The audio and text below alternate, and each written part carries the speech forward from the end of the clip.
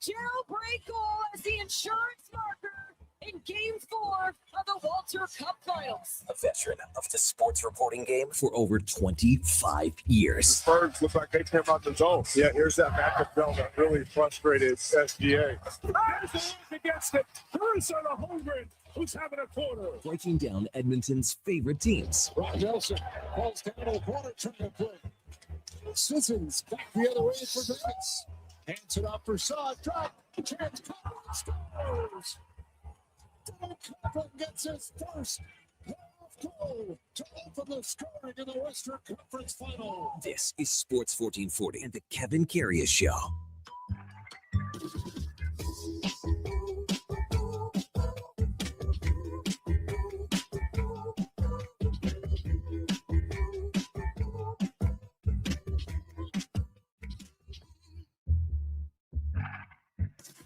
All right, here we go for Saul 670 Thursday, May the 21st. Man, another month is almost come and gone here. Hey, good morning. Welcome to the Kevin Karius Show on Sports 1440 on your AM radio dial on your morning drive into work or wherever you're heading out on a Thursday morning. Finally, well, a little frost this morning, it seemed, but finally, I think the weather is starting to turn here on the third week of May. You can also watch us on YouTube at Sports 1440 AM. Drop us a like, a subscription. We would really appreciate that. We're on X, Facebook, Instagram, and Twitch. Pretty near everywhere you can find a show. As always, we're streaming on iHeartRadio, the TuneIn app, even sports1440.ca.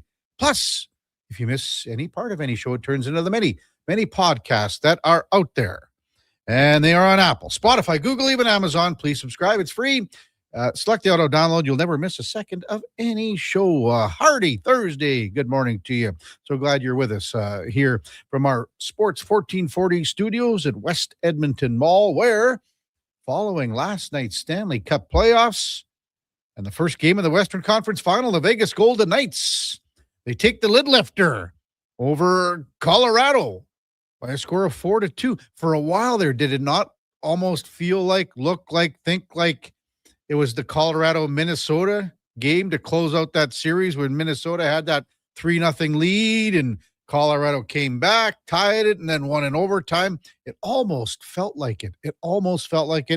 But the Vegas Golden Knights hold on. No Cale Makar for Colorado, and that was a big, big difference.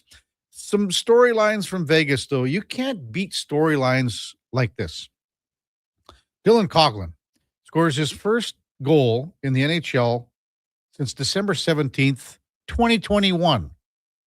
I mean, the guy's been around so long, and he's been up and down. He started in Vegas. He was all over the map. And he gets thrown into the lineup with some injuries, came in last series and scores his first NHL goal. Is that any good? So a 3-0 lead for Vegas. It looked like they had it in hand, but a comeback by Colorado. And for the most part, did Vegas not hold Nathan MacKinnon in check? Pretty well did until, he did the old Billy Baru, fell for the banana in the tailpipe on that 3-2 goal with a couple of minutes left. But for the most part, Vegas held MacKinnon in check, and full marks to the Golden Knights to take game number one. And they needed this game. When you got no Cale Makar, and he's a big, big part of that team, obviously.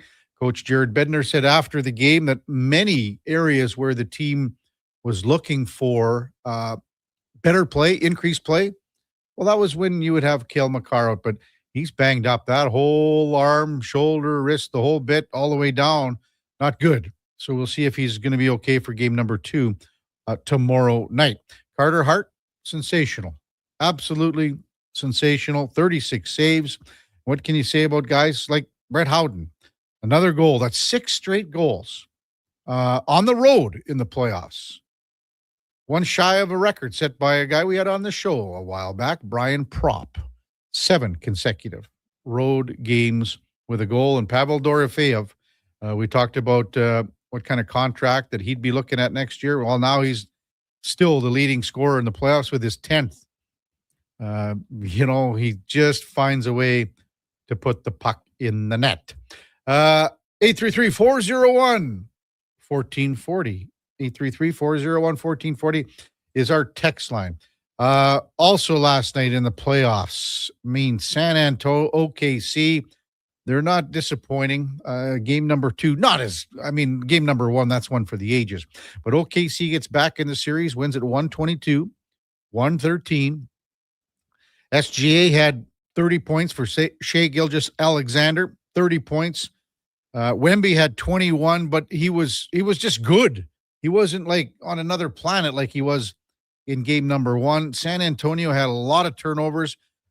They are starting to get bitten by the injury bug, are they not? DeAndre Fox was out. De'Aaron Fox, was out. He did not play. Harper left the game with a hammy. So they are a little banged up right now as they head back to San Antonio for game number 3.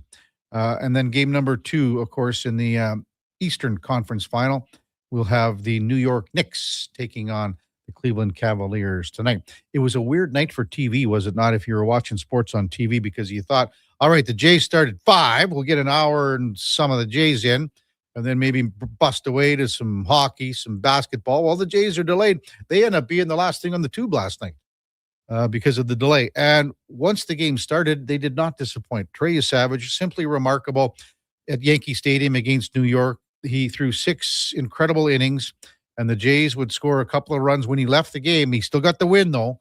That's big for him. It's a second win of the year. But the Jays scored 2 runs in the 7th and hang on to win it by a score of 2-1, a win they needed very, very badly. Yasevich struck out Aaron Judge 3 times. 3 times. Judge had 4. He had the big sombrero, the big one. So the big sombrero with 4 Ks. Jays win it 2-1. They'll close out the series today in New York. How about the PWHL? For the first time, a Canadian team has won the Walter Cup in the PWHL. The Montreal Victoire won their first for Canada. 4-0 win over the Ottawa Charge in the Canadian Tire Center yesterday. Had over 12,000 fans. 4-0 the final. And Renee Debienne had a shutout. And Captain Marie-Philippe Poulin was named the Alana Kloss playoff MVP. Finished the postseason with 8 points. First time a Canadian team has won the Walter Cup.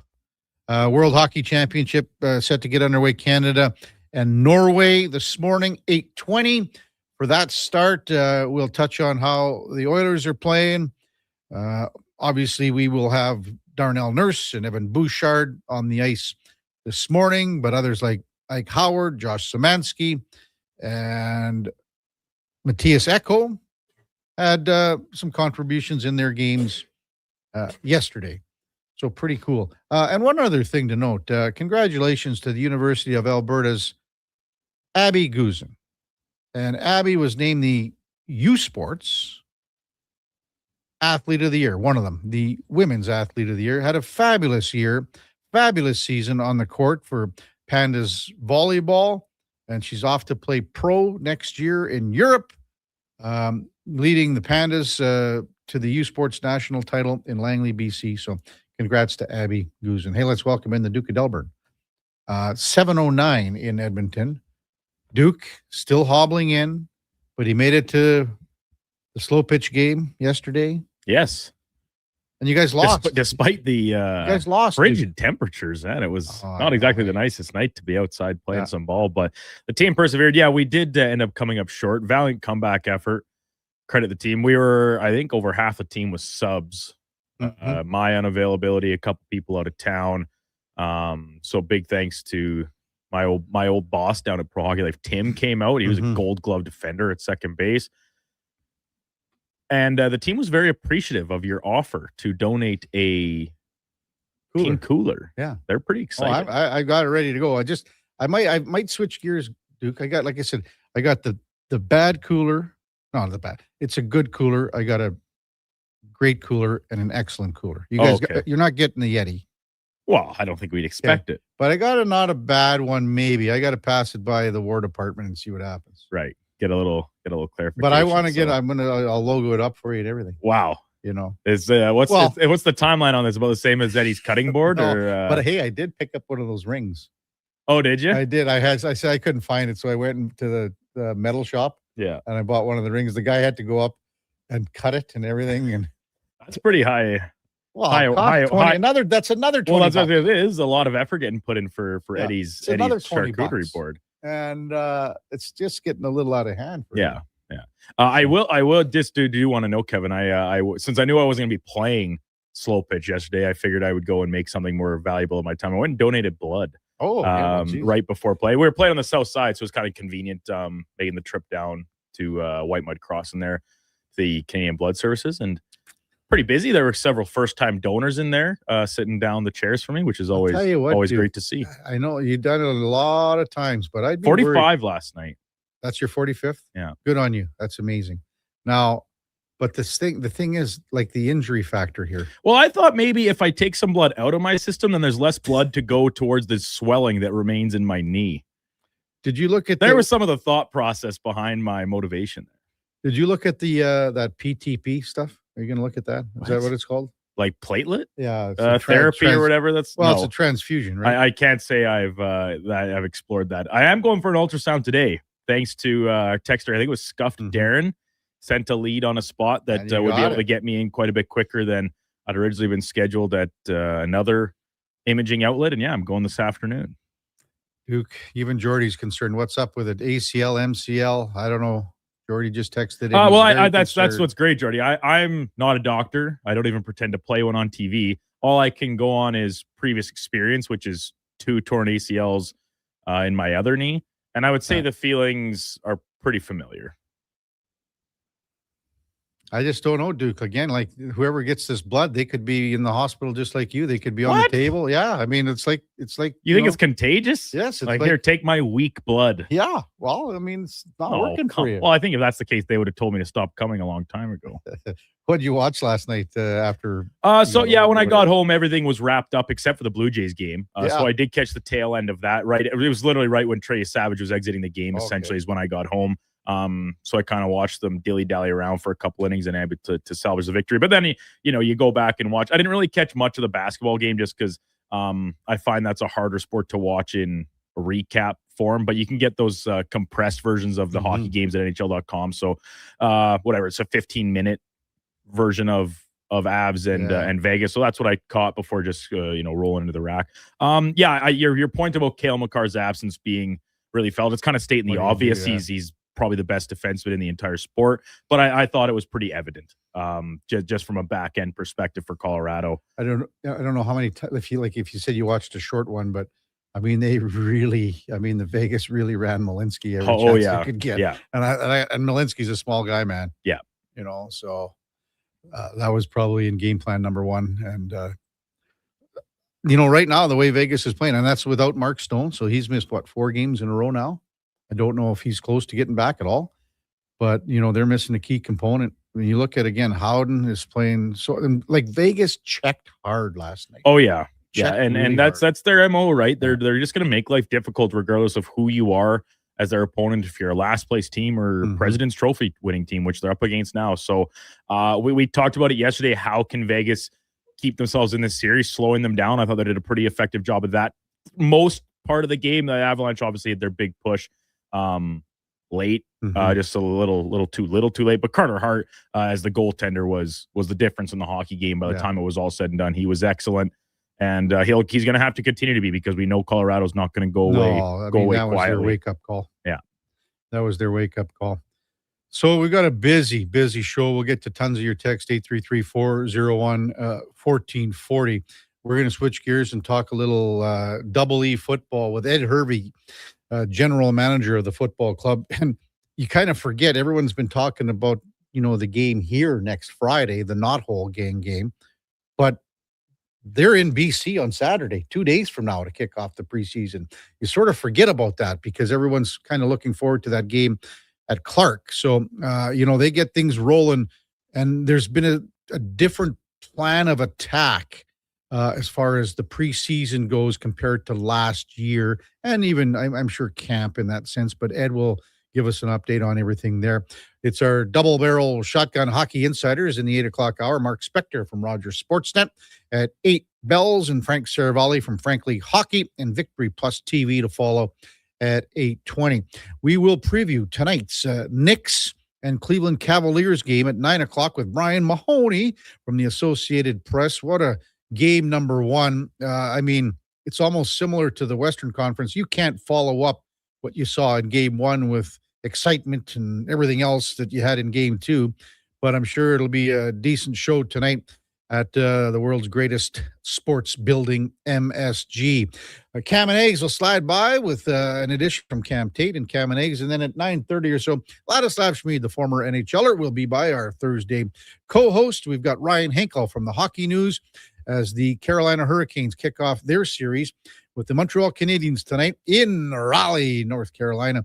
And they've been off for a dozen days, and Montreal's been playing like crazy. 8 games for Carolina, the minimum. 14 for the Canadiens, the maximum.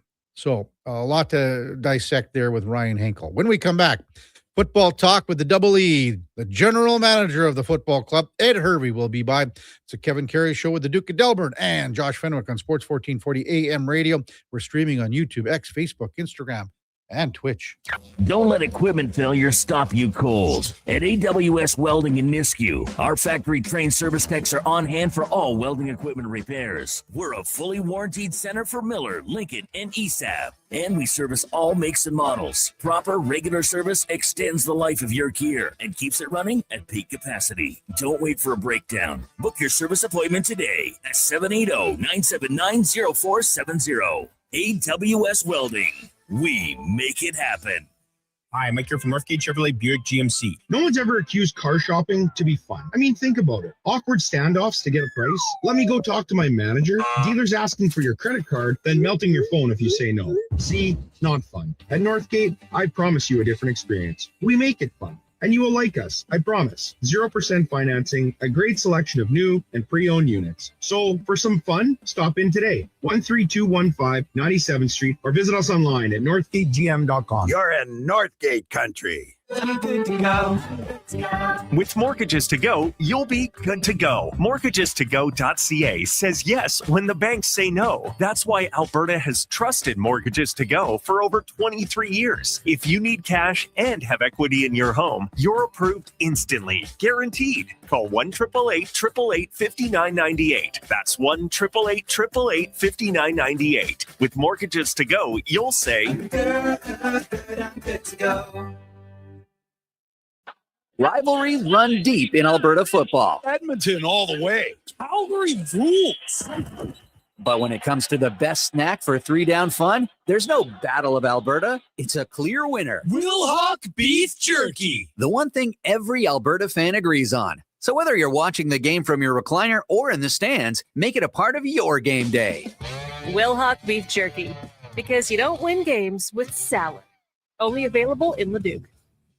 The longest running basketball show in Canada airs every Saturday morning at 10 on Sports 1440. Hoop City with Paul Sir introduces a new generation of basketball talk, and it's right here on Edmonton's home for sports, Sports 1440. Heard of Uline? You know, the have-it-all in stock, ready to deliver shipping and industrial supply specialists. The company that does things for you that are unheard of, like keeping 41,000 items in stock in our own warehouses. With customer service reps on the line to get you what you need, when you need it, 24/7, 365, every time. Maybe you heard it here first. Want to hear more? Visit uline.ca. ULINE, your shipping and industrial supply specialists. Everybody loves a beautiful day in Edmonton. Hey, it's Jamie, and Green Drop Lawn Care is giving you one more reason to love the nice weather. Next nice day service. People always ask, how soon can Green Drop get here? Well, when you sign up with Next Nice Day service, we'll be there by tomorrow. Assuming Mother Nature cooperates, we'll be fertilizing and treating your weeds by the very next day. We'll even include Drought Fighter at no additional cost. Just another reason we have been Canada's lawn expert since 1979. Easy online signups only at greendrop.com.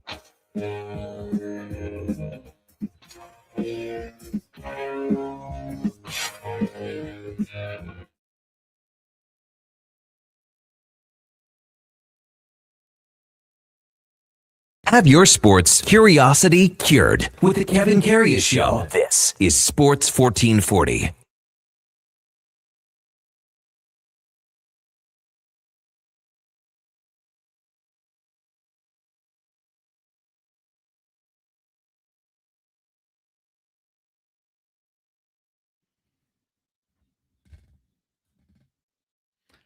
All right, welcome back to the big program, 721 in Edmonton. Time to talk a little football, double E style, with the general manager of the Edmonton Elks, Ed Hervey. Good morning, Ed. You're with Kevin Karius. As always, thanks for jumping on Sports 1440 this morning. Really appreciate it.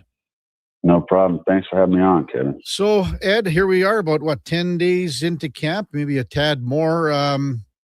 Give us a thought where you thought camp has been, where it's at now, and where it's going with the first preseason game here Saturday in BC. Yeah, absolutely. I think camp has been really exciting to watch. There's been some great competition out there. So a lot of guys working hard, and just seeing the jump from the guys who were here last year heading into this year, and just seeing their level of comfort with either the offense or defensive side of the ball. Their coaches' comfort with the players. It was good to recognize we spoke all off season about the continuity that we believed we had, but then to see it unfold in training camp where plays were being called and the guys knew where to line up, and you didn't have this fire drill of guys trying to figure out the offense or the defense. It was, in that respect, very good to see the efficiency of which our team was able to operate in practice. Yeah. And that's a positive as far as I'm concerned. Do you think the team's just past that point where you want to hit someone else in a different colored jersey here? There's no question about that. I know we've had a few skirmishes last week, and those are usually the signs of guys getting tired of banging around and banging on each other. I think where we're looking for an opportunity to see how we stack up against a new opponent. I think for especially for some of the young guys who are looking for an opportunity to showcase what they can do, that this is a great opportunity for them, and for those veteran players who may get an opportunity to play, to shake off some rust, get a chance to play. But when I go into these preseason games, it's all about these young players getting a first opportunity to feel the speed of the CFL game, to go out there and actually play, and the coaches are on the sideline, so they're out there and they're going to be met with adversity, and they're going to have to battle through. And, we're just looking forward to seeing that and just being able to get a firm evaluation of what type of team we actually have going into next week's game. Mm-hmm. Ed Hervey, Double E GM, with us on the Kevin Karius Show. When you mentioned the competition and the continuity and all those words about camp, the competition areas, what would you say have been the best areas to watch, the most fierceful battles? Yeah, I think, on the offensive side, I mean, the receivers, right? Like we have a group of receivers that are coming in, Mac and Robustelli coming in, O'Leary Orange. Those guys have come into this offense and adding to it, and they were veterans that have played, but we have some young guys also chomping at the bit to play and showing that they're worthy of a long look. And I think one of the biggest surprises for some has been just how fast Carter Kettle has been able to pick up the offense, and he's flashed consistently throughout the practices and making plays. There's a ways to go for all the young guys, but it's a pleasant sight to see that again, a young player like him going in and knowing where to line up, understanding the concepts of what we're doing offensively. And when the opportunity has presented itself for him to make plays, he's done that. So I look at the offensive side, the receivers are big battling, and on defense, we've had that, we have that middle backer position that is still ongoing, with Mogensen and Nick Anderson. The back end has proven it's pretty depth. Have a lot of depth there, and it's really good to see that guys are competing, but it's fierce, but it's friendly, right? Guys are still helping one another. Guys are excited about the opportunity to compete.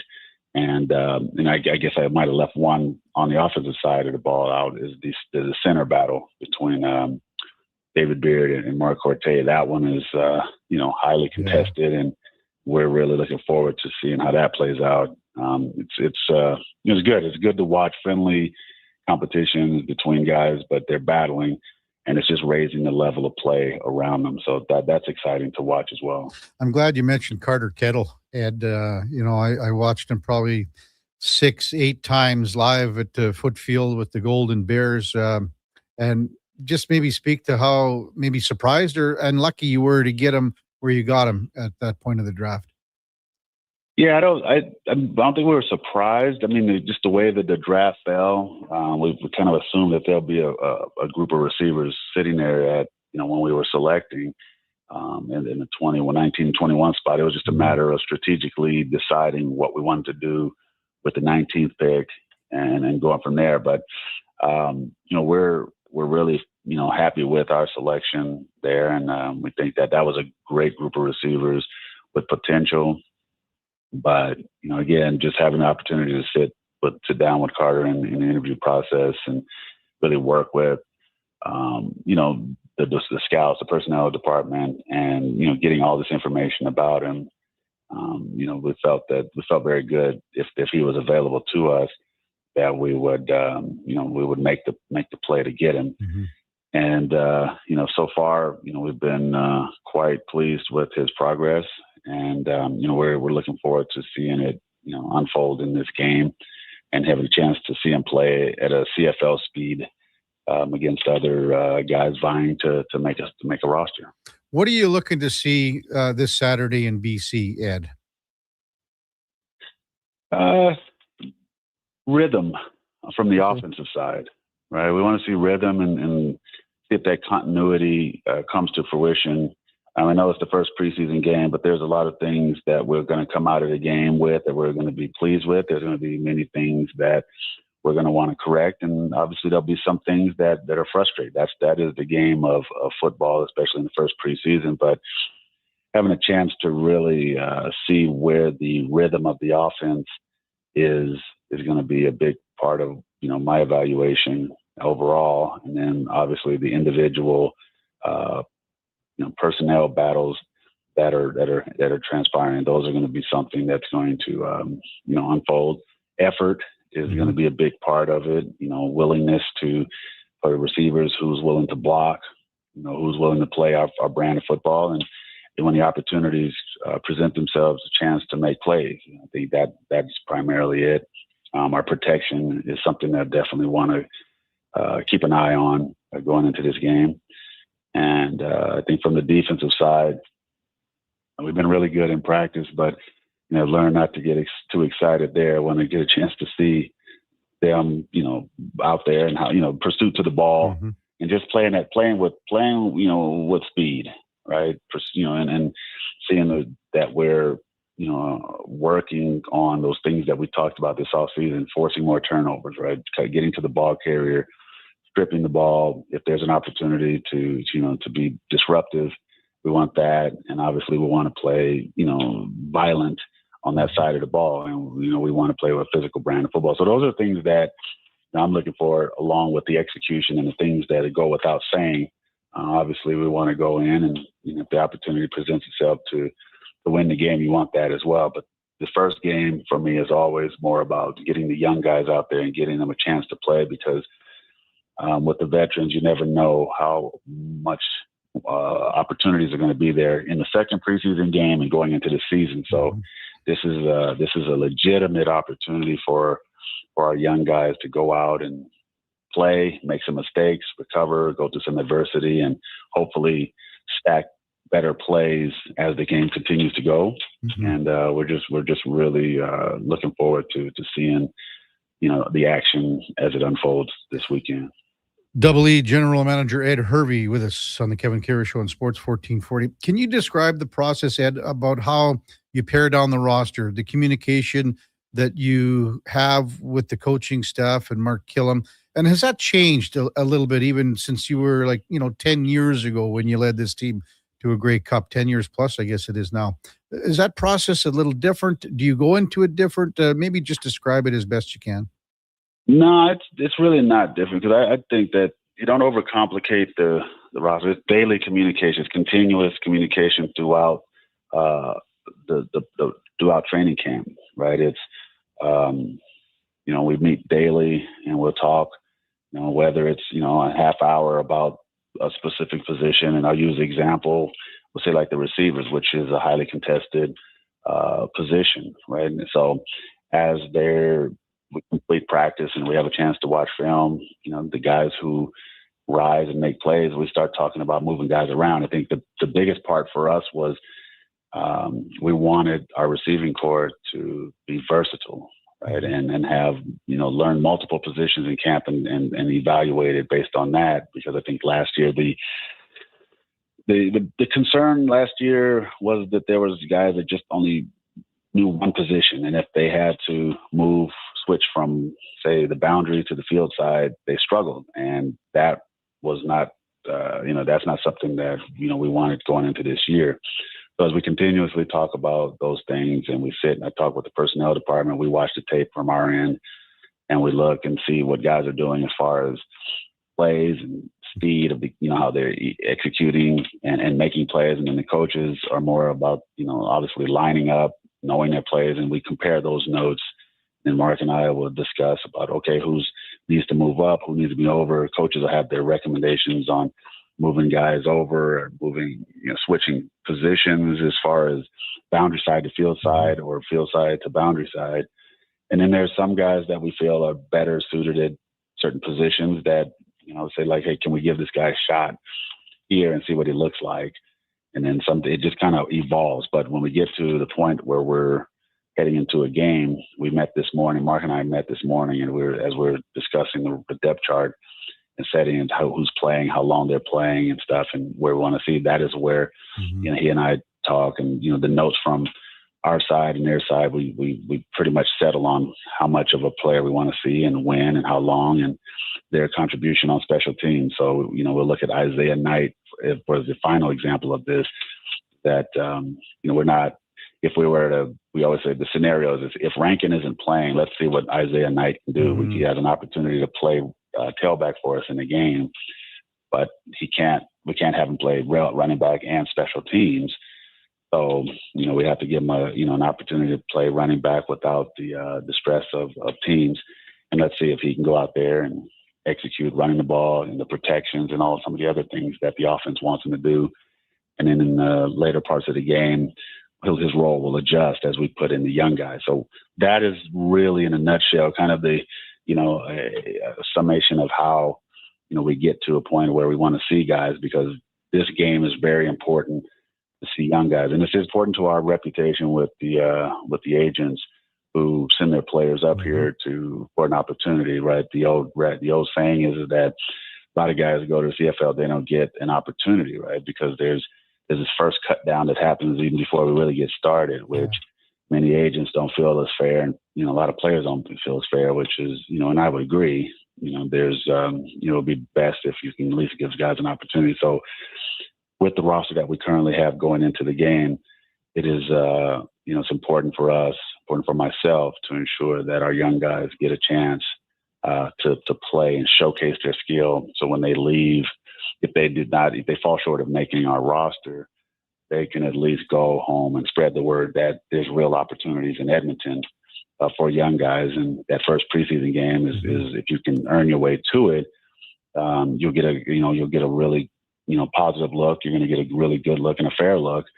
And then the rest is up to, up to them, but they have to earn their way into that game. And that's kind of the reputation that we set out for our football team. On that subject, I think you had 21 wideouts to start camp. Was that too many?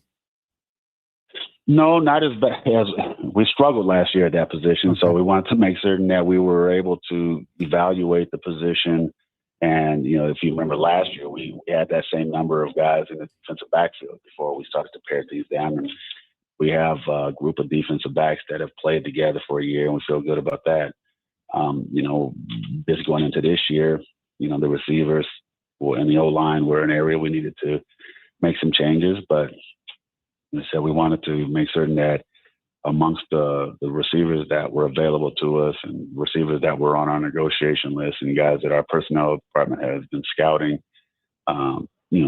over the year or the last couple of years, we want to give those guys a chance. So I don't think you can have too many good players. The numbers are what they are as far as how many we can actually have, and we make the adjustments accordingly. But in a position that's so critical to scoring and to our offense, we wanted to come in to camp with an opportunity for receivers to have a chance to not only know that there is a real opportunity, but challenge some of the returning players with some guys who we felt are talented, and it hasn't disappointed so far. Ed Hervey with us on Sports 1440. Being a former receiver, Ed, I want to get your thoughts on chemistry between a quarterback and a receiver. And you mentioned Austin Mack already. Now, it's 3 years ago when Mack and Cody Fajardo were in Montreal, and Mack had a fabulous year, had over 1,100 yards. And then, the Grey Cup, they had over 100 yards and a touchdown in the Grey Cup. Can it just be rekindled quickly, that chemistry between quarterback, receiver? Does it take time? What are your expectations between what you see between these two key guys on your offense out of the gates here? Yeah, I think there's obviously with the relationship there's some familiarity. So there's obviously the point of having conversation, whether it's good or challenging, is already out there, right? So that those two can talk through that. I think with respect to the rhythm of actual play, it does take a little time because they haven't been together for a few years. But that being said, in training camp and the extra reps that they take, and you see those guys working hard, and they work hard as a group. Really, I got to give Cody credit. Like it's watching him talk and with the group, with the receivers, with the young guys as well, and just trying to get them all on the same page and working towards building chemistry. That time that you have in training camp is valuable because once you get to the season, yes, you can continue to build it, but what you want more importantly is to come out the gate with it. And that's what training camp is for. It's how much time you put in it together in the time that they have on their own. And, our expectation is that, as they continue to build more, rekindle their rapport with one another, that, it's something that carries us at the start of the season, but also along the way, some of the other receivers are in that mix as well. And he's building it with the entirety of the group as well. And we believe that could build success for us, out the gate. And one last one for you, just the importance of a good start to the season. I'm not going to go too far back because it's not on your watch and it's a different philosophy, a different team, different coaching staff. But, 1-5 last year. How much have you guys discussed coming out of the gates with a little more purpose and intent here? Well, I think this year the difference is that, we're, our if we want to just be honest with all of ourselves here, I think our quarterback play is going to be something that we have more confidence in. I think there's a guy who's played versus a guy who hadn't played, and we were, kind of seeing what we had at quarterback position, and unfortunately for us, it didn't work out as we had hoped, and we had some struggles also on the defensive side of the ball with some young players. I think this year, the fast start doesn't start against Ottawa. It started when we began training camp. And I think for the message within that Mark has spoke to the team about is stacking good days. Every day, stack a good day and be better. And the guys are working together. The guys are working hard, and you see that they're operating as a team that has been together, right? And as far as coming out the gate when the season starts, you need health on your side. You need these preseason games to be something that you're able to build some, as I said, rhythm and confidence off of. But more importantly, just go out there and play, right? And just be the team that we expect them to be, and play fast and play at a high level and come out prepared. And we're chomping at the bit to get there. But we still have a ways to go, and that's why I'm really glad that we have another week of camp and we have a game this weekend to see where we're at. And, but I have full confidence that these guys are excited and ready to get going. And I think that everyone has kind of heard enough about the slow starts around here, but I don't think there's immense pressure on the team to feel like they have to fulfill, like go out there and go 6-0. But we do emphasize that in the CFL to have success and give yourself a chance late, you got to stack points early. And I think that's what's important about starting fast is the ability to stack points in that first third of the season where in recent years, we just haven't been able to do that here. And we'd like to change that. Ed, always great stuff. Really appreciate you coming on. Enjoy the game on Saturday. And looking forward to the big game here at the Knothole Gang at Clark next Friday. Take care, man. We'll see you soon. Absolutely. Thanks for having me on, Kevin. Appreciate it.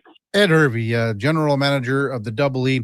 So again, they go to BC on Saturday to kick off the preseason. Next Friday will be the old Knothole Gang game at Clark Stadium. It's going to be so much fun in there with the atmosphere, the amount of it's just going to be an intimate type of setting. I can't imagine the noise that's going to be kind of coming out from there because we haven't really seen a football game to this extent, with the amount of bleachers that'll be around. Yes, we've seen some soccer games there, with FC Edmonton. Yeah, we've seen some, junior football and things like that, but nothing to this extent where you're going to be so on top of the team and the players. I mean, how many times does Eddie Steele say, well, one of the bad things about Commonwealth Stadium is that you're just a little too far away from the field. You got the track, and I don't think it's as bad as Eddie says because there's always some separation. Even some NFL stadiums, man, you're a little bit back too. But he's right in the sense that you're just a little far removed from the closeness and how you can get right on top of the game, and that's going to be fun for fans to see. And, to see the players up front like that. Oh, I mean, it's just going to be an incredible atmosphere. Hey, when we come back, we'll get to some of your texts, 833-401-1440. Kevin Karius Show with the Duke of Delburne. Josh Fenwick on Sports 1440 AM radio. We're streaming on YouTube, X, Facebook, Instagram, and Twitch. You don't just need property services. You need problems handled. HireGood provides cleanup, debris removal, site monitoring, and safety attendance across Edmonton. We reduce issues on your property, keep spaces safe, and take pressure off your team. We resolve real problems for businesses while creating real impact because our team is built on second chances and they show up every day ready to prove it. Visit hiregood.ca or call and mention Jason Gregor for a first-time discount. HireGood. Stable jobs create stable lives. Looking for a solid 4x4 that checks all the boxes? The 2026 Jeep Compass is in stock now at St. Albert Dodge, and this is a great value, starting from just $36,900. It's a Jeep, so you've got 4x4 capability, plus features like an 8.4-inch touchscreen, Apple CarPlay, active lane management, a Park View rear backup camera, and more. Over 30 in stock right now in just about every color you'd want. Head up the trail and see how easy it is to do business at St. Albert Dodge. When life unexpectedly changes, it can leave us feeling unbalanced, uncertain, and unsure of how to move forward. But you don't have to go through it alone. I'm Corey Anderson with Fairway Divorce Solutions. Our team helps reestablish balance, guiding you through your divorce with compassion, clarity, and support. Fairway has helped more than 6,500 families across Canada find a path towards a peaceful, fair resolution. With 2 offices in Edmonton, we're here to make your journey easier. Discover your options at Fairway Divorce. Expand your brand with Fusion Promo Marketing. Fusion is your trusted partner for all things branded merch and apparel. Thousands of products perfect for businesses, sports teams, and corporate events. Fusion with a Z. Promomarketing.ca. Jason Gregor isn't just a sports guy. He's a community builder with over $3 million raised for local charities. And his Gregor Foundation, he's making a difference on and off the air. Check out Gregor weekday afternoons on Sports 1440. It's the final weekend of the Brick's Famous Tent Sale. Take up to 70% off clearance items in the tent and in store. And unadvertised in-store specials in every department. Plus, buy more, save more, up to $1,000 off select major appliances. and score a bonus Bluetooth party speaker with a qualifying purchase. You could get a sofa, coffee table, mattress, bed frame, and a dining set. All of this for less than $1,500. Only at the Bricks tent sale. See in-store for details and exclusions. The Brick, saving you more. Bashaw Concrete Products. From concrete and septic tanks to blocks, precast water pads, Jersey barriers and aggregates. Farmers, contractors, homeowners. Plan your next project at BashawConcrete.com. Family owned. Over 60 years pouring. Bashaw Concrete Products. Once again, start here. BashawConcrete.com. Your favorite teams, your favorite sports. This spring, get all the action at Selly Sports Bar and Lounge. Never a bad seat in the house. Plus, the perfect playoff menu with something for every sports fan, including daily food and drink features. From great goals to thrilling three-pointers to huge home runs. Spring brings the best to the big screens at Selly Sports Bar and Lounge at all 3 Century Casino locations, Edmonton, St. Albert, and Century Mile. Every day is game day at Century Casino.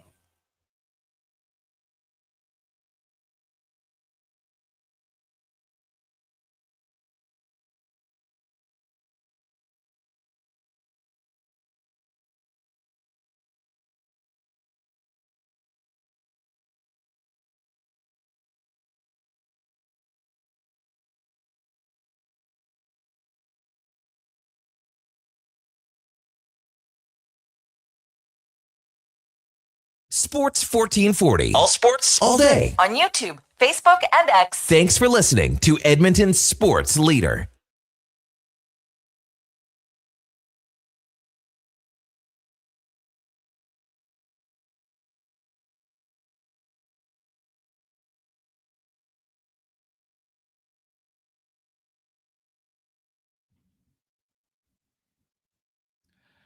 All right, welcome back to the big program, 747 in Edmonton. Kevin Karius Show with the Duke of Delburne and Josh Fenwick on Sports 1440 AM radio.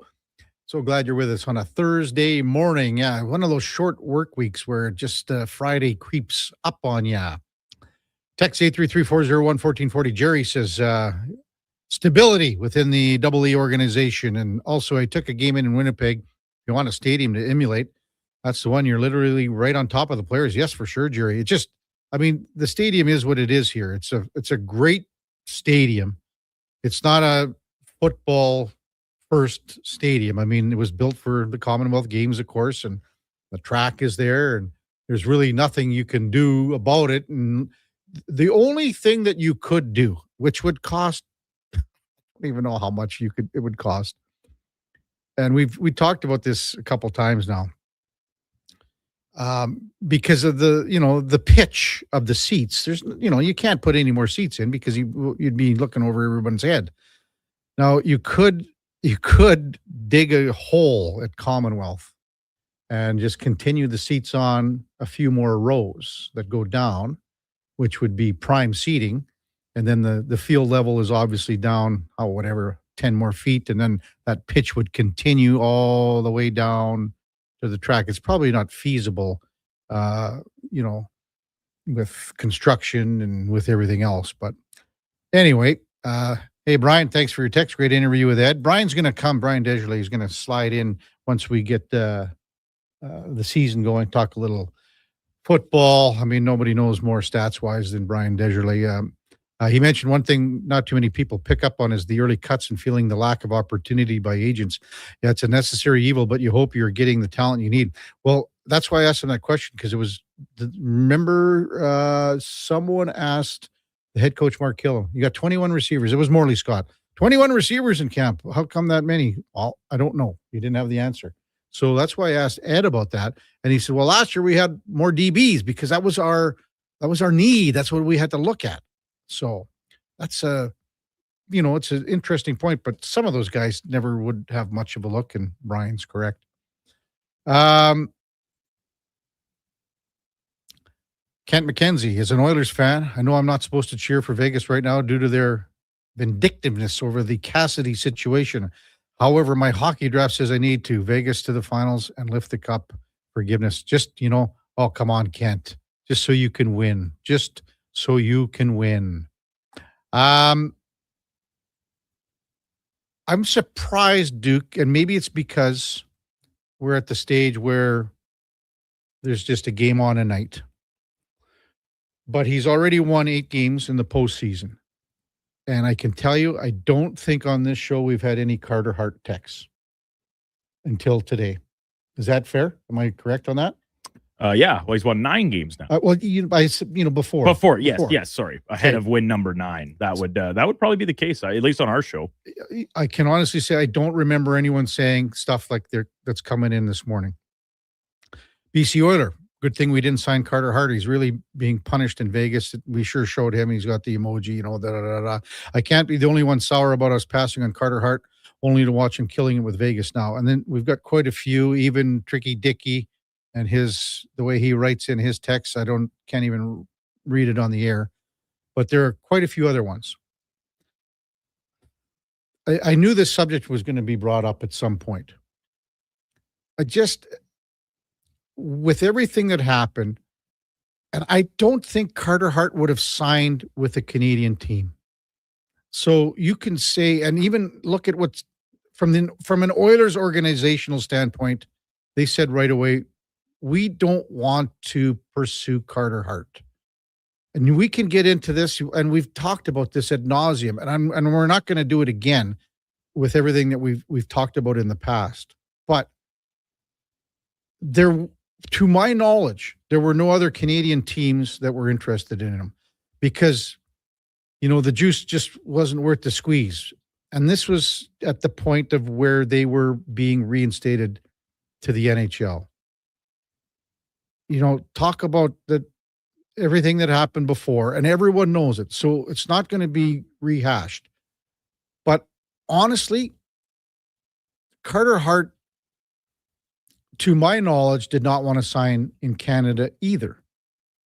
And out of the guys that were available to sign, we talked about it extensively too, that he would probably be the only one where he would be pursued because he's a goalie and he was a starting goalie.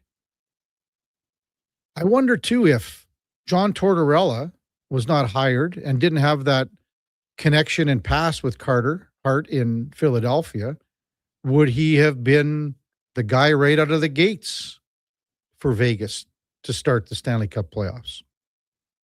But the point again that I think we have to reiterate, there weren't any teams in Canada that I believe that were interested in Carter.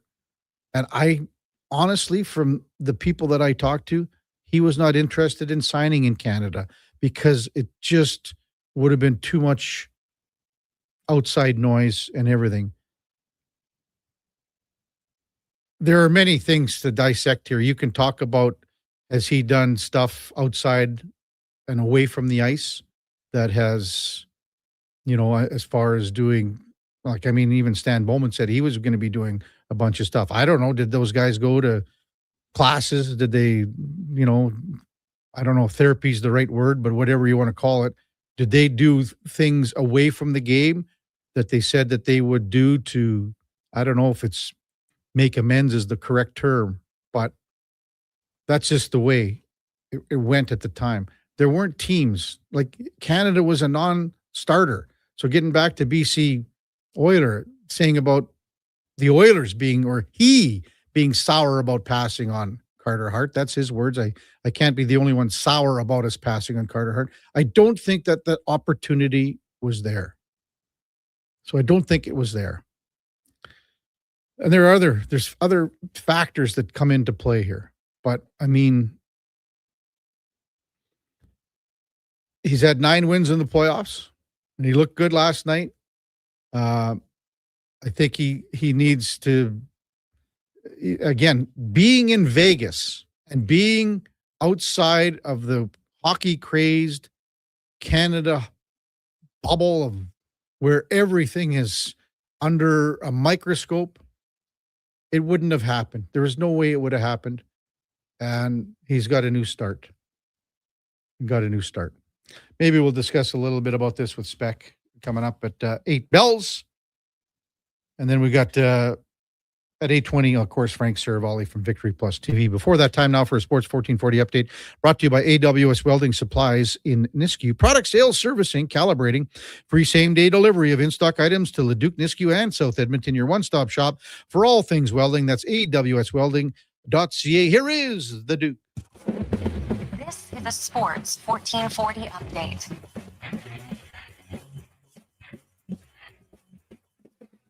Western Conference Final, the Stanley Cup playoffs getting underway last night. The Vegas Golden Knights take the lid lifter on the road 4-2 over Colorado. Carter Hart, excellent, making 36 saves in the victory.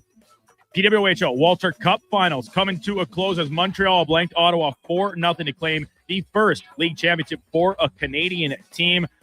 Victoire forward and Canadian legend Marie-Philippe Poulin adding another trophy to her case as she was named the Atlantic Loss Playoff Most Valuable Player in the series victory. 2 goals, 6 assists over 9 playoff games.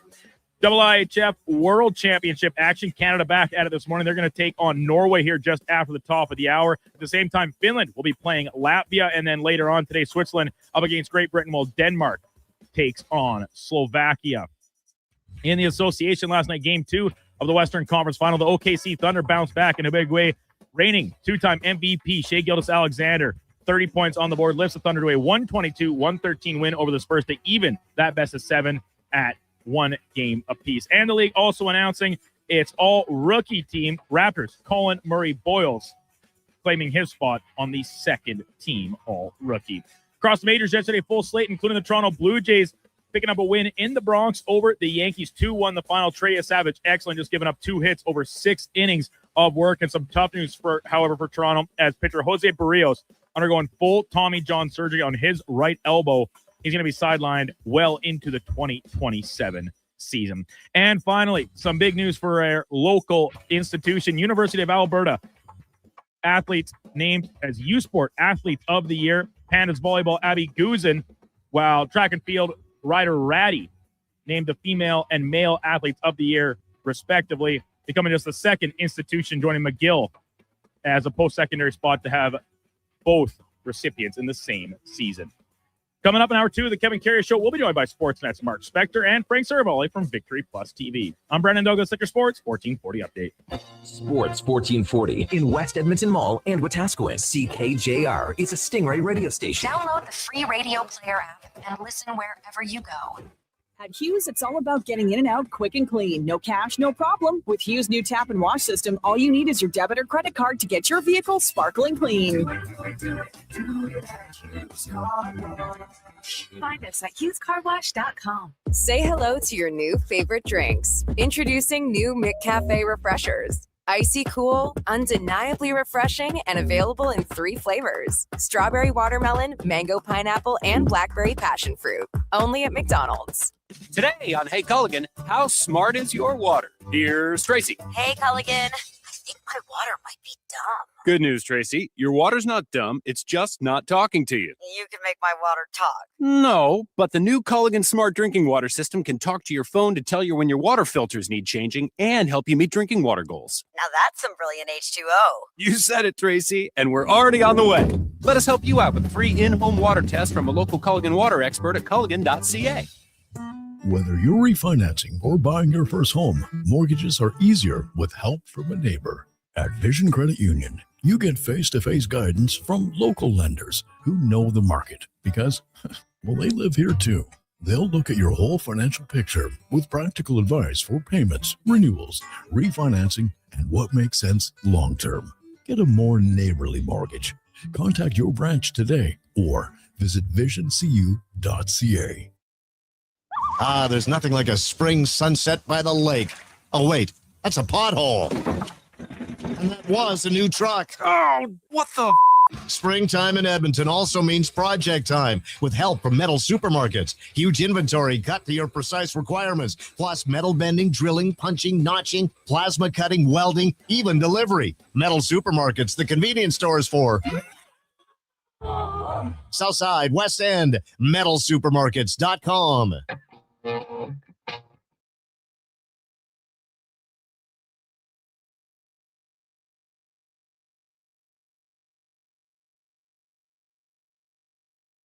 just in time for the morning skate.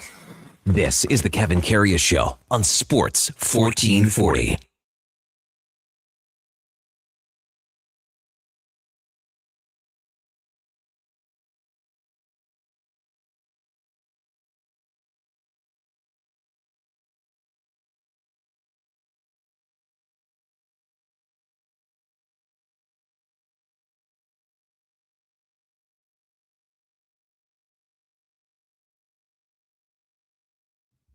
All right, welcome back to the big program, 8:01 in Edmonton.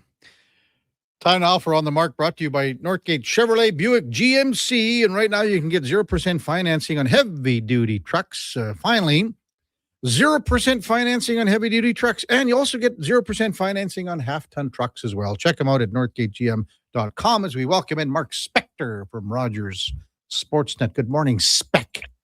0%. That brings me back to my high school days. Does that mean that was your grade and pretty well?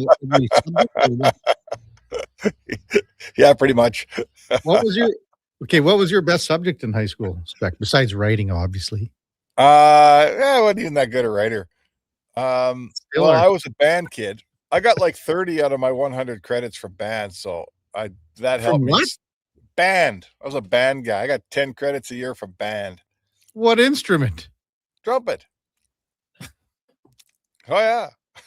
I was a band guy. Can you play, what's the name of that song when the reliever comes out, Edwin Diaz, Duke? The Timmy Trumpet? Can you play that song, Duke? Or, Spec? I doubt it.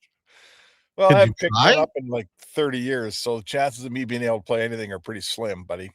You still have it? Or I think my daughter has it. She's a musician now, so she has my horn. I don't need it. You don't want me to have a trumpet, Kev. You don't want me to have one. No. Could you play guitar, piano, or anything? If you got 30 credits, I mean, that's a pretty bad school here, man. Come on now. Yeah, I had to work my rear end off just to be below average as a trumpet player. And there's all these people in my band who barely practiced and trained. Mm-hmm. They were 10 times better than me. It came naturally to them. Didn't come to me. My daughter's one of those people. She plays like all the saxophones, guitar, piano. Wow. Whatever she picks up, she can play, but not me, man.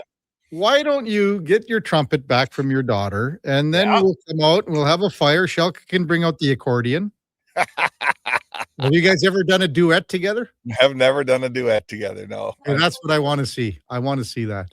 We'll practice. Shelka says we'll practice "Oh Canada." So on Canada Day, that's what you should do. You guys should go around the lake area there, and just her on the accordion and you on the trumpet. Yeah, that'd be awesome. Come out and see that, Spec. Yeah. Oh man.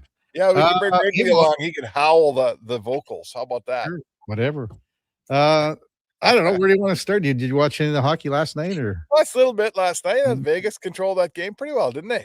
Well, they controlled Nathan McKinnon, I thought, until that second goal where he looked like the real Nathan McKinnon. But for the most part, they held him in check. You know, they only had a few shots on goal and wasn't overly dangerous. And again, they checked hard. I thought Vegas they came back hard. They really snuffed out anything when Colorado, like if you want to call it back pressure or whatever you want, so many names for it. I really thought that was very indicative of how their success went last night.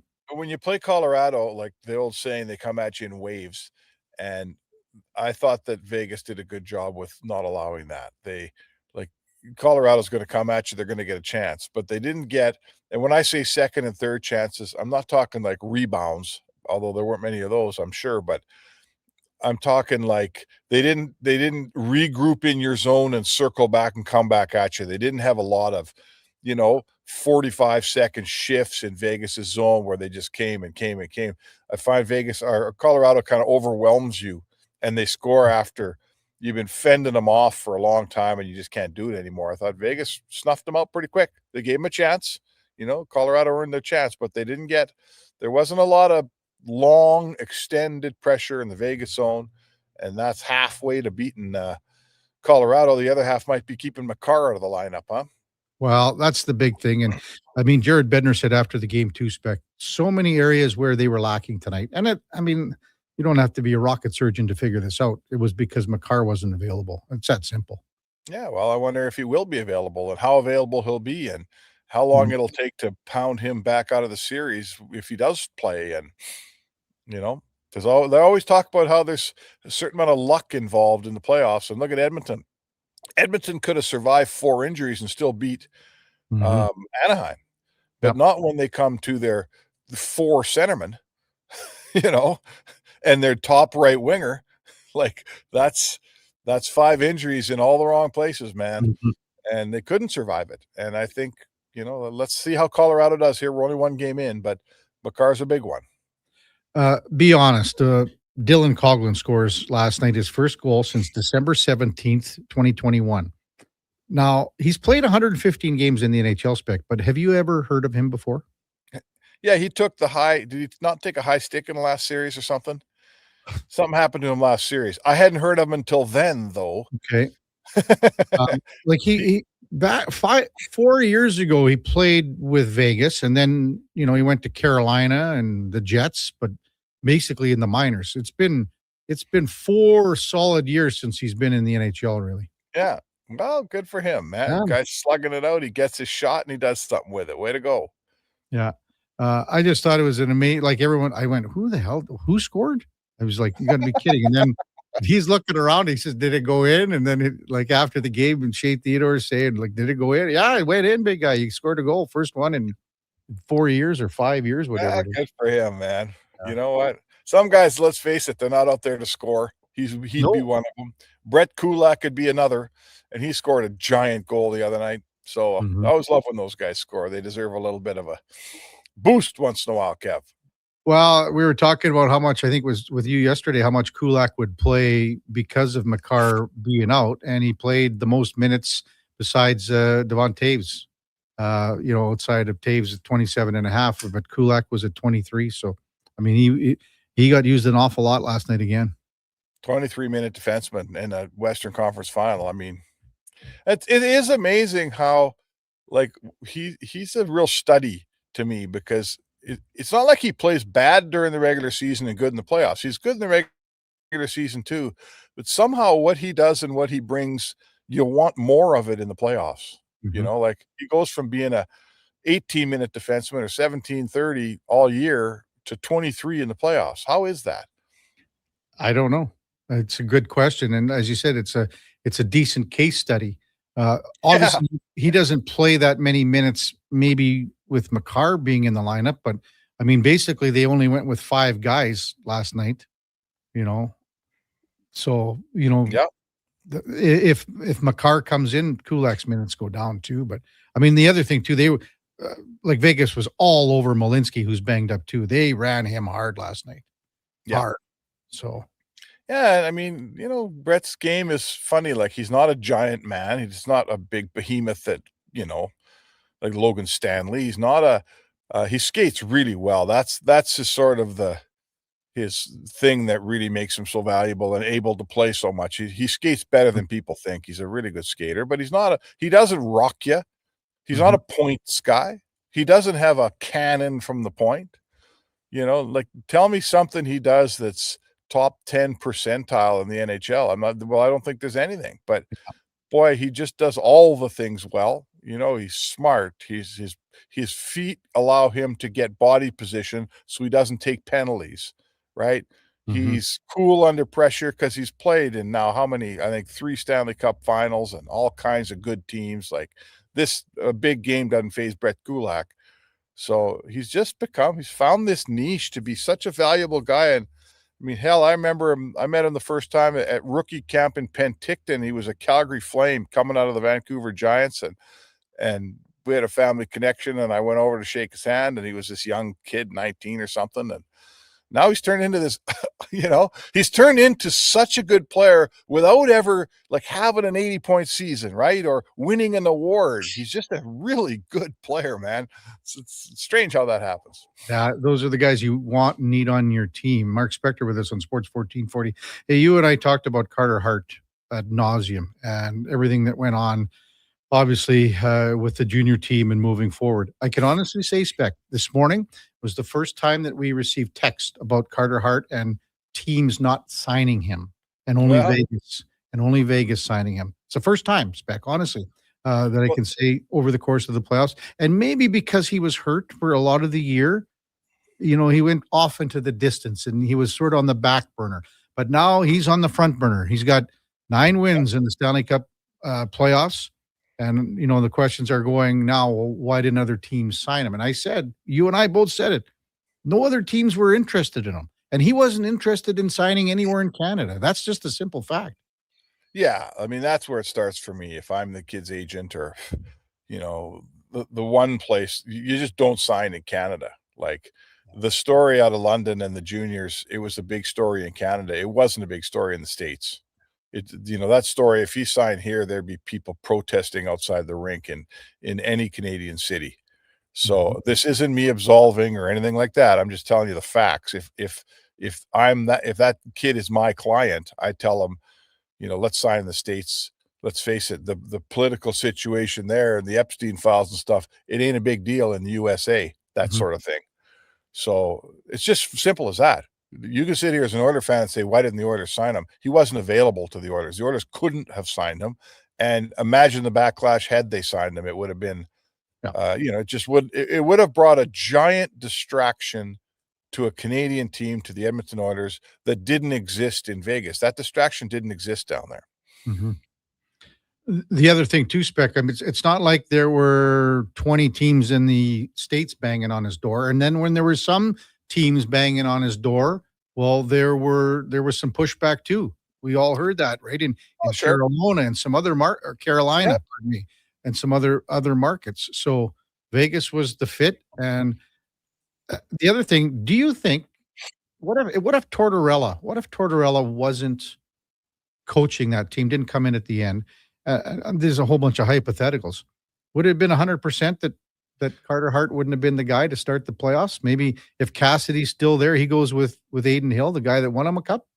Well, it's a good question. It's like they needed a change there. You can't, you know that I'm not the biggest Tortorella fan, but I'll tell you right now, he's clearly got the job done there. He walked in the door with 8 games left. He's barely lost a game since. And that's a roster that was floundering around. Cassidy had obviously run his course there. It was a smart move by Kelly McCrimmon to change his coach out. You can't say it's not. And that coach walks in the door and says, now did he have, I want to ask you, would Tortorella have had Carter Hart, any kind of Carter Hart in Philly? Was he there long enough? No. Yeah. Was he there? Sure. Yep. Absolutely. Yeah, so he had a relationship with the guy. He says, I trust you. I'm going to go with you. Listen, Aiden Hill hadn't been any good all year, right? He just hasn't had a good year. That's just a fact. So to credit the coach with picking the other guy and running with him, well, I mean, it wasn't that tough a decision. And he runs with Carter Hart. They win something like 7 of their last 8 games or whatever it was, and they're going the playoffs hot. And now you got your goalie. You're sure as heck not changing him out now. Yeah, and for sure. Yeah, Torts and Hart were together a couple of years in Philly. So they had a previous relationship, and it works out for everybody. And those are 2 good teams in that Western Conference final, man. Vegas and Colorado. They're 2 good teams. Hey, what do you think of Montreal and Carolina tonight? I mean, Montreal's played 14 games. Carolina's played 8. Well, usually what happens is Montreal's better to start the series. Like the team that's been playing is better. But as the series goes on, or maybe even as game 1 goes on, the other team, the rest, and as they get their focus and find their playoff feet again, the other, the Carolina team sort of starts to play their advantage. There is a undeniable advantage they have here. 8 games to 14. Like, come on, playoffs. The best thing you could ever find in playoffs is rest, and most teams can't find it. So it's a huge advantage for Carolina. I'm telling you, historically, it doesn't kick in the first period and a half of hockey. But in the end, it's a big advantage, isn't it? Well, without question, it's almost like what we saw, in game 1 of the Knicks-Cleveland series. So, I mean, Cleveland had been playing every second day for 3 weeks, basically. Knicks had some time off, and Cleveland got in front, and then the Knicks came on hard at the end. Maybe that's what we see tonight. Montreal goes off at the beginning of the game because they're riding the wave and they got the adrenaline. And then once things settle in and Carolina goes, hey, fellas, we got to get back after 12 days off. Yeah. The tides turn. Well, listen, this is the beauty of playoff hockey. Everyone's talking about how Colorado's going to win this series, no problem. Vegas walks in their building last night and beats them fair and square. They were the better team. So we all think we know, and everybody makes predictions, and we all sit up here on radio shows and TV panels and all that and give our opinion, and then Vegas comes in and proves us all wrong. So, there is barely a soul picking Montreal to win that series, man. Like across the hockey landscape, it is fully Carolina all the way. And, that's the old story, Kev. That's why they play the games. You never know if Melville's going to beat Yorkton until they drop the puck. And it happened for a long time, Spec. Lost this year again in the playoffs to them. So, whatever. We should have done the show from there. We should have gone out to Yorkton and done the show. You want to go sometime? We'll go out there, Spec. We got to see a game. When there's a big game, we got to go out there. I could tell you a few stories from the old days, Spec. Oh, yeah. I'll bet you half of them would be true. No, they're all true. I'll tell you a quick one, Spec, not even quick. I'll just tell you what happened. And so during the game, I got charged with assault and my dad got charged with assault with a deadly weapon during a Yorkton Melbourne.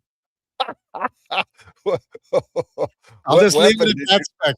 I'll leave it at that. It's a true story. 100% true story. Assault with a deadly weapon and assault. Well, where did they try that case? In Melville or Yorkton? I'll look it up. In Melville. See you later. Talk to you tomorrow. All right. Mark Spector, Rogers Sportsnet on the mark, brought to you by, powered by Northgate Chevrolet Buick GMC. This truck's for you. Check them out at northgategm.com. When we come back, Frank Saravalli from Victory Plus TV on the Kevin Karius Show. With the Duke of Delburne, Josh Fenwick on Sports 1440 AM radio. We're streaming on YouTube, X, Facebook, Instagram, and Twitch. Home ice advantage is real at the rink and on your windows. Novo Blinds is Edmonton's own custom manufacturer, trusted by customers around the city. Factory direct pricing with the fastest turnaround around. Book a free in-home consultation at novoblinds.ca. At Leading Edge Physiotherapy, healing doesn't have to feel heavy, because in our SwimX aquatic therapy pools, you literally float your way to recovery. Whether you're dealing with arthritis, back pain, joint injuries, post-surgical rehab, chronic pain, balance issues, mobility challenges, or just feeling a little creaky, warm water and gentle resistance have your back, your knees, and your hips. Trusted by pro sports teams and rehab hospitals, our SwimX pools help you move sooner, hurt less, and recover faster. So take the load off. Let the water do the work. Life shouldn't hurt. LeadingEdgePhysio.com. With Play Alberta, backing the home team goes beyond the bets. That's because your picks have provincial impact. Play Alberta is the only app in the province that puts all revenue directly back into supporting programs and services that Albertans rely on every day. By investing in the General Revenue Fund, every play, bet, and buy made on Play Alberta helps make a difference across the province. Visit playalberta.ca/Gregor to learn more. That's playalberta.ca/Gregor. Must be 18 plus to play. If you gamble, use your game sense. Summer, it's coming. An unstoppable force that will turn your home into the Sweatbox. Don't live in a summer blockbuster. Pro Solutions is your one-call solves-it-all expert for AC repairs, tune-ups, and new installations. With fast appointments and flexible financing, we'll make sure your home story has a comfortable ending. AC season is coming soon, so book today. Lock in pre-season pricing today. Visit prosolutionsinc.ca to schedule your service today. This jersey was worn by the legend himself, signed and everything. You can't just wear it. I'm framing it with expressions and images. Your prized jersey deserves better than the closet. Think expressions and images. Your local custom framer since 91. You name it, we frame it. Hi, Mike here from Northgate Chevrolet Buick GMC. No one's ever accused car shopping to be fun. I mean, think about it. Awkward standoffs to get a price. Let me go talk to my manager. Dealers asking for your credit card, then melting your phone if you say no. See, not fun. At Northgate, I promise you a different experience. We make it fun, and you will like us, I promise. 0% financing, a great selection of new and pre-owned units. So for some fun, stop in today, 13215 97th Street, or visit us online at northgategm.com. You're in Northgate country. It's time to hit the greens. Elevate your golf game with Country Club Tour Golf Academy. No matter your experience, our PGA of Canada teaching pros are here to help. Enjoy lessons year-round between our 7 CCT golf courses and 2 state-of-the-art indoor facilities. Choose the location convenient for you. We offer private lessons, group lessons, expert club fittings, and junior cams. Visit our website to learn more and get ready to take your game to the next level. Booking is easy. Go to countryclubtour.com/golf academy and schedule your lesson today. For over 60 years, the folks at Diablo Boots have been selling the best Canadian-made boots. Handcrafted in Winnipeg, Canada West makes the best quality cowboy, biker, and work boots for Diablo Boots with replaceable soles and heels. Why buy cheaper quality like Ariat, Justin, and Red Wing made in China when Canadian-made is better? Support Canada's workers and Diablo Boots for the best boots. So save on boots by Save On Foods. That's Diablo Boots, 3340 Gateway Boulevard on the east side of Save On Foods. Canada West and Diablo Boots, the 2 best names in the boots business. Your next great family adventure is just a raffle ticket away. Enter the Alberta Foster and Kinship Association's Great Family Adventure Raffle for your chance to win incredible prizes, including the first prize, a Sea-Doo pontoon cruise boat worth over $70,000. Every ticket sold helps provide vital resources to the everyday heroes raising children through some of life's hardest circumstances. Buy your tickets before the live draw on June 5th. Get yours at rafflebox.ca/raffle/the Great Family Adventure Raffle. License number 766115. Open to Alberta residents 18 plus only.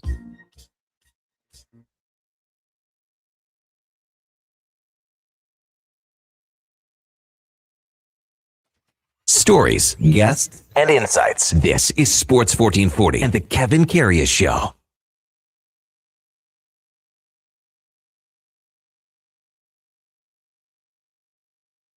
And welcome back to the big program, 8:21 in Edmonton, and time now for the headliner of the day, brought to you by Mr. Rooter Plumbing. Draining clogged pipes like three-pointers for all your plumbing needs. Go to mrrooter.ca as we welcome in Frank Saravalli from Victory Plus TV. Good morning, Frank. How you doing, Kevin? Good. Busy day so far for you, or a little easier? What's going on? No, the allergies are getting the best of me today. The allergies? What do you mean the allergies? Like my throat is clogged with pollen, so bit of a sluggish start today. My allergies to these fans has returned. You know that line's from me, Frank? So good. Yes. Hey, is there anything new on the Oilers coaching front, Frank? Not to my knowledge. Nothing. So just like it's just in a holding pattern. No, I think what they have to do is get moving on talking to some of these other candidates. Okay. I mean, it's like I said, it's really clear who they want. They may not get him, and they can't sit around and wait for a couple weeks until the Golden Knights are eliminated. If you want to take Kelly McCrimmon at his word, you have to get moving, talking to other people. And so I'd imagine that's going to begin pretty shortly. I think they're wrapping up pro scouting meetings this week, and the coaching search will begin in earnest. So what other names would you say that they would be looking at? And in the sense that, you know, they want more of an established guy. Yeah, I think the list starts to get pretty thin in a hurry. If you're looking for someone that's a veteran coach who has won, I mean, you're looking at Peter Laviolette, Barry Trotz, if he's interested in working again, or if he's truly retiring. You're looking at, I know Mike Babcock has been talked about a bit, and I think he'd be a really curious choice, an interesting choice. The list gets short. So then the next thing is, do you have to have someone that's won a Stanley Cup? Or is someone who has been around and coached a lot of games in the NHL and had success, but hasn't won the Stanley Cup, is that an okay criteria? The Babcock thing here, Frank, and I mean, why do you think it's getting legs? And I mean, I know Bob Stauffer's talked about it, but why do you think that people are maybe throwing it out there? Well, it started with him. So like, let's be really clear, the origin and genesis of this. I've covered this team for, I don't know, a while now. And all I know is that when Bob Stauffer drops a name, it's generally not by accident. So he brought it up. He mentioned the name, and I would have to imagine that somewhere in some recess of the Edmonton Oilers brain trust, that that's a name that's been floated, and maybe floated is the correct view. In the sense of, is this a trial balloon to see how the marketplace reacts? I get that. And can it also be a smokescreen to stop talking about Bruce Cassidy? No, because when I did a show yesterday, that's kind of all we talked about for 15 minutes was Bruce Cassidy. Okay. How can Mike Babcock be a fit with any organization? And even I believe it was Darren Drager that asked him, and he says, no, I'm retired. I'm done. Well, that's exactly what you say when you want someone to pursue you, I think. I don't know. Look, I'm not saying that he's going to be the guy at all. But I think the earlier point that I raised is that if these are your criteria, it gets thin. How many, there aren't, the list of Stanley Cup winning coaches that are available isn't incredibly long. Craig Berube's on the list too. He's the one guy I didn't mention. Mm-hmm. I'll be honest with you, Frank.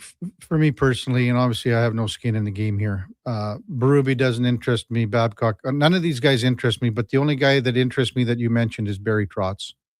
Do you think he would, as you say, think about another challenge? He would entertain the idea.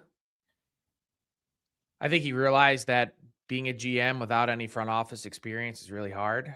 Mm-hmm. I think he's got the coaching thing down pat. And he's won a Stanley Cup way more recently than Mike Babcock, 2018. But let's expand our horizons a little bit.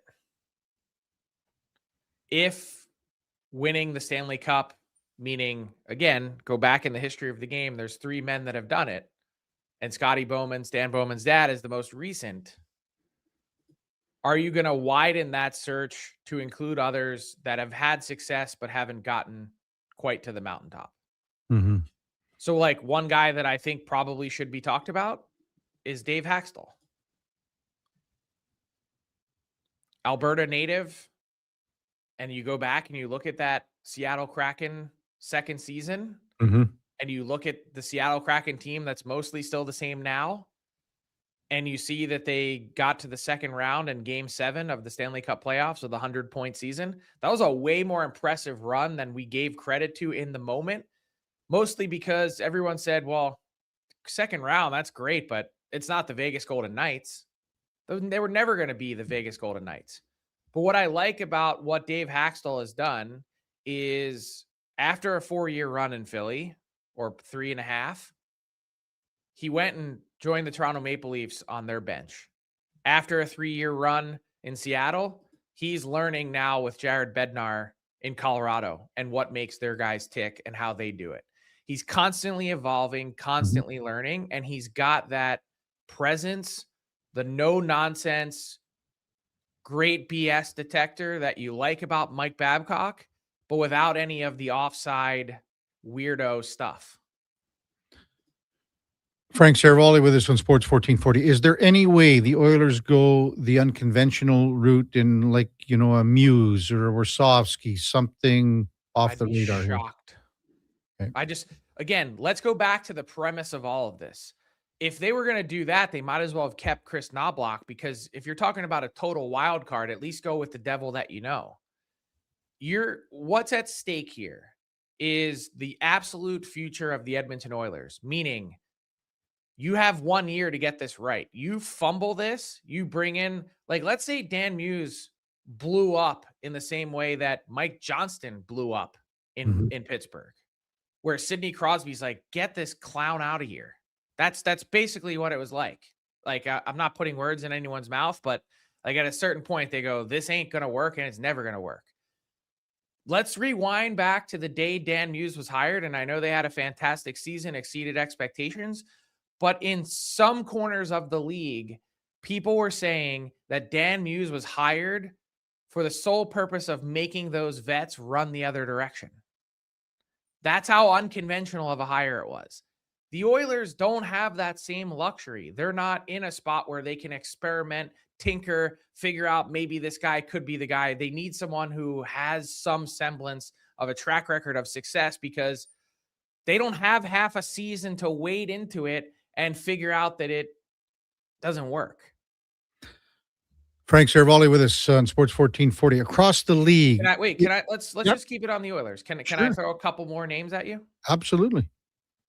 What do you think about Daryl Sutter? No. I mean, it's done with me already. These guys are done. Okay. Sutter's done. Babcock's done. All these guys are done for me already, Frank. They're done. Okay. And I like Daryl Sutter. He's always been kind to me. The whole Sutter family's been kind to me. I just think it's time. What are we doing here? Why again? Why? Mm-hmm. Well, we need track record. That's why. That's why I'm asking the question. It can't be a guess. It can't be a maybe. It can't be a I wonder. So do you think that, like, again, Daryl Sutter, he would come in and institute the type of hockey, that type of style, and you think that's going to fly with Connor and Leon? I mean, he's had a lot of success. He's won 2 Stanley Cups. Look how they won it, Frank. They won every game 1-0, 2-1. They had Jonathan Quick playing the best. He was outstanding. All right, let me throw another one at you. Has gotten to the precipice like Chris Knobloch has, but hasn't won. Gerard Gallant. So he's a little more intriguing to me. I wonder about him. The health thing, I'm not 100% and up to date on it, Frank, when he left the KHL last year.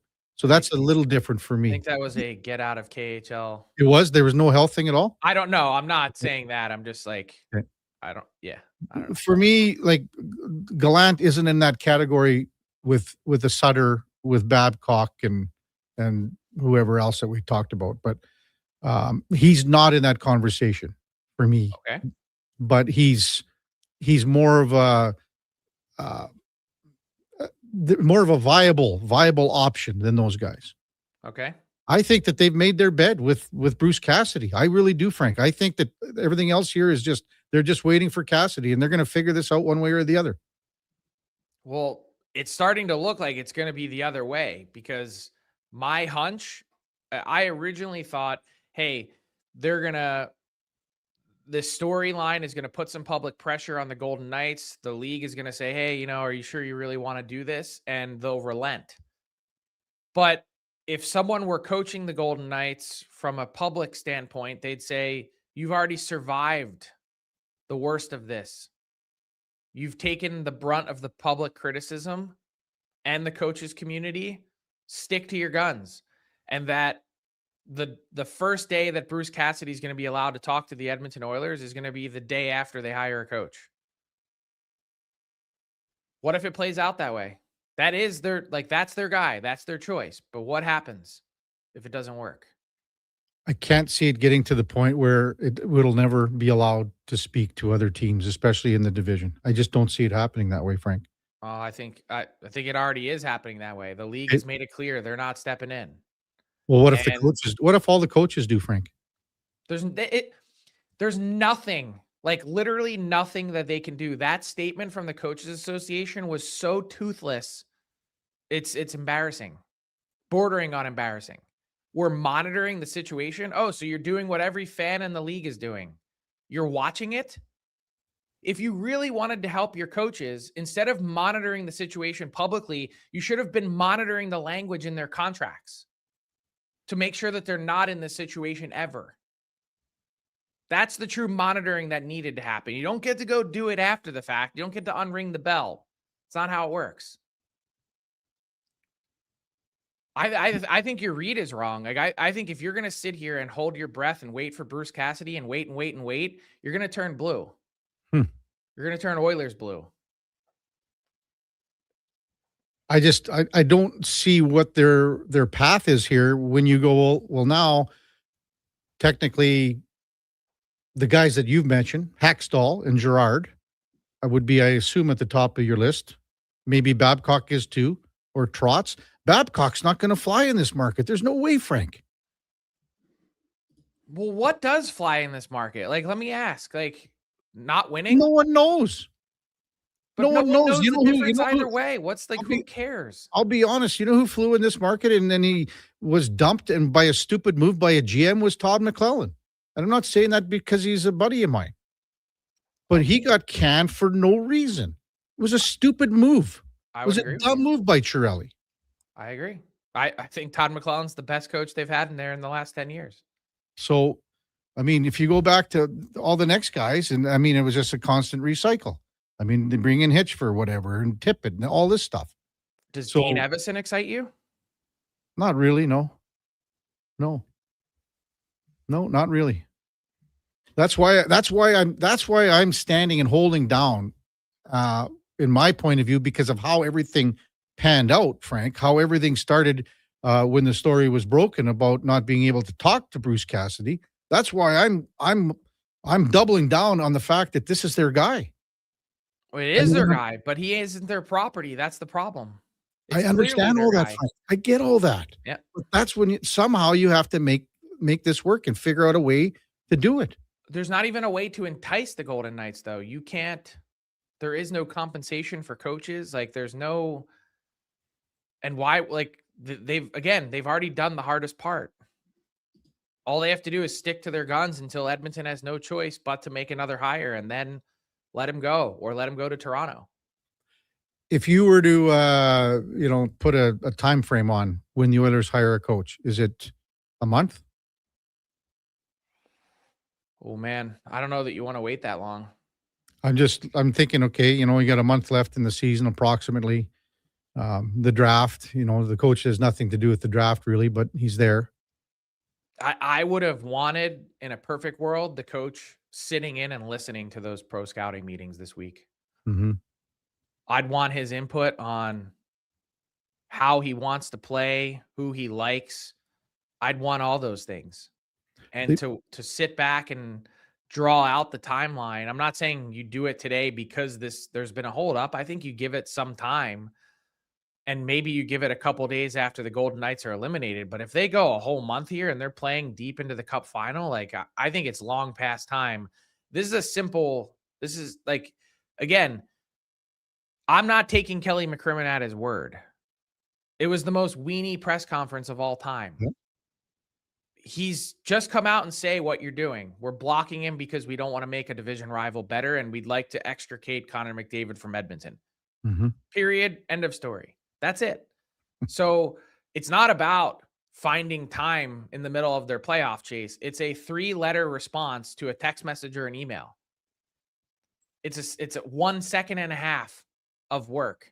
So what they're doing, it's just disingenuous from a public standpoint, but it's working for them. And look at the Oilers spinning their wheels since. And they have. Yeah, and they will continue to until they get moving, until they show some serious due diligence that they're going to get close to hiring the next guy. Well, I don't see anything happening for a while here, Frank. I just don't. I think if you're going to sit here and not interview and talk to the next guys and try and figure it out, you're in big trouble. So they've interviewed Berube already? I don't think no, I don't think so. They've just they've asked talked for to him? permission to speak to him, but they haven't interviewed him yet. Oh, another soap opera here for the next couple of weeks with the Oilers. And I don't know. It never ends. It does. Thanks, Frank. We'll talk to you on Tuesday. Have a good weekend. You too. Thanks, Kevin. Frank Saravalli, Victory Plus TV. And the headliner of the day brought to you by Mr. Rooter Plumbing. Batting 1,000 against clogs. That's mrrooter.ca. When we come back, we'll get to some of your texts, 833-401-1440. We'll switch gears at the top of the hour with Brian Mahoney from the Associated Press. Covers the New York Knicks game number 2 tonight between the Knicks and the Cleveland Cavaliers. It's Kevin Karius Show with the Duke of Delburne. On Sports 1440 AM radio, we're streaming on YouTube, X, Facebook, Instagram, and Twitch. Getting your vehicle sparkling clean doesn't have to cost a fortune. Take it into Hughes today and pay just loonies a wash. Find us at hughescarwash.com. I've got some good news. If you've been thinking about a heavy-duty truck, the 2026 Ram 2500 Black Express is now at St. Albert Dodge. You've got 20-inch black aluminum wheels, black Mopar side steps, body color, bumpers and grille, and a sport performance hood. Available in all the colors for $68,990. Plus, new this year, Ram's best-in-class 10-year powertrain warranty. Now's the time. Head up the trail and see how easy it is to do business at St. Albert Dodge. Everything is going to be okay. If you're feeling the weight of too much debt, you have options. I'm Dan McDicken, a licensed insolvency trustee with Favor. Becoming debt-free is possible, and a personal bankruptcy or a consumer proposal will get you there. Schedule your free Favor Focus session at faber.ca today. You'll learn how a consumer proposal will eliminate your debt by paying a percentage of the amount owed without interest. At Favor, we've got your back. Are new McCafe crafted sodas just drinks or something more? Like Sprite Berry Bliss, Creamy Strawberry Coke, and Orange Dream. All swirled with fizzy flavor and topped with silky cold foam. Only at McDonald's. At participating McDonald's restaurants in Canada. There's still time to book your tournament at the Ranch Golf and Country Club. As one of Alberta's top tourney courses, the Ranch makes hosting fun and easy for any group or business. No matter how unique or unusual, they'll accommodate your vision for an event no one will soon forget. Start planning your tournament today at their beautifully landscaped course on the outskirts of West Edmonton. On-site event coordinators are here to help, but hurry, availability is limited and booking fast. Visit theranchgolf.com. Whether you're a craft beer connoisseur or more of a wine aficionado, there's always something new to discover at Sherbrooke Liquor, a unique family-owned independent liquor store. The selection, incredible. The non-alcohol section is also very impressive. Sherbrooke Liquor, expert, knowledgeable staff with a passion for unique finds. More than just a liquor store, we're a community.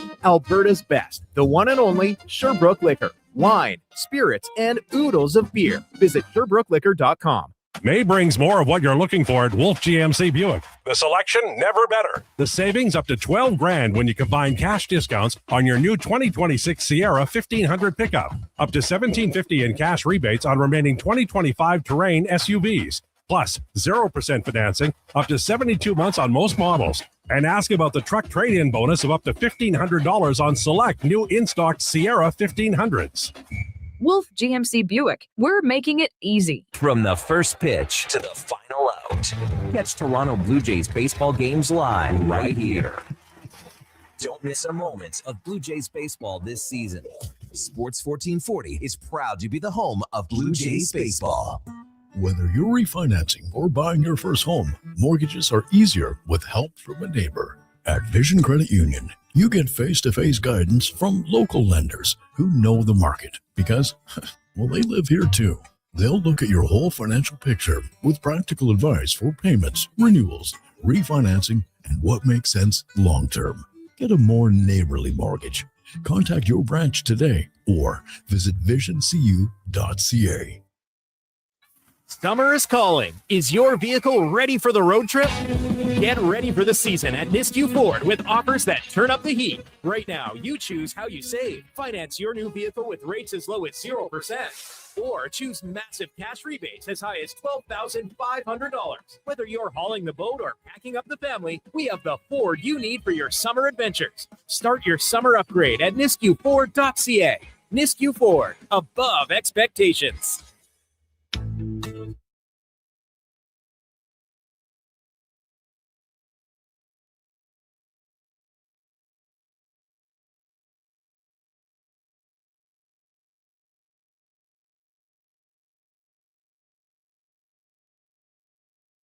Have your sports curiosity cured with the Kevin Karius Show. This is Sports 1440.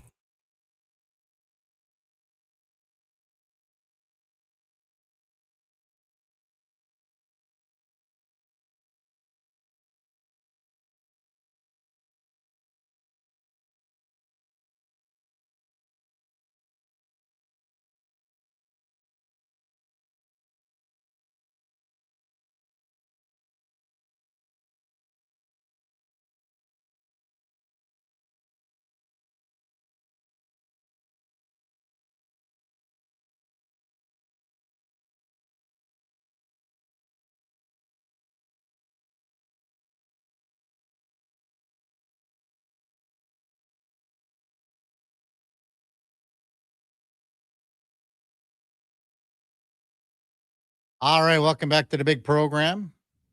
8:44 in Edmonton. Canada has just scored at the World Hockey Championship. Looks like Mark Scheifele. The Canadians up against Norway. And I believe Norway scored first. It was right in the middle of the Frank Saravalli interview. So is this 1-1 now, Duke? So Mark Scheifele gets a goal, and it's a 1-1. Oh, it would have been a penalty. It had to have been a penalty anyway. A nice goal by Scheifele. Man, Duke, our text line started humming, and it's funny how there's one thing and one topic only that, well, right now, it's the Oilers coaching situation, and it is just nonstop.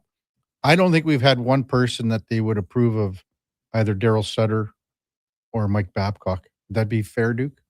Well, there's actually a few Sutters. There are some Sutters. that No say they'd be Babcock. interested in Sutter. The Babcock thing, I don't know if there's been a few hard no's, which is to be expected, I think, is the overwhelming consensus. But there have been some that say, well, if he's the best coach, hire him.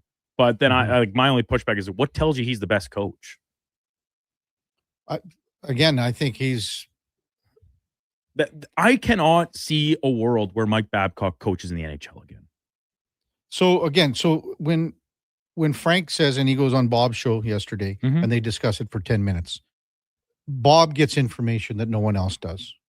That is without question. And Frank is correct in Bob floating ideas out here. There is no question in my mind that Bob helped facilitate two things in this city because he had more information than anyone. And one of them was the sale of the Edmonton Oilers from the EIG to Daryl Cates. That's a fact. The next thing, if you listen to the show, and this is 10 years ago, he had information that no one had regarding Ice District, Rogers Place, and everything. He gets information, and as Frank says, he throws it out there to see what the soft reaction is going to be. It's almost like a soft launch of a product, and in this case, it's just an idea to see how it's received. And I think to be expected, it's largely pushed back on for a number of different reasons. Not only that the way he unceremoniously left Columbus before ever actually coaching a game, the stories about what happened in Toronto. And listen, we've talked lots about coaches that have reputations of being a little bit of, dickheads, and they're not necessarily loved by their players, and they wear their welcomes thin pretty quickly. What Babcock has done over his career, and this goes back to his time in Detroit, it's to me, Kevin, and maybe I'm just biased, it's a different level than a guy yelling at a player on the bench or ripping him apart in the locker room. And we've heard plenty of stories about another name that's been brought up maybe it's just by this one texter that I saw. He was, after texting us yesterday, texted Gregor last night too about Bob Hartley. Like, there are things that cross another line where it's not just, well, they're just hard-nosed. No, there are steps beyond that guys cross that all of a sudden is not welcome anymore. And in the case of Babcock, and I think Hartley too, based on his reputation, it's past, right? As you said, their time is done. I don't think Daryl Sutter is in that category because he's actually largely liked, I think. He's very demanding. But I'm more in lockstep with you on the fact that he doesn't fit here because of just stylistically. And I get it. You always need to change some things about how they play. But that doesn't mean that you're going to do a complete 180 on how you play. And call me naive, call me dumb, and saying that's what they have to do if they want to actually find this next level of success. Well, I don't know. They found pretty good success playing a blended type game to get to 2 straight Stanley Cup finals. They don't need to switch to, who do you want to hire next? Lou Lamoriello to be the coach of this team? I still, and I understand where our listeners are coming from, and I understand where Frank is coming from regarding Vegas not allowing Bruce Cassidy to move forward here. Just because that note came out from the Coaches Association. And yes, it was soft. It had no teeth. We talked about that before. We discussed it with Frank last week or whatever day it was. The days are blending in. Now, just because of that note doesn't mean that it can get a little greasier. I think it could get a little greasier if the coaches come together and say, hey, what are we doing here? From a 30 plus coaches standpoint, how many are still employed? 29. Well, Lindy Ruff signed a 2-year extension too. I honestly, the way that the names have come in here, the names that Frank has mentioned, Gerard Gallant, Sunder, Frank was really hot on Hackstall. The Barry Trotz name intrigues me only because of, I think he was a hell of a coach. And I think Frank's correct in saying management wasn't the place for him to be. Is this something that he wants? I mean, I think a guy like Barry Trotz would have always liked to coach in Canada. I can remember discussing stuff like that with him 20 years ago in Nashville when the Oilers media would go down there. And it was like like Christmas for him, because the amount of media in Nashville that covered the Predators in the early days was next to nothing.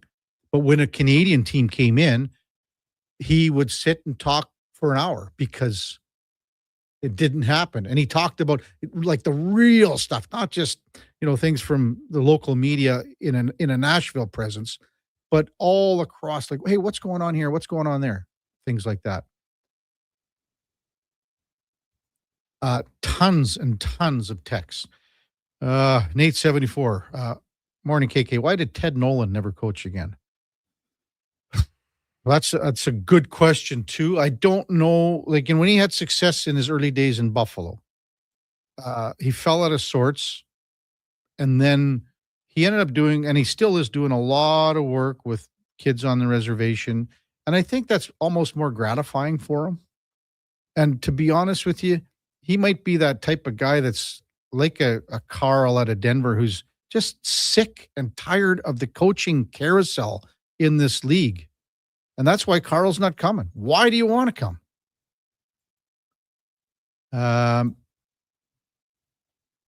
But you know what? Another thing, Duke, we've had comments about Paul Coffey, Patrick Waugh. MTR says Gallant had heart surgery. I don't know if that's true, MTR, if you're 100% true on that. I think he had a heart condition. I don't know if he had surgery.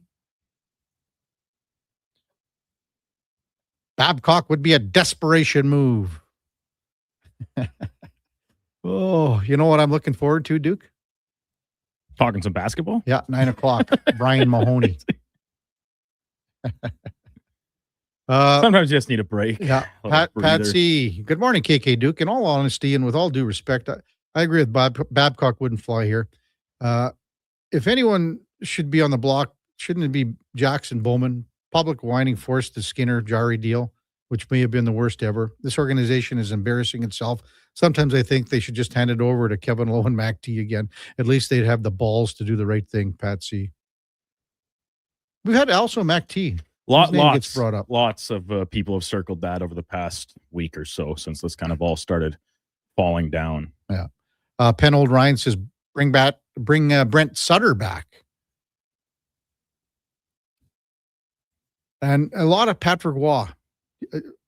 Where are you at with him, Duke? Because that's another one where had Pete DeBoer not been available, do you think Patrick Waugh, I shouldn't say available, well, because he was available. But if they don't make that move right away, Pete DeBoer is still in the mix here. Yeah, and I think people were clamoring for that all season here, right? And it's funny how the tables turn, because all season long when the Oilers struggled to find consistency and part together, 3 wins in a row, everyone's texting in, Dave, we need a new coach. We need a new coach. And then we see Coffey get brought in and say it's just a matter of time for Chris Knobloch. The most popular name was Pete DeBoer to be the next head coach of the Edmonton Oilers. And you got to give the Islanders a little bit of credit. They kind of looked down the line. A week left in the regular season and said, yeah, if we get in, great. If not, that's fine. But we want to jump the queue here. And it was perplexing a little bit. But as of right now, it makes them look pretty smart, because I think they got the best guy available, even with the understanding, or what we thought was the understanding, that Bruce Cassidy would be available, which he's not so far. Here we are coming up on the end of May. Yeah. We'll get to more of your texts in the 9:00 hour. Ladislav Schmid will be checking in as well. We'll get his comments on Bob Hartley's availability as well. Brian Mahoney from the Associated Press, New York Knicks reporter. Game number 2 of the Eastern Conference Final goes tonight. Before that time now, for a Sports 1440 update brought to you by Sean Cunningham of Remax Real Estate. Get the home team advantage for your next move in the Edmonton area. If you're thinking about buying or selling a home, call or text Sean directly at 780-265-0165. That's 780-265-0165. Here is the Duke. This is a Sports 1440 update. Stanley Cup playoffs Western Conference Final getting underway last night from Mile High, and it was the visiting Vegas Golden Knights that take the lid lifter 4-2 over the Avalanche. Carter Hart, terrific in goal for Vegas, making 36 saves in the victory. Over in the PWHL, Montreal Victoire are Walter Cup champions. First time a Canadian team brings home the league championship. They blank Ottawa 4-0, and René Desbiens shutout in the victory. Marie-Philippe Poulin named as the Alana Class most valuable player in the playoffs. 35-year-old, 2 goals, 6 assists over 9 playoff games. IIHF World Championships continuing in Switzerland. Canada currently tied with Norway 2-2 in the first period. Finland leads Latvia 3-1, and still to come today, the host Swiss nation will take on Great Britain while Denmark goes up against Slovakia. In the association last night, Western Conference Final game number 2, the OKC Thunder bounced back in a big way, beating the Spurs 122-113, reigning 2-time MVP SGA, 30 points in the victory. That series now tied at 1. Off the court, the NBA announcing it's all rookie teams from this past season. Dallas' Cooper Flagg, Charles Knipple, Phillies' VJ Edcombe, unanimous first-team selections, while Toronto Raptors' Colin Murray-Boyles checked in on the second team. In the majors, the Blue Jays take one back from the Yankees in the Bronx, winning 2-1. Trey Savage, terrific on the hill, going 6 innings strong, giving up just 2 hits, no runs, picking up the victory. Some bad news, however, off the field as pitcher Jose Barrios undergoing full Tommy John surgery on his right elbow, sidelining the Jays' veteran starter well into the 2027 season. And from the U Sports scene last night in Calgary, 2 U Alberta athletes named as U Sports Athletes of the Year. Pandas volleyball player Abby Guzin and Golden Bears track and field sprinter Ryder Ratty named as the winners of their respective awards. Just the second time in U Sports history, both winners coming from the same school. Coming up in hour 3 of the Kevin Karius Show, we'll be joined by Brian Mahoney from the Associated Press covering the New York Knicks, as well as our Thursday co-host, former NHL defenseman Ladislav Schmid. I'm Brendan Douglas at your Sports 1440 update. This is Sports 1440, a Stingray radio station broadcasting on Treaty 6 territory. Download the free iHeartRadio app and listen to CKJR wherever you go. Hey, sports fans, we've got a clear choice for you. At Crystal Glass, we provide customers with the perfect glass for any job, from home to auto and even commercial, installation or repairs. We're your team. Call 310 Glass or visit crystalglass.ca. Crystal Glass. This summer, it's coming. An unstoppable force that will turn your home into the Sweat Box. Don't live in a summer blockbuster. Pro Solutions is your one-call solves-it-all expert for AC repairs, tune-ups, and new installations. With fast appointments and flexible financing, we'll make sure your home story has a comfortable ending. AC season is coming soon, so book today. Lock in pre-season pricing today. Visit ProSolutionsInc.ca to schedule your service today. A lot of you love hockey season. But when it comes to construction season, you're not as excited unless you work for GS Construction. It's true. As one season is winding down, ours is winding up with all sorts of great projects to make the city we live in better. And our team is hiring. GS Construction is scouting for pipe layers, topmen, and heavy equipment operators. So if you want to score a great job, visit gsconstruction.ca today. Are you looking for safe and reliable transportation solutions for your wedding, corporate retreat, or golf trip? Look no further than Silent Rides, Alberta's premier charter bus company. Whether your group is big or small, Silent Rides has you covered. We offer 3 different sizes of units to cater to your needs, and we provide first-class service at affordable rates. Get your quote today. For more information and to request a quote, contact sales at 877-748-0991 or visit silentrides.ca. With Play Alberta, backing the home team goes beyond the bets. That's because your picks have provincial impact. Play Alberta is the only app in the province that puts all revenue directly back into supporting programs and services that Albertans rely on every day. By investing in the General Revenue Fund, every play, bet, and buy made on Play Alberta helps make a difference across the province. Visit playalberta.ca/Gregor to learn more. That's playalberta.ca/Gregor. Must be 18 plus to play. If you gamble, use your game sense. My, this sushi is just exquisite. And I am obsessed with these crab legs. You must have spent the whole day in the kitchen preparing this feast for us. Or did I? Entertain with unbelievable ease. The secret is catch of the week.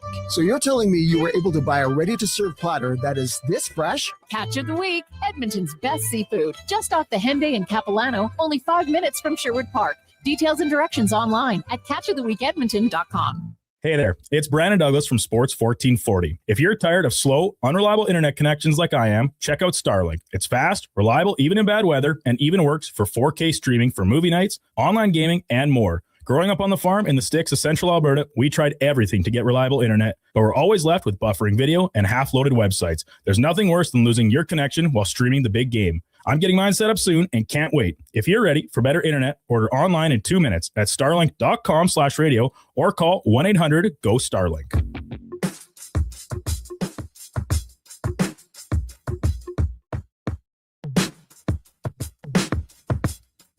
Yeah. Now I'm down in Tribeca, right next to the narrow. Sports 1440. All sports, all day. On YouTube, Facebook, and X. Thanks for listening to Edmonton's sports leader.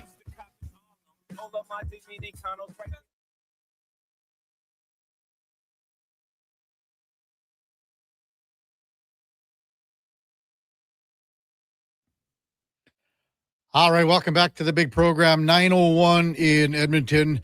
Boy, we got another doozy coming up, we hope, in game number 2 of the Eastern Conference Final in the NBA playoffs. And time now for the game of the day, brought to you by St. Albert Dodge, where the 2026 Ram 2500 Black Express packages have arrived. They include the 20-inch black aluminum wheels, the Mopar side steps, color bumpers, and grille, plus the Sport Performance hood. See them at stalbertdodge.com. As we welcome in Brian Mahoney from the Associated Press, covers the New York Knicks. Good morning, Brian. You're with Kevin Karius. Thanks for jumping on Sports 1440 this morning here in Edmonton. Really appreciate it. Can you hear us, Brian? Are you muted maybe? Can you hear us, Brian? Yeah, Brian's muted. We'll try to get Brian. He's just muted right now, folks. So sorry, can you hear me now? We got you now, Brian. Can you hear us? You just click that one button and all of a sudden you come to life. I tell you, sorry about that. No worries. Isn't it something? Good to have you on, Brian. You're with Kevin Karius. Thanks for jumping on Sports 1440 this morning. Hey, man, can you just describe, game 1 and everything, what made it such a historic game? We haven't seen too many of these in NBA playoff history, but it was pretty cool to see the Knicks come back to win that game. Yeah, no, one of the biggest comebacks on record, one of the biggest fourth quarter comebacks on record. And, it kind of looked like, I think Knicks fans and the Knicks themselves were a little afraid for most of the game. They had been off for a long time. The shots were terrible. The rust was showing. The crowd didn't have any life. And then things just suddenly changed in a massive way in that fourth quarter. And, just a fun atmosphere for the people there. People were dancing in the stands. Incredible comeback. Can you put your finger on what happened to change the tides? I remember, I was watching Lisa Salters interview Jalen Brunson and to ask him the same question. And I don't know if he had an answer for her a couple times. In your view, what do you think changed it for the Knicks? Well, the biggest thing was that they found a matchup that really worked for them. They had Jalen Brunson attacking James Harden. They did it literally 4 or 5 possessions in a row. And Brunson had been having a very poor game up until then. And it worked. And Cleveland was very slow to respond. It was really puzzling. That took too long to call timeout to figure out a way to change that matchup. And the Knicks kept going to it. And sometimes basketball can be that simple. You find one thing, you attack it, and it keep on going until they stop it. And they never did. Were you surprised at all, Brian? Again, Kenny Atkinson, I think he had just the one timeout in that long run where the Knicks dominated. Why didn't he try to, quell the momentum that was just being ripped away from his team a little bit more? I honestly don't know. Kenny's a great coach, but that was a mistake. His explanation afterward was he didn't want to burn through too many of his timeouts. I get that. It's a playoff game. You want to make sure if it gets close at the end. But it was very obvious to anybody watching that there was something that Cleveland had to figure out a way to stop. And they didn't do it. So, just one of those mistakes, and the Knicks capitalized on it. Do you think, Brian, that as the game wore on, that Cleveland just looked more and more exhausted, tired because of, playing every second night for 3 weeks, and that rest that, as you mentioned, that the Knicks had going into this one really helped them, into the fourth and overtime? Yeah, that could definitely be part of it, Kevin. I can't rule that out. They had 2 7-game series against a physical team, Detroit, the previous round, only having a full day off in between. In the fourth quarter, when they kind of fell apart, that definitely could be part of it. Some shots were short all of a sudden, and, that's, again, it shouldn't have come to that for them. They should have won the game anyway, but when it got close at the end, maybe that was part of the reason. Brian Mahoney from the Associated Press, our guest on the Kevin Karius Show here on Sports 1440. Having said that, everything that we saw in game one, what are your expectations, Brian, what we're going to see here in game number 2? Well, I think the Knicks will play much better, first of all, now that they're in a little more rhythm. OG Anunoby, who had been out with 2 games with the hamstring injury, he started to play better only right at the end in the fourth quarter overtime. So I think he'll have a better game. So I think, maybe the Knicks don't look quite as good as they did the previous couple rounds, but I think they'll look good. And Cleveland, we'll see. You never know after a game like the other night whether a team comes out and they feel like, okay, that hurt us and they can't bounce back emotionally, or they solved the 1 or 2 problems they had and they play just as well and they win the game. So it's going to be one or the other. In your article, Brian, on the AP, you discussed, and you already mentioned it in our conversation so far about Brunson going against Mitchell and then Harden. How do you think that plays out tonight? Obviously, Cleveland has to figure out some way to counter it. And Kenny Atkinson and the Cavs have said, we trust James. He's been a good defender.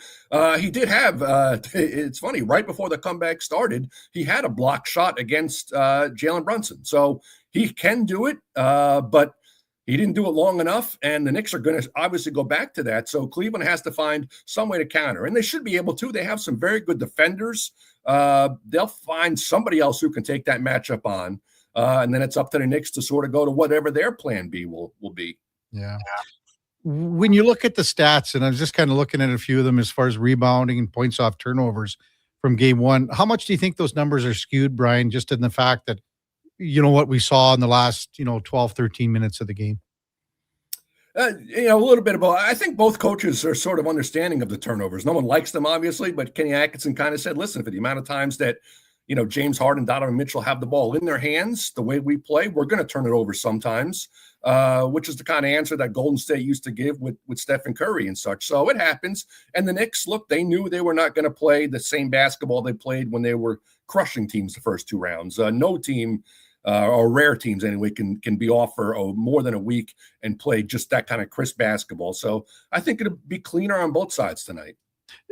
Is this the game? If Cleveland doesn't pull out a win here, they're going to be really, really up against it. Even though they have played well at home in the playoffs, we saw that against the Raptors, of course, in the first series.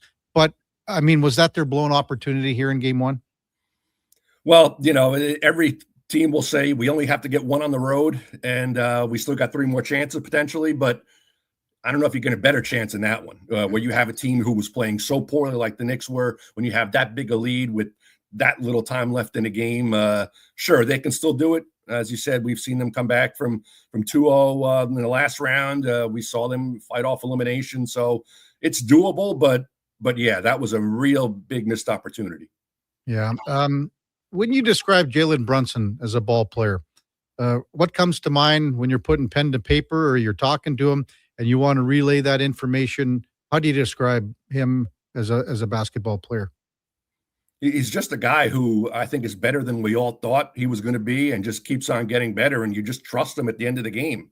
Even for the true superstars, there's some of them that I don't know if he's going to win a game for you if it gets close. And Brunson, I think everybody feels like he's going to pull it out. This is a guy the Knicks committed to a few years ago who had only been a full-time starter for, at the end of his time in Dallas. No one saw this coming. I don't care what anyone wants to say, but this is a guy who wins games in the playoffs for you, and they trust that if it's close, he'll do that again.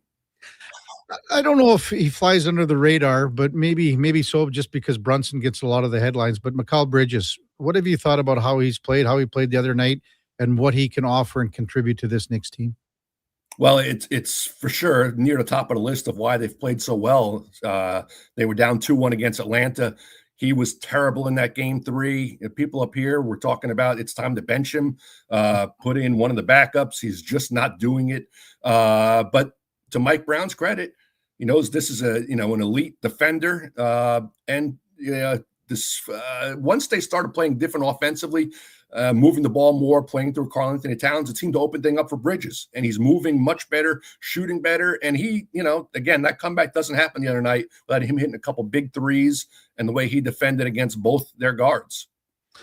Brian Mahoney from the Associated Press, our guest on the Kevin Karius Show here in Sports 1440. What's the overall atmosphere, I guess, with Knicks fans in New York? Because everyone knows the history of this club and how long it's been since they've won. Brian, they've had some great, opportunities over the years with some great players. But what's it been like? And what's, you can kind of see how things are unfolding here from far away. What's it like with boots on the ground there? Well, there's so much excitement because Kevin has, as you said, been a long time, 1999, the last NBA Finals. Mm-hmm. And, it's rare you kind of see a team sort of getting there closer every year like this team has. They started bidding in some pieces one by one. You get Brunson, you trade for Karl-Anthony Towns, they traded for OGN and Obi in between. You can see step by step they were getting to the point where there should be a contender. Last year, breakthrough, get to the conference finals and then lose, get back there this year with a team they think should win it. And the excitement level is huge at the Garden. It felt the other night, it felt like at an NBA Finals game, there were so many people there. I can't imagine what it would be like if they actually get to the final round. I've been lucky enough to cover a lot of hockey games there. I was there for the Mark Messier retirement jersey, the banner raising, and the place is just unbelievable. I couldn't imagine what it would be like for them to get back to the finals, as you said, would be 27 years. Are you keeping an eye on the Western Conference Final? Did you see that game last night too, Brian? Yeah, no, that was, I feel bad for this. Looks like there's some injuries in that series now. We never want to see it this time of year, obviously, but it's just a great matchup. It seems like San Antonio obviously has had their number going, during the regular season and of course game 1. So good rally by the Thunder last night, but now we have to kind of see who's out there in game 3. You never want to look too far ahead, but I'm sure some pundits, maybe, reporters like yourself do, but is there a better matchup if the Knicks were to go on and beat Cleveland here? Do they stack up better against one or the other? It's hard to say because I would have picked San Antonio. They beat the Spurs, obviously, in the NBA Cup final. They had a real close loss to them. The Thunder handled them easier. So on one hand, you would say they'd be better off against the Spurs, but those matchups were earlier, and the Knicks are a different team now. The Spurs are a different team now. Those young guys just got so much better so quick. So I'd love to see either one. I think the Knicks are the team in the East who'd stand a better chance against either one of those teams or making it a good final. And I guess I would lean Spurs if I had to pick one who I thought they'd have a better chance to beat. No, it's both series so far extremely exciting. I just maybe want to just circle back to game 2, and if you had some keys for the Knicks to be successful tonight again, and then same thing with Cleveland. If the Cavaliers do a couple of certain things, can they come out of New York with a split here, Brian? Well, I think for the Knicks, does OG Anunoby look like the player he was in the fourth quarter and overtime? Because a lot of people think he's maybe overall the Knicks' most talented player when you combine both ends of the floor. So if he's that guy again, then a real advantage for the Knicks. And, for Cleveland, those guards have to play better. Even forget what we said about James Harden on the defensive end. He had a very poor offensive game too. I think he was 1 of 8 on 3-pointers, 5 out of 16 overall. So you make a trade to get a guy like that, a Hall of Fame offensive player, and you're playing a team like the Knicks on the road, you have to get numbers. And so I think if they don't, it's hard to find a way for Cleveland to win. I was just looking at the boards from game 1. Knicks had a 47-38 advantage under the rim. How do you look at this battle here, Brian, moving forward to game 2 and the rest of the series, as far as the intensity that you need to come down with those rebounds? That's something the Knicks think they're very good at. Mitchell Robinson, their backup center, is maybe the best all-around offensive rebounder in the league. They feel like if there's a ball on the rim, he's going out to get it. So that's always been trouble for Cleveland. Josh Hart plays way bigger than his size. When he's out there, he goes after loose balls. So the Knicks feel like they're going to get a lot of offensive rebounds. They feel like it's part of their offense over the last few years. So something that Cleveland has to find a way to clean up and do a better job in, but they know they're not going to totally stop the Knicks from it. Hey, Brian, thanks so much for your time this morning. Really appreciate it. Enjoy game number 2 of this series and the rest of the NBA playoffs. Take care. Really appreciate you coming on. Thanks so much, Kevin. Take care. That's Brian Mahoney from the Associated Press, covers the New York Knicks. It's game number 2 tonight after just an absolute thrilling game number 1 where the Knicks came back and were basically out of it. Everyone thought they'd be out of it. They were behind 20-plus points in the fourth quarter and came back to tie it and then won it in overtime. So we'll see what happens in game number 2 tonight. That's the game of the day, brought to you by St. Albert Dodge, where, again, the 2026 Ram 2500 Black Express packages are here. Check them out at stalbertdodge.com. When we come back, I guess we'll have another edition of Old Cam and Eggs, Cam Tate, and then we'll await the arrival of one Ladislav Schmid, the former NHLer, and our co-host on Thursdays from 9:30 to 11. And then at 10 bells, Ryan Henkel from the Hockey News covers the Carolina Hurricanes after a 12-day layoff. The Carolina Hurricanes back in Stanley Cup playoff action tonight, game number 1 of the Eastern Conference Final with the Montreal Canadiens. Should update Canada and Norway starting the second period with 17:40 left. It's 2-2 and Norway on the power play. It's Kevin Karius Show with the Duke of Delburne. Josh Fenwick on Sports 1440 AM radio. We're streaming on YouTube, X, Facebook, Instagram, and Twitch. The sun's out, the pavement's warm, and that low rumble of a Harley rolling by? Oh yeah, that's calling your name. This is riding season, and if you've been thinking about a new ride, Harley-Davidson of Edmonton has the one that'll get your heart pumping. With a huge selection of new and pre-owned bikes, there's one waiting for you. Whether you're upgrading or just getting started. And while you're there, ask about test rides, because the only way to know is to ride it. For more details, visit Harley-Davidson of Edmonton on the Yellowhead Trail, locally owned and operated since 1980, or at hdedmonton.com. When thirst strikes and your energy begins to fade, one hero rises above the rest. Introducing the Superpower Smoothie from Booster Juice. A bright sun-charged burst of mangoes, bananas, and blue spirulina. An out-of-this-world smoothie, just in time for the new Supergirl movie. Discover your power and channel your inner superhero. Fly into your local Booster Juice and experience it for yourself today. And see Supergirl. Only in theaters June 26th. Say hello to your new favorite drinks. Introducing new McCafe Refreshers. Icy cool, undeniably refreshing, and available in 3 flavors. Strawberry watermelon, mango pineapple, and blackberry passion fruit. Only at McDonald's. Hear that? That's your entry calling. Go Auto is sending you to the biggest football event in the world, live in Vancouver, with tickets, flights, and a hotel stay for 2. To enter the contest, just text GAME to 780-777-7777. That's GAME to 780 all sevens. Go Auto, get in the game.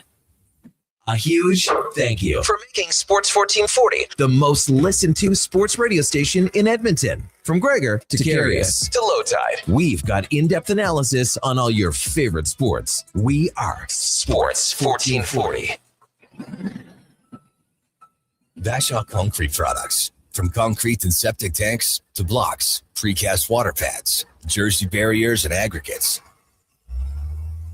Farmers, contractors, homeowners. Plan your next project at BashawConcrete.com.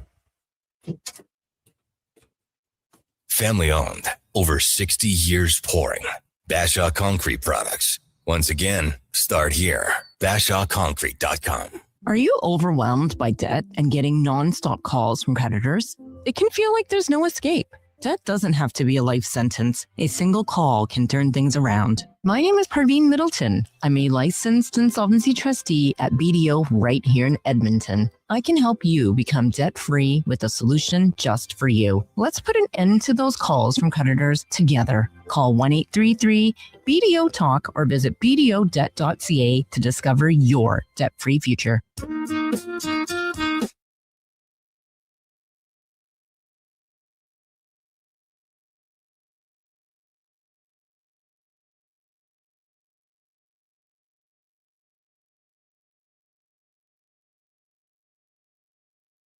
just in time for the morning skate.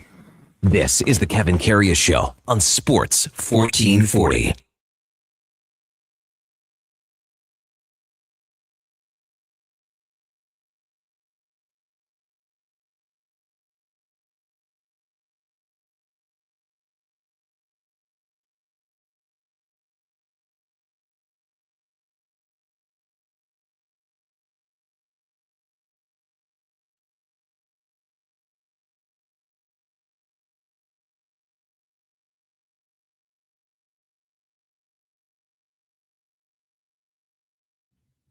All right, welcome back to the big program, 920 in Edmonton. Kevin Karius, Duke of Delburne. Josh Fenwick with you here on Sports 1440 AM radio. Canada just gave up a power play goal to Norway at the World Hockey Championship and now trail the Norwegians by a score of 3-2. You know, so far, Canadians, they're undefeated here. That's correct, Duke. Right? So they're looking okay, but they got to come back in this game.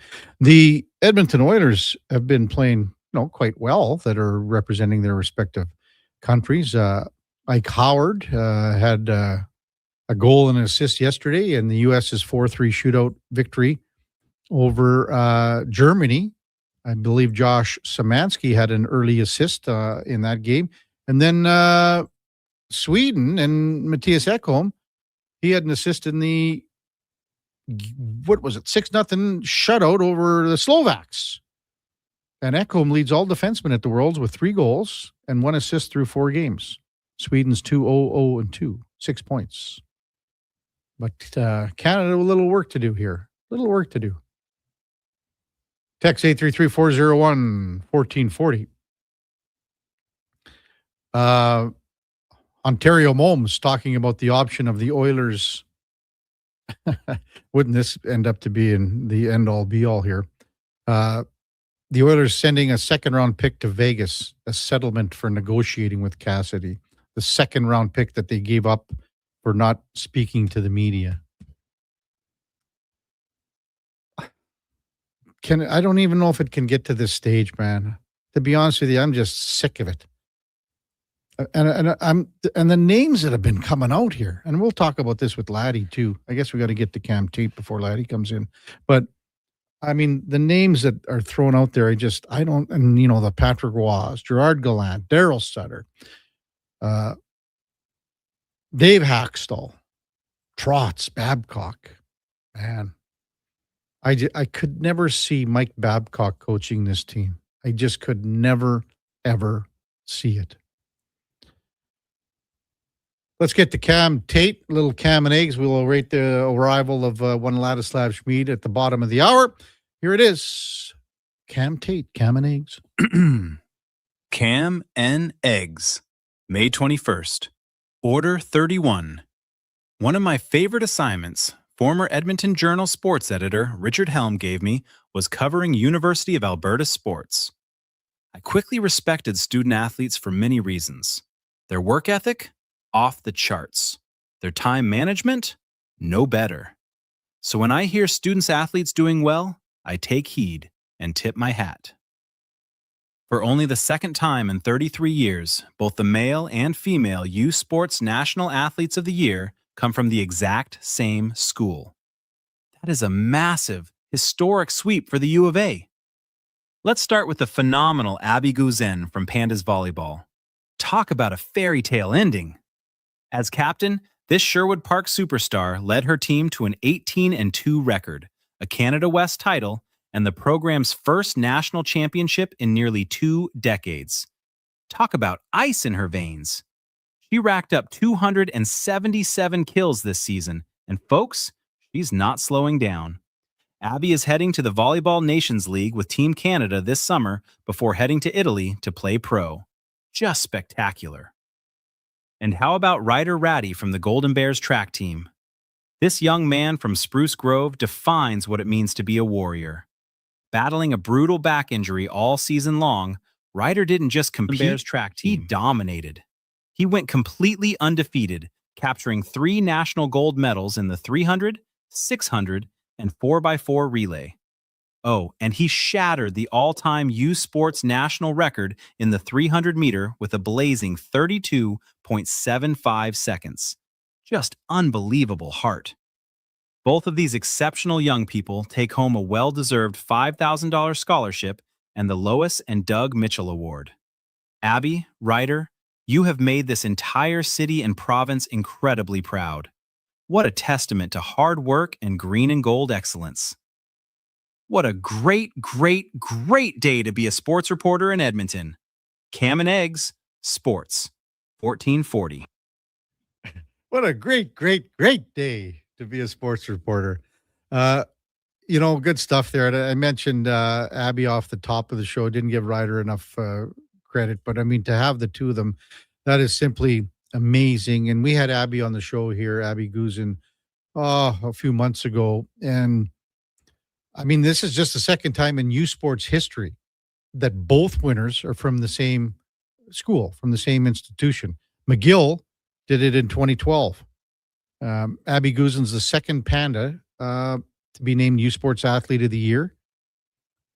Back in the day, and I remember her well, she was just an unbelievable player. Jenny Cartmel in 2000, she won it back then. And Ryder Ratti, the second Golden Bear to be joining Joel Schmulin, who won in 2009, another volleyball player. But I mean, Guzin was fabulous on the volleyball court. And as you heard Cam mention with Ryder Ratti, just a superb performance at the Canada West Track and Field Championship and U Sports Track and Field Championship in Winnipeg, winning national titles in the men's 300, 600, and 4x4 meter relay, and a very exclusive group to win all of those medals. So pretty cool, pretty neat. Congrats to the University of Alberta. Again, it's like the academics to get into U of A. It's much more like Eddie talks about it all the time. When he went to the University of Manitoba, way different than, being accepted to the University of Alberta. The academic standard is much higher. So you got to be able to handle it all. You got to be able to put the practice in, put the work in. You got to be able to obviously perform at a high level at whatever championship you're playing in. And then you got to hit the books, man. You got to hit the books. Hey, Duke, if you were playing, because you were like a superior student, according to you. I don't think I've ever said that. No, you said you were one of the top students in high school. No, you said at university in the ag bag drag guys or whatever you call them. Well, that's the Saskatchewan guys, the Agriculture Club, and our annual event, Bar None. What is it? What were you guys called? Superior, like the Aggies. Okay, the Aggies. But and this is just for clarity. I was both a member of the Agriculture Club, which is a little bit more broad and wide spanning, but then also I was in a fraternity that's called Farmhouse, which was largely a collection of the same guys. Not as many necessarily, and that's where I lived. I lived in the farmhouse for 4 years. But I was hey, Kevin, you will never catch me saying I was a great student at the U of A. Never. Oh, I was. See, I thought you were. I was much more inclined towards the social activities. But my question would be, Duke, if you had to, let's just say you were a little better of an athlete, and say you were a little better. How about like a lot better? Say you were playing, Duke, at some, say you made the men's field hockey team. All right, let's pretend that existed. So anyway, you've got a lot of responsibility. You got practice every day, blah, blah, blah. And now, to do that plus your studies. So how much, like, as you said, you had a lot of fun away from school, but could you imagine if you had to add on being a high caliber athlete too? No, I couldn't. A guy that I lived with in Farmhouse in my second year, he was a first year student. He redshirted with the Bears football team as an 18-year-old, and he was also a first year engineering student. Wow. Needless to say, his time on the football team was short lived because it's too much for almost everybody. Like to be able to balance and I'm not taking shots at any specific program that you can take at the U of A, but certain programs or majors do have a larger workload than others. For mine would be considered one of the easier ones, right? As a BA student, even in a social science major. Laddie's just in. Montana to Rice will like this as we go to break. When I went to SAIT Duke, right? Because I lied to get into SAIT, but you know what I took for school there? Your major was communications. No. It was RFM, Recreation Facilities Management. Oh my goodness. Yeah. No. It was like how to drive a Zamboni. Yeah, I'm just saying, like he's the guy running the Boney at the local ODR. When we come back, Ladislav Schmid in the building, Kevin Karius, Duke of Delburne, Josh Fenwick on Sports 1440 AM radio. We're streaming on YouTube, X, Facebook, Instagram, and Twitch. Mr. Rooter gets attacked by a Canada goose. Oh, look at that. Another on-time arrival. Nothing stops Mr. Rooter from plumbing on schedule. You gotta be kidding me. Hello, Mr. Goose. I'm Mr. Rooter. Okay, this is what you train for. Through rain, sleet, or goose, the pipes get fixed. For a plumber who does whatever it takes, Mr. Rooter.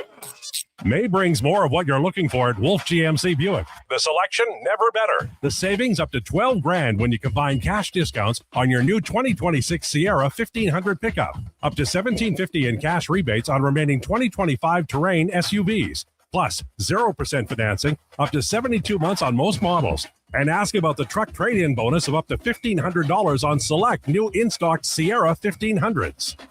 Wolf GMC Buick. We're making it easy. Come for Canada's largest trade shows, the biggest names in entertainment, exhilarating sporting events, and more. And stay for the experience at the Edmonton Expo Centre. Looking for the perfect place to host your next big event? From trade shows to galas, meetings, and concerts, the Edmonton Expo Centre has the space, event expertise, and service to make your next event unforgettable. With over 522,000 square feet of flexible event space, in-house catering, and operational expertise, they bring your biggest vision to life. Learn more at EdmontonExpoCenter.com today. Hey there, I'm in the Fountain Tire sidecar, making a list of the things I'm doing this spring. 1. Saving you money, with up to 20% off select tires until June 13th. 2. Water skiing, tricky in a sidecar, but fun. And 3. Saving you more money, with mail-in rebates of up to $100 off a set of 4 select tires and $50 off a $150 service with the purchase of 4 select tires. Oh, that's 4 things. Oh well. Restrictions apply. Book online at fountaintire.com. Fountain Tire. We're on this road together, Canada. Get ready for a night of rock with the Gene Simmons Band. Monday, November 30th at Silent Ice Center in Nisku. The Gene Simmons Band, performing your favorite classic hits. Monday, November 30th at Silent Ice Center in Nisku. Tickets on sale now at silenticecenter.com. Don't miss the Gene Simmons Band. Hear that? That's your entry calling. Go Auto is sending you to the biggest football event in the world, live in Vancouver, with tickets, flights, and a hotel stay for 2. To enter the contest, just text GAME to 780-777-7777. That's GAME to 780 all 7s. Go Auto, get in the game. You wanted local sports on weekends. Saturday mornings at 9, check out the Saturday Sports Setup, where we'll tee up what's happening on the weekend sports scene. Tune in Saturday morning at 9 on Sports 1440. To the guy who said, I'll marinate the chicken, then forgot. Hi, your Safeway PA announcer here. We've got you covered with a variety of freshly prepared kebabs, ranging from chicken to beef and pork. They even come pre-marinated. So all that's left is pretending you made it yourself. And they're on sale this week. For more great summer deals, check our flyer at safeway.ca. Variety may vary by store. See flyer for details. That's the way.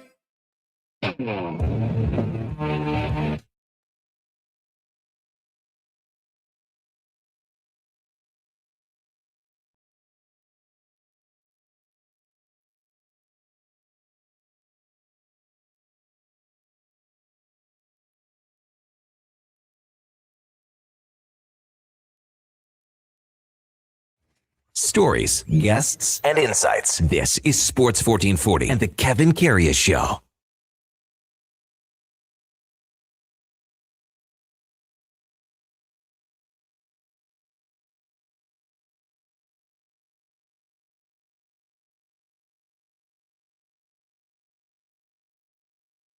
All right, welcome back to the big program, 9:34 in Edmonton. Ladislav Schmid is in the house. We're just watching Canada score against Norway at the World Hockey Championship. It's 3-3 now. Gabe Velarde has just scored for Canada. Good morning, laddie. Good morning. How are you doing? I'm doing well. Does it bring back memories for you? The World Hockey Championship? Yeah. It's a fun tournament. So- but it's way too many teams these days. Do just bang on it. I'm like when I see like 16 teams, it's like Oh, I come know, on. yeah. Like I'm Great- sorry, yeah. I don't want to degrade some other countries, but like there's some upsets, right? Mhm. Always, but and again, nothing like I have respect for all the countries, but how do you expect certain countries to get to like really riled up Mhm. against certain countries in the tournament when like they're like 3-4 difference below you, unfortunately. I don't know. Like it should be more about quality than about like anybody can play hockey at this stage. So on your hockey DB, it doesn't come up. I had to go to the elite prospect. So because I asked you the years and you were like, well, it's hard to remember. But One was in Moscow, I think 2007. yeah, we got, I think, because you had played 1 year here and then you went that year, right? Yeah. Just according to this. Yeah. And then one was 07? in Stockholm. And that would have been maybe 13. Yeah, I think Okay. 2013. Okay. So what do you remember from him? The fun tournament, you're gonna get, obviously you play for your country, so it's always awesome, right? Representing your country and at the end of the year kind of thing, you have a little bit of fun, obviously. But yeah, like over here in North America, the World Championship is Doesn't mean like, a lot, yeah. doesn't mean a lot, but over there is like everything. Like people think it's like the best and biggest tournaments. Like it is fun, but still like you don't have the best on best. It's not like Olympics or World Cup of hockey. What have you, like when you talk to Canadian teammates that you played here, say Oilers or Flames, and they went over because it's something different for them.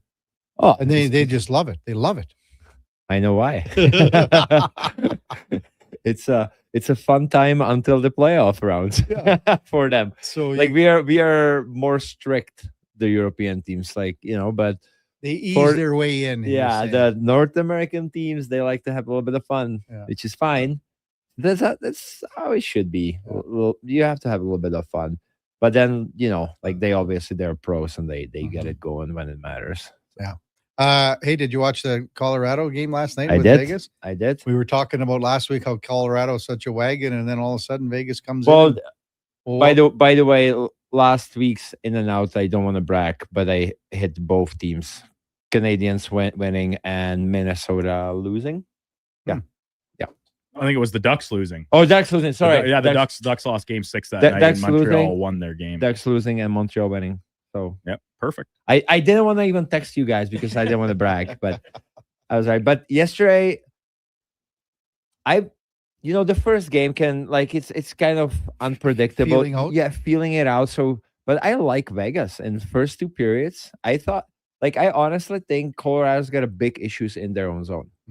And it like especially after faceoffs, they're not used to playing in their own zone. You could tell after a faceoff in their like defensive zone and So coverage. Yeah, D zone coverage was suspect in my opinion. Like Vegas was winning a lot of offensive zone faceoffs, and when they won them, Colorado had trouble sorting it out. There was several chances right off the bat. I like Vegas. They play exactly what they needed, and obviously you need a goalie, right? Yeah. You need a goalie when you go to Colorado, and Hart was playing really well. Faceoffs were 57-43 on the night for Vegas. For Vegas, yeah. But especially in the first 2 periods, it's like okay, like they're winning the faceoffs, and then Colorado, like for whatever reason, I don't know what their system's supposed to be, but they had tough time sorting it out. So Vegas did have a lot of chances in the slot. And then like 3rd period, obviously Colorado just like cranks it up, and they did have chances. They created like that McKinnon setup on the second goal. That move in the corner is ridiculous. But don't you think he was pretty quiet until then? He was. Vegas did exactly what they needed to. Yeah. They frustrated him. Yeah. Because he was several times he was looking at his teammates and he was saying he was fired up. And he was quiet. Like there wasn't much. Like I said, Vegas played smart hockey. They took away the dangerous areas. They kept him on the outside, but then he needs a one play. Yeah. And there was a sick play in the corner. It's just so quick. And then fell for the banana in the tailpipe. Yeah. Right. Like, and Nikushkin's goal was really nice too. But how about Marner? Not good enough in Toronto, eh? What a pass. That pass is ridiculous. Like, not too many people would see that and like reaching across his body to put it to Dorofeyev, I believe. Dorofeyev, yeah. And he is on fire. Yeah, he's got 10 goals. He is a goal scorer, pure goal scorer. But did you get a feeling, Laddie, in that game? So remember the Minnesota game against Colorado? Yeah. And Minnesota's up 3-0. And then Colorado just kind of. I think the fans were like, okay, this is happening again. But this can only happen. It doesn't happen very often. But Colorado is like Edmonton Oilers third period. Like, you have that feeling that it's not over until it's over. Like, they start their rotation. And like, I think Malinsky played pretty well in they got after him, didn't they? But yeah, and they're going after Taves too because they know. But Malinsky is good offensively, but defensively he is. That one play it was an ozone playoff for Vegas. They won a face-off, and then Taves kind of runs into Malinsky. I don't know what they were doing, and there was crossed up. I think so, and there's a one guy from Vegas. I think Howden or whatever. Brett Howden. Howden. Yeah. Like, wide open behind both of them. And I'm like, and Malinsky started in front of that. Like, I was just like, that was one thing that like they didn't know how to sort things out, which happens, but you can tell like the chemistry is better between Taves and Makar. Like, they're used to each other. Like, Malinsky is great defenseman. Like, I like when he's rushing the puck, he's like very smooth skating. He's good. He's really good. But it's not Makar, right? Like, they're missing him. I don't know. I think even when he comes back, he's at 70% or whatever. And you know how Vegas gonna treat him. They're gonna go right after. They're gonna go right after him. They Look know at how Minnesota went after him. Yeah. But then, little stick taps to the glove. Yeah, just like, tiny little they're gonna go after him. They're gonna go after Taves because they know those two guys. And the rest of the defense is good too, but they're bigger boys. Like, Makar plays 27 minutes, 26 minutes. You go after him, likely he might get hurt because he's already tired. Taves plays what, 24, 25 He was minutes? 27 last 27 night, minutes, yeah. But Kulak was 23. Taves was 27 and a half. How did we get rid of Brett Kulak? Can we go back to that? Sure. Absolutely. Like, how? I don't Do you know. remember when that trade happened? I was like, we were talking about it. So when the trade happened, we were actually on location, Eddie Steele and I, because it was on a Friday. And we were at a golf at CCT, the country club tour. And we went, okay, so it's Jari for Skinner. Okay, so it's just lateral. Yeah. And then when the other pieces came in and it's Kulak and a second rounder, we went, wow, this is insane. That's insane. Yeah. Like, Brett Kulak was great for the Oilers. He could play top 4 minutes if needed. And then he was like one of the best third pairings, third pair guys in the league. And now he's second pairing in the playoffs. And he was second pairing in the playoffs a lot of the times here. Yeah, he was. Like, I just didn't get it. It left a huge hole in our defense. And like, people don't realize, and that's just the hockey side, but he's a great guy in the locker room too. Well liked, down to earth, like, can provide, not the most offensive guy, but you don't need that. You have other guys already on the defense. But Kool-Aid, huge loss for the Oilers. Massive, Honestly, like, I think they know that now. Oh, if they don't, then they don't know. Yeah, seriously. Ladislav Schmid in studio, Kevin Karius in Sports 1440. So Frank Saravalli was on earlier, and we had a pretty intense discussion. It seems like I'm gonna have to start showing up earlier because it's like, it happens quite a bit between you two guys. What? Well, okay. So what's happening now with what's happening with Bruce Cassidy and the Oilers and the coaching staff. Sorry. So now, basically, it's in a holding pattern as far as the Oilers. Vegas is not letting anyone talk. Not even LA, right? Like, no one. Just leaving it at no one. Because they said after the playoffs. Yeah, well, they said our focus. They didn't say that either. Yeah, they said our focus is on the playoffs, is what McCrimmon said. Vegas just doesn't.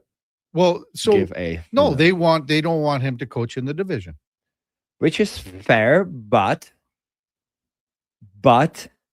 like give a guy a chance. Like there is some unwritten rules. I know if they're right, but it doesn't look good for the organization. I think. So there's a lot of moving parts here, Laddie. But so, and it's not just Frank, but it was your buddy Bob Stauffer who brought up Mike Babcock. Did you see that look?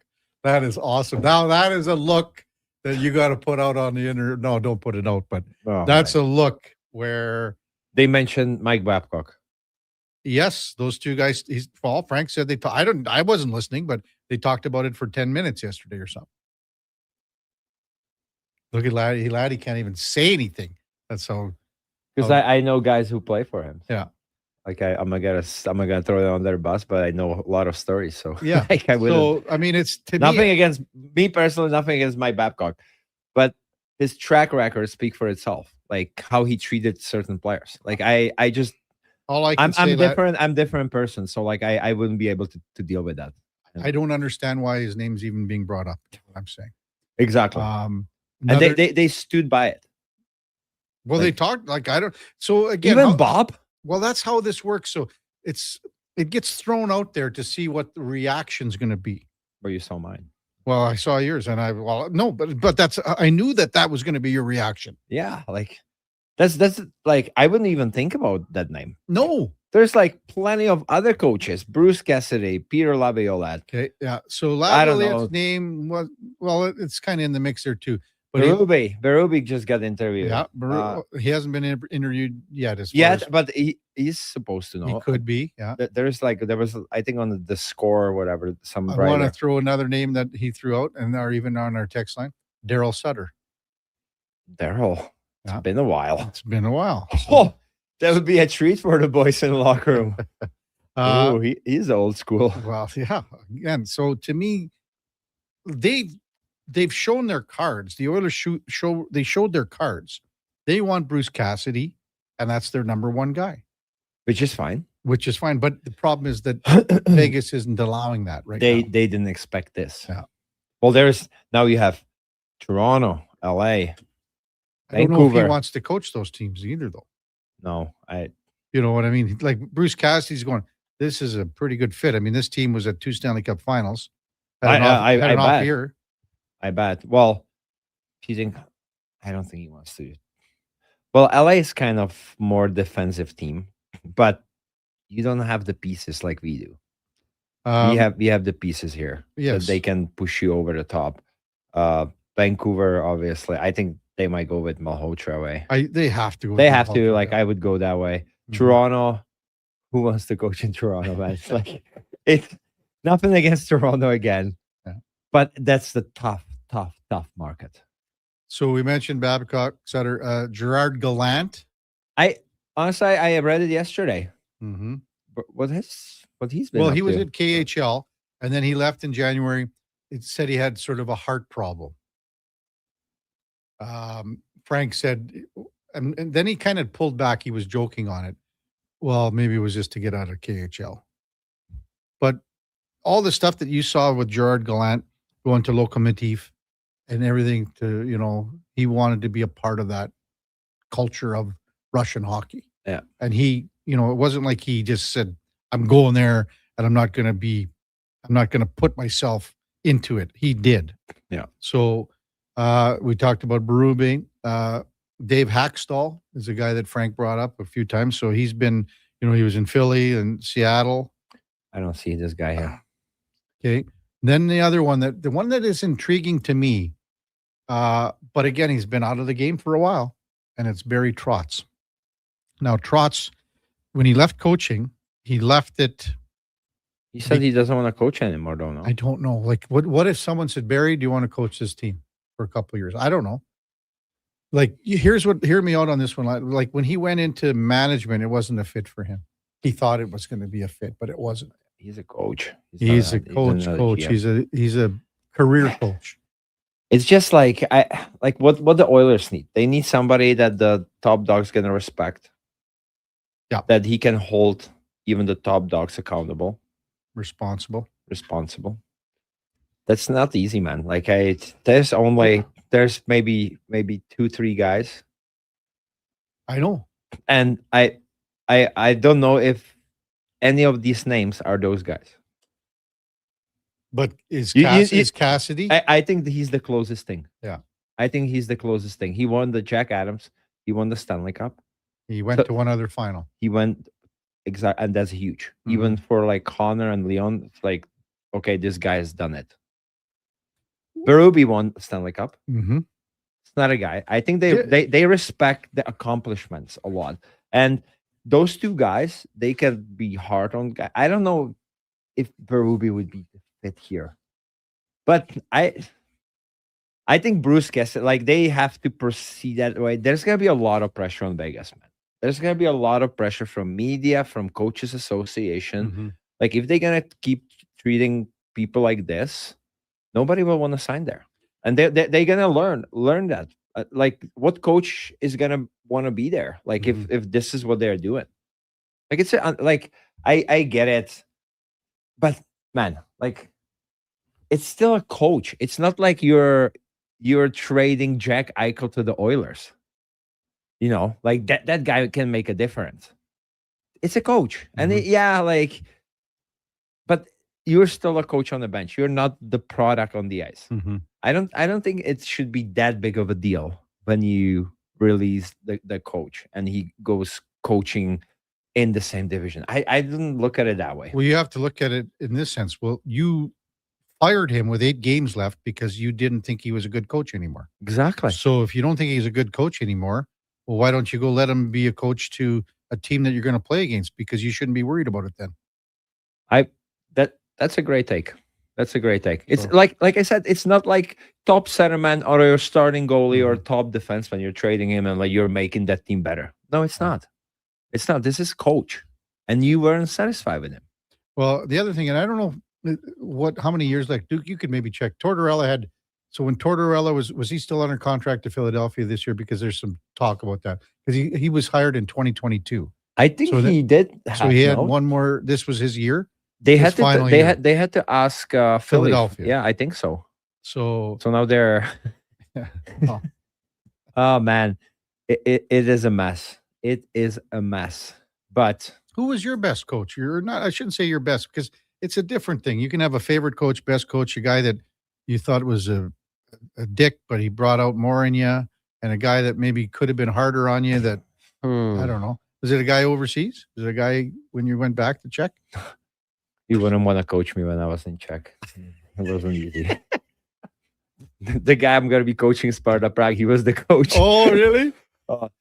We should get him on the radio. Some stories about me. Well, why don't we? Because when you're leaving in June here or July, maybe I'll talk to him. Maybe I'll talk to him. Come on, because the time will work. Yeah, it will work. Yeah. It will work. What's He's a his great name? guy. Patrick Augusta. Oh, okay. Okay, yeah. He would tell you some stories. It wasn't easy to deal with me. But in the NHL, well, how come it's changed now? You just got older and wiser. Older and wiser, man. Stop drinking. That's a big thing. Being a party animal. Well, my first coach was Smack T, and gonna be honest, I didn't like him much because he was super hard on young guys. But he probably taught me the most. So when I was at the end of my career, you kind of like start realizing, well, he actually like pushed me, and he was old school, but trying to make you better. Trying to make me better. So I like Mac. I had Tom Rennie, I had Pat Quinn, I had Ralph Kruger. I like Tom Rennie and Ralph Kruger. Very smart guys. Very smart guys. Pat, they could be a little bit harder on guys, but they're very smart. New hockey. Pat was very old school. Yeah, he had the connection wasn't there anymore. No, I would like older. I bet you would have had fun playing with or for Pat Quinn 30 years ago. You know when he was coaching in Van. I heard, and yes, but great personality. Yeah. But a great personality. You could talk to him away from hockey. He was awesome. Great person. Who else did we have? Dallas Eakins. Dallas Eakins, yeah. The Swarm. That's brutal. Brutal. And do I have to even mention Bob Hartley? Yes. Oh, yeah. Well, someone mentioned Bob Hartley's name on this list, too. Because he's won at every level. He's won in the KHL. He's won in the American Hockey League. Okay, that person hasn't been coached by him, I guess. Yeah, I don't want to talk. Yeah, I don't want to ruin my day, so I'm not going to talk about Bob Hartley. Oh, that's good. There's not too many guys who liked him. let me leave it at that. The old Bob. We are going to bust down the Carolina-Montreal series here with Ryan Henkel when we come back. I didn't know that Montreal's got such a good track record against Carolina this year. 3-0. Yeah, I mean, it's going to be hockey. I don't think it's going to be overly physical. So I still think Carolina has advantage. Mm-hmm. But Montreal, I wouldn't count them out. They have something special going on. They have, but there's two great coaches going at it. I love it. Carolina's played 8 games. Montreal's played 14. I know, man. Isn't it crazy? I know. That's the longest. Isn't it like a longest period of time between for 12 days? I right? don't know if it is, but it's got to be up there. I think so. No, Duke. You know what they say, laddie? If one it's job. He's got one job. You should have it down written like not a record. Well, I know I can't read your mind. I don't know what you're going to ask me. I did figure out that Tortorella had because he signed a 4-year deal in 2022. So he had. So this would have been the last year of the deal. So they technically would have still needed permission, but it would have been not a lot of term left on it. I like Torts. Like I honestly, I genuinely like the guy, but you cannot sign him for 4 years. Everybody knows Torts is good for 2 to 3 years to get the best out of the team, and then it needs to go. And so because guys are they cannot do it anymore. I was looking back, and I believe his time in Columbus. So when he first got hired, it was a 3-year deal, and then after that, it was a 1-year extension, and then I think it was a 2-year extension, which he obviously didn't get out to its entirety because he was let go from there, and it was out of the game for a while, obviously before hired Philly. So. I would sign him for 3 years. That's perfect life for Torts. No, well, no, 8 games. Yeah, man. Like I heard like I had a bunch of friends who played for him, so I always was wondering how it is. They're like he's very intense, he snaps, but he means well. Yeah, and like if you talk to him away from hockey, he is like one of the nicest and greatest guys, genuine guys, rehabbing horses. Like he's just a good person. And like he would like invite guys. I know in Vancouver he would invite guys to his cabin, like fishing and stuff like that. And like I think Sedins and Bravada, they had like an awful year when he was there. And I asked Bravada, I was like, how was he? And he's like, yeah, like hockey wise, we were on the same page. But like away from the hockey, and you're not gonna be like tight with every coach or every player. Yeah. But he said like away from hockey, like he was amazing, just a good guy. Like you could talk to him about anything. So like when people like pooping on him, I'm like, you don't know the guy at all. Like I don't know him personally, but they see the stuff that the outbursts and all that stuff. Yeah. I like the emotion. Sometimes it's over the top. And they see the stuff with Larry Brooks in New York and the recording. And can you get that through your thick skull, Brooksy? Whatever it was. I don't know. They were going at a lot. Ryan Henkel, top of the hour. When we come back, before that time now for a Sports 1440 update brought to you by All-Star Construction. They shape and build Edmonton communities, specializing in underground utilities like power, gas, telecommunications, and street lighting. That's All-Star Construction. Here is the Duke. This is the Sports 1440 update.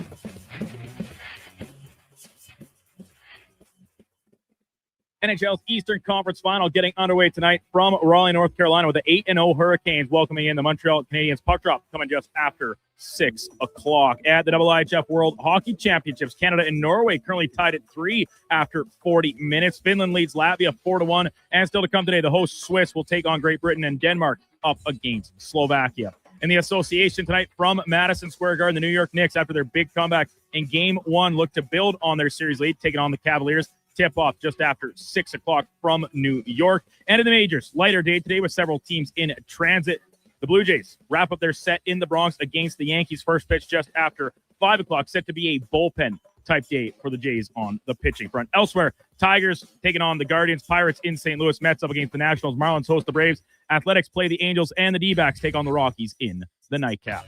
Coming up in hour 4 of the Kevin Karius Show, we'll be joined by Ryan Hankel from the Hockey News covering the Carolina Hurricanes, and we'll check in with a new edition of In or Out. I'm Brandon Douglas at your Sports 1440 update. Sports 1440, Stingray Radio Station. CKJR broadcasts from West Edmonton Mall and Wetaskiwin. Download the free Stingray music app and listen wherever you go. Looking for a solid 4x4 that checks all the boxes? The 2026 Jeep Compass is in stock now at St. Albert Dodge, and this is a great value, starting from just $36,900. It's a Jeep, so you've got 4x4 capability, plus features like an 8.4-inch touchscreen, Apple CarPlay, active lane management, a park view rear backup camera, and more. Over 30 in stock right now in just about every color you'd want. Head up the trail and see how easy it is to do business at St. Albert Dodge. It doesn't start on game day. It starts before kickoff, before the first snap. It starts with you locking in your season seats. This is Edmonton Elks football. The only way to experience it is being there for every hit, catch, and touchdown. The Elks home opener kicks off June 20th against Montreal. Your season seats are your way in. Get yours now at goelks.com/season seats. Edmonton Elks. Our city, our year. Hey there, I'm in the Fountain Tire sidecar, making a list of the things I'm doing this spring. 1. Saving you money, with up to 20% off select tires until June 13th. 2. Water skiing, tricky in a sidecar, but fun. And 3. Saving you more money, with mail-in rebates of up to $100 off a set of 4 select tires and $50 off a $150 service with the purchase of 4 select tires. Oh, that's 4 things. Oh well, restrictions apply. Book online at fountaintire.com. Fountain Tire. We're on this road together, Canada. Hey there, it's Brandon Douglas from Sports 1440. If you're tired of slow, unreliable internet connections like I am, check out Starlink. It's fast, reliable, even in bad weather, and even works for 4K streaming for movie nights, online gaming, and more. Growing up on the farm in the sticks of central Alberta, we tried everything to get reliable internet, but we're always left with buffering video and half-loaded websites. There's nothing worse than losing your connection while streaming the big game. I'm getting mine set up soon and can't wait. If you're ready for better internet, order online in 2 minutes at starlink.com/radio or call 1-800-GO-STARLINK.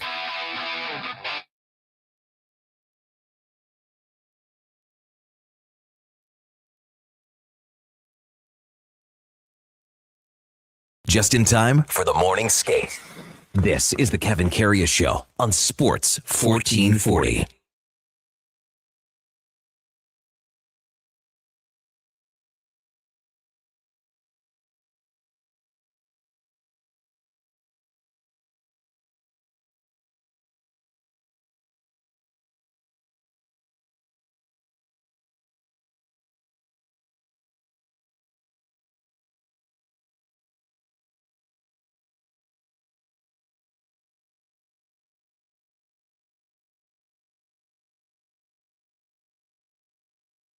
All right, welcome back to the big program.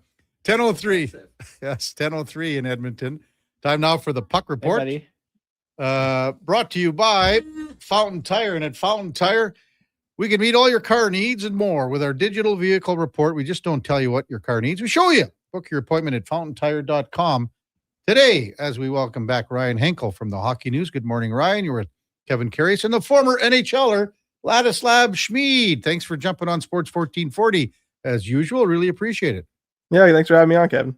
Hey, how many times have you heard rest versus rust so far in this series, Ryan?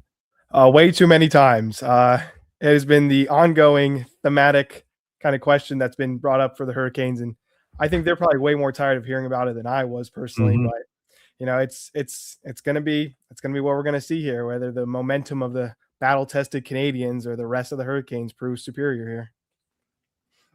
When you look at the Hurricanes, to me, and maybe it's probably a question that you've been asked too again, Ryan, many times. The second line has just been unbelievable with Stankoven, Hall, and Blake. What have you seen from them so far in the 8 games? Yeah, these three are just kind of clicking all on the same page right now. And I think what you're really seeing is 3 players kind of coming into their own. Taylor Hall's talked so much this season about how this year in Carolina feels different for him just because it feels kind of second nature. Like he understands the system. He understands what he's doing now. So he's talked about it a lot, how he just feels so much more comfortable playing in Carolina this season. And then you're seeing kind of the growth of a Jackson Blake in his second full season. the Logan Stankoven kind of, he was moved to center back for the first time since he was in junior hockey. Playing in the NHL as a center, especially a 5'8" center, is not an easy task. But we're seeing kind of all three of these players kind of putting it together and getting on the same page, and just all clicking, like you said, super well so far. Yeah, Laddie. Yeah, hi Ryan. Yeah, I was just wondering how healthy they are. Like, I know they had a lot of days in between the second round, third round, but is Carolina fully healthy? Everybody ready to go, or is there any lingering issues? Yeah, in terms of anything, nothing major or anything like that. I'm sure everybody, some guys maybe are nursing a little things here and there, but everybody's going to be ready to go for puck drop here in game one. And Rod's talked about it too. He feels this group, no excuses. They're going to be ready to go. Okay, yeah, Yeah. man, like it's really fun to watch them. Like each year, like all the fans are wondering when is going to be the year for Carolina Hurricanes to make it to the finals. I honestly believe this year is the year, and nothing against Montreal, but I think it's gonna. I think it's gonna bite them in their butt. The previous series go into game 7. At some point you have to run out of gas, and nothing against them. They're playing well. They have something special going on, but I like Carolina this year. They're aggressive. They skate well. They 1 through 4. You can send anybody, all 4 lines out there. They're fine. Defense playing well. Frederick Anderson, kind of shocking that he got the start in the playoffs, but he's playing really well. Was it a shock for you too, guys, that Rod went with Frederick Anderson? Yeah, a little bit was, because statistically, this was his worst regular season of his entire career. Like, he was down regular season. It went a stretch of 2 months without a single win. He was third in the rotation at times before Pyotr Kochetkov got injured. So, going in, you were like, all right, this is probably going to be Brandon Bussey's net. First year netminder. He was breaking records left and right. It seemed like every game. But it was kind of towards the end of the season. It was after that Olympic break. Freddie had did well for the Danish national team. Comes back, and he started making more saves here and there, looking more like himself. And Bussey kind of had a little bit of a slip. It's kind of what you would expect from a first year goaltender, taking on that much kind of the load of a long season like the NHL has. And I think it was the last 2-4 games of the season that Freddie just played absolutely outstanding for Carolina, especially with they were resting like 7 regulars, and Freddie was still playing so well. And Bussey kind of was playing well too, but it wasn't quite the same level we had seen. So Rod talked about this. It was just going with that experience. Freddie's been in the playoffs before. They know what to expect from him. And, they thought they were going to go to Bussey at some point throughout this, the playoffs, but there's just been no reason to, because Freddie, like you said, has just been just absolutely outstanding. And it's just complete, almost night and day difference from what it looked like in the regular season to now. Yeah. Got to ask you about Taylor Hall, because you brought his name up. What is it about Carolina that he's almost finally found a home? When he was here, he was just a young guy trying to search out and find things, and then all of a sudden he gets traded in a crazy trade with the Devils, and he's bounced around. But what is it about Carolina that this is it seems like a perfect fit for him? Yeah, that's a great question, because like you said, he's been a good player in a bunch of different stops, but like you said, always bouncing around, kind of looking to find that true fitting. And I think, Rod's talked about this a little bit too. I think there's more of a maturity and maybe a growth from Taylor Hall as well. It's, he's kind of accepted that, whatever he's been asked of from Rod and the team, like he's like, I'll do it. Like this season, he started out playing 4th line minutes, and Rod's talked at length about how there was never any attitude. There was never any, moping about it. Like Hall was like, yeah, perfect. Like I'll take those 4th line minutes, whatever you give me, I'll take that in full stride, and I'll be as good of a teammate as possible. So I think we're seeing a lot of maturity kind of from Taylor Hall, and the kind of evolution of him at this stage in his career has allowed him to kind of find that acceptance, find a home here in Carolina. And now he's earned the opportunity again. He's more comfortable, and Carolina gave him a shot to play on the second line with Stankoven and Blake, and he's taken that and run with it. Well, think about that, laddie. He came in here when you were here, and he was 18. Yeah, it wasn't fair to him, man. Like that, there was so much pressure on the 18-year-old kid, like the savior and all that stuff. And like, I'm really happy he's doing well. He's got a beautiful family. It seems like he's really enjoying his time in Carolina. And you know what? Like he's a north-south guy. Like he likes to, he's very fast. He is strong guy. I think they're utilizing his skill set. The Carolina plays high pace, a lot of skating, hard on the forecheck style of hockey, and Yeah. I think it fits him well. He feels comfortable, obviously, and he's returning the trust that Rod has in him. So I'm very happy for him. Yeah. Ryan Henkel with us from the Hockey News, Kevin Karius, Ladislav Schmid on Sports 1440. The defenseman I wanted to talk about is Keandre Miller with you, Ryan. Do you think, when I look around and there are other guys that obviously get the headlines, but this guy's he flies under the radar. How underrated do you think this guy is, Ryan? Yeah, I think that's a perfect way to describe him, because I think Keandre Miller is honestly one of the best players in Carolina this whole postseason and this season, really.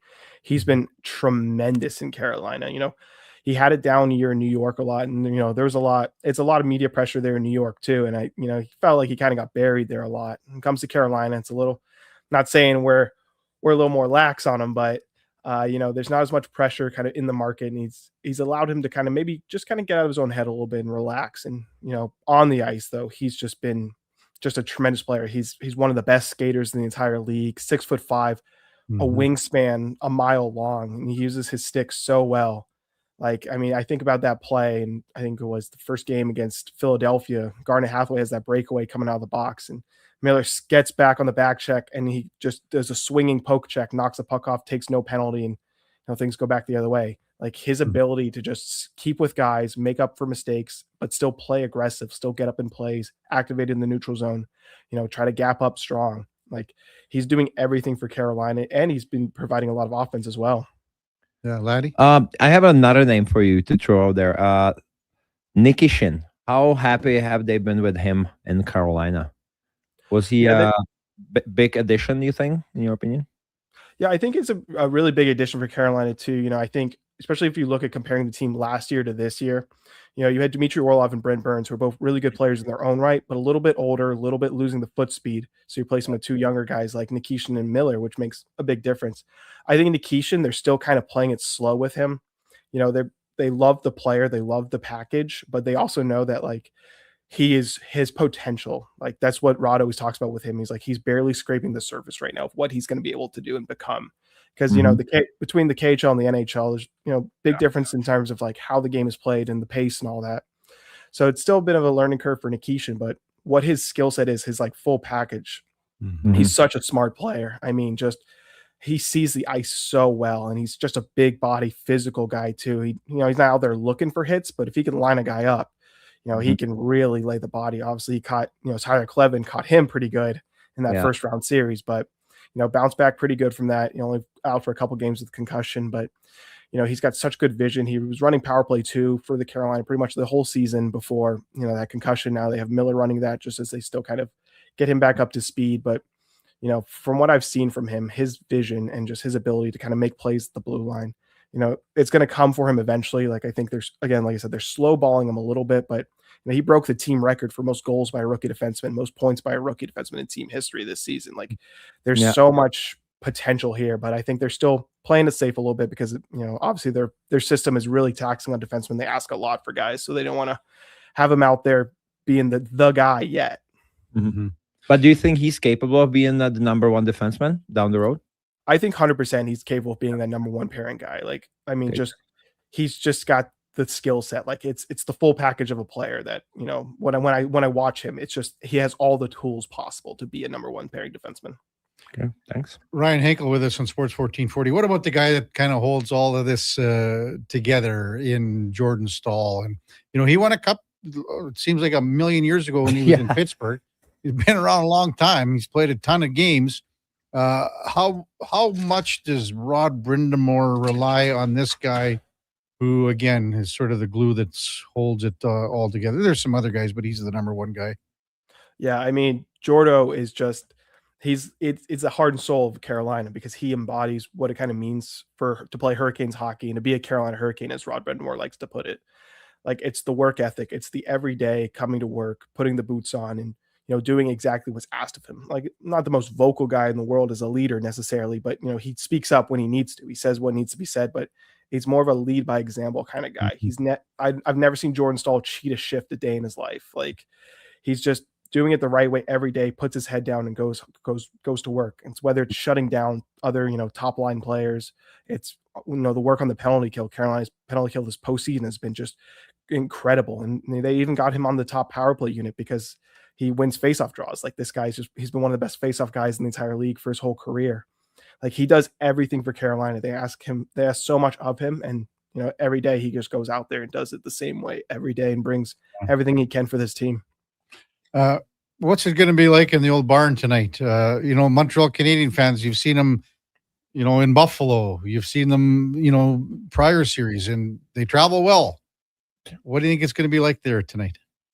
I think it'll still be a pretty loud barn. Obviously I expect Montreal to travel a little bit because, there's some of the craziest and most dedicated fans in the entire NHL for sure. Like, Montreal's going to have, but here in North Carolina, we've got a lot of kind of transplants from New York and Pittsburgh. And so when you see those games, you got a lot of fans come down here, but even in the playoffs, when they play the Rangers, still a lot of blue shirt fans who are in the area, but that building is still as loud as it ever is. So I don't think it'll be too much of a worry in terms of getting the Lenovo Center rocking for the home team. It's going to be interesting tonight. Hey, Ryan, as always, thanks for coming on. Really appreciate it. Enjoy this series, and I'm sure we'll talk soon. Take care, man. Thanks, Ryan. Thanks for having me, guys. Ryan Henkel from the Hockey News as game number 1 of the Eastern Conference Final gets underway tonight with the Carolina Hurricanes home to the Montreal Canadiens, and that's the Puck Report brought to you by Fountain Tire. Worry-free appointment booking at fountaintire.com. Give them a shout today. Hey, Laddie, do you know a reporter in Czech by the name of Tomáš Prokop? Okay, just a question. He's a reporter. I may be able to tell you who he's with. He's just called a Slovak hockey insider. Sorry, it's Slovak, I guess. No. Sorry. Big difference. Well, I know it's a big difference, but we split into 2 countries, right? When did this happen? I'm just waiting when one of you is like, is it Czechoslovakia still? When did this happen? What is he saying? Well, because I got to make sure I'm on the same page here. So, no, I can't even. Did you see what I saw, Duke, no. Duke or not? Oh, no. Well, I was going to. What do you mean? Where would I see this? Okay. Here's my question to you, Laddie.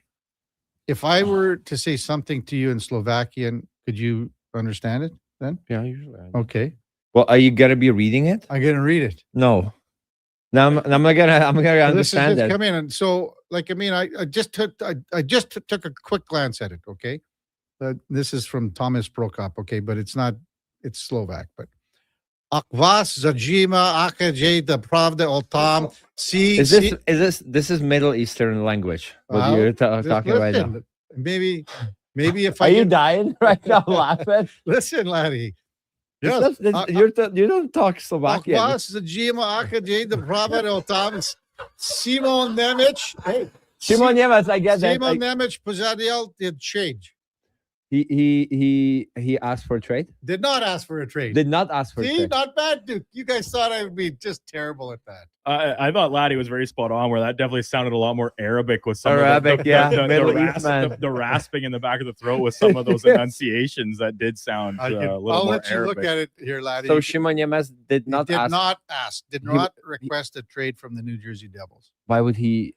This is just something that came out. It was a guy, Chris Johnston, reposted it. So I'm just trying to, Slovakia, man, there is a lot of insiders in Czech too, that there's things up for no reason, and this is like last summer was Slavkovsky and drama there in Slovakia makes the guys look bad. Now Nemec I don't know. I just thought it came up and it looked like something I could read. I love it. Good job. Yeah, thank you, big guy. When we come back, we'll go in or out. Laddie Schmid, Kevin Karius, Duke of Delburne. Josh Fenwick on Sports 1440 AM radio. We're streaming on YouTube, X, Facebook, Instagram, and Twitch. Come for Canada's largest trade shows, the biggest names in entertainment, exhilarating sporting events, and more. And stay for the experience at the Edmonton Expo Centre. Looking for the perfect place to host your next big event? From trade shows to galas, meetings, and concerts, the Edmonton Expo Centre has the space, event expertise, and service to make your next event unforgettable. With over 522,000 square feet of flexible event space, in-house catering, and operational expertise, they bring your biggest vision to life. Learn more at edmontonexpocentre.com today. Are new McCafe crafted sodas just drinks or something more? Like Sprite Berry Bliss, Creamy Strawberry Coke, and Orange Dream. All swirled with fizzy flavor and topped with silky cold foam. Only at McDonald's. At participating McDonald's restaurants in Canada. Who's that working on the underground utilities over there? All-Star Construction, that's who. What about the street lighting? Yep, All-Star Construction. And the directional drilling, hydrovacking, neighborhood renewal, and telecommunication work? Yep. Since 2009, All-Star Construction has been doing all that and more, shaping and building Edmonton communities for land developers all around Edmonton.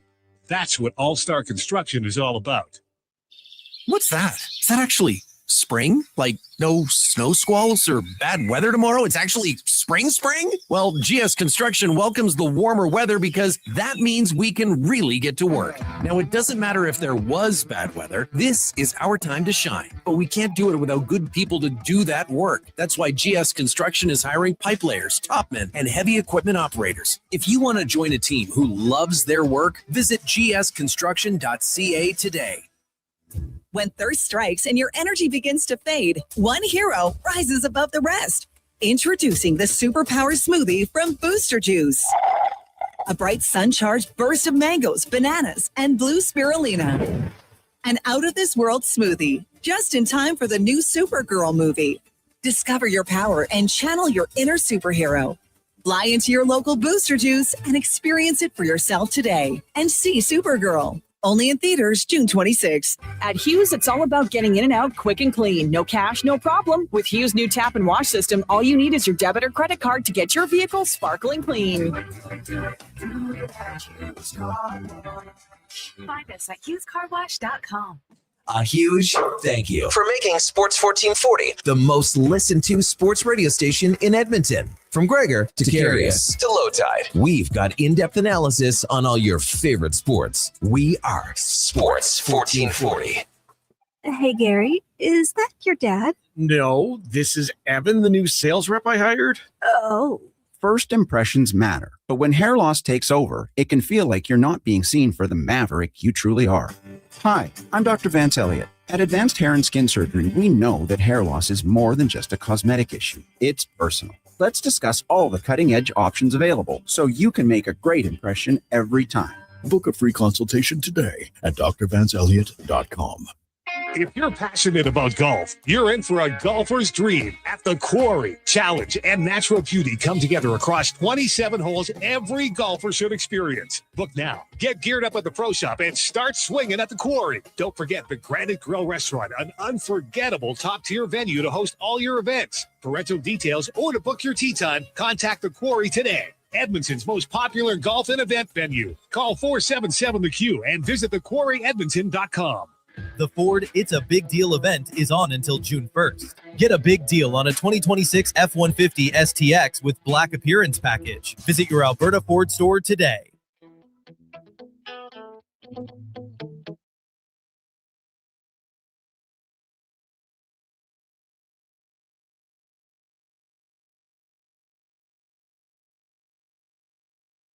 Have your sports curiosity cured with the Kevin Karius Show. This is Sports 1440.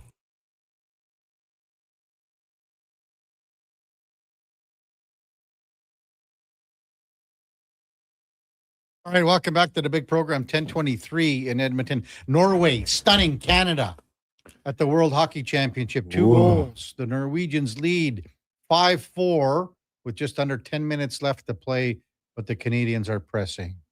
They're pressing. We'll see what happens. Time now for Are You In or Out? Brought to you by Pro Solutions. You need fast AC service? Well, Pro Solutions offers expert repairs, tune-ups, and installs with flexible financing. Book your appointment now at prosolutionsinc.ca. Okay, you know what? Moving too fast. Bottom line, are you in or are you out? In or out of what? No time for questions, just action. In or out? Well, then I'm out. I'm sorry, Jet. Actually, you're already in. Are you in or are you out? On Sports 1440. I thought you would go, I'm in, Bob. We would have had a really cool moment, but you kind of ruined the whole thing. All right, Duke. Letterbuck. As the Edmonton Oilers continue their search for the next head coach, but a hot button topic already this morning, even roster decisions for the club also loom large here, approaching the official full league offseason getting underway. On the back end, Connor Murphy presents as a seemingly priority to bring back on a new deal. And when I size up what he might command, I think the Oilers should be comfortable giving him a raise on his previous AAV of $4.4 million if it is on a deal of 3 years or less. How old is he? 33. You just gave Jake Wallman $7 million. Brad Kulak, bring back Brad Kulak on 4.5. 4.5? Or 4. You wouldn't rather have Murphy as a right shot D-man at, like, Murphy's going to touch 5 33. million. Is he not? Well, what Cooley's about the same, no? No. What's he at? Is he? Is Cooley? Brett Kulak is 32 years old. Ah, okay. And he's lefty. Yeah. I mean, we both love Cooley. We love Cooley. But he's familiar here. That's why I said it. Well, but yeah, that ship has sailed probably. He's just going to go right for... D. He's making $5 million. Yeah, if Murphy going to play top 4, that $5 million is justified. Well, it might be more than $5 million. No. But you're looking at his age, 33. But he's not gonna stick around if you're gonna try to lowball him. So he's a free agent. 3, yeah, he's someone's 15. giving him 5x3. Somebody might give him 4x5. Yeah, or 3 by 4, 5.5, 6 maybe, 6 even. Like we've seen it before. I think $5 million. I would keep him. Mm-hmm. Well, the priority should be a goalie. Right behind that should be a top 4 defenseman, righty. So, but you don't think that you're comfortable with Murphy playing that role based on what you saw? I think so. Okay, I think so. Oh, it's might be even easier because he knows what to expect. Right. Like So- it's how long has this team been experimenting and trying different combinations to find a viable partner that can play with Darnell Nurse and make a competent second pairing? We saw that. I would just use that pair as a shutdown D pair. Mm-hmm. Seriously. Like tell Darnell, like you don't have to do don't worry about points. That this is your job. Murphy right next to him, another seasoned veteran. We haven't 2 big bodies. Like it would make sense. Yeah. Like I guess so, man. Yeah, he's a righty. That's a big thing. If Cooley would be righty, I would be Cooley. No. I just Darnell's got 1 more year of full protection. If I'm Darnell and I talk about this with my wife, I would ask for a trade because the shitstorm. Sorry to swear. Okay. No. That's But don't you want to see? I honestly I feel bad for a guy. He's just a human being, and I get it. Like But here's my question to you, laddie. Like, and I know we've changed the topic here, but Darnell wants to win with these guys. I get it. I get it, man. Like I totally get it. I want him to win with these guys. But what has been going on, it's at the end of the day, it's still hockey. Mm-hmm. It's nothing personal. It's still hockey. It's a business. He signed a business deal that was given into him. And everybody keeps saying, oh my God, it's so much money. Who wouldn't sign it? Mm-hmm. Who wouldn't sign it? Everybody would sign it, right? That being said, like he is like when the team is not doing well, who is getting blamed?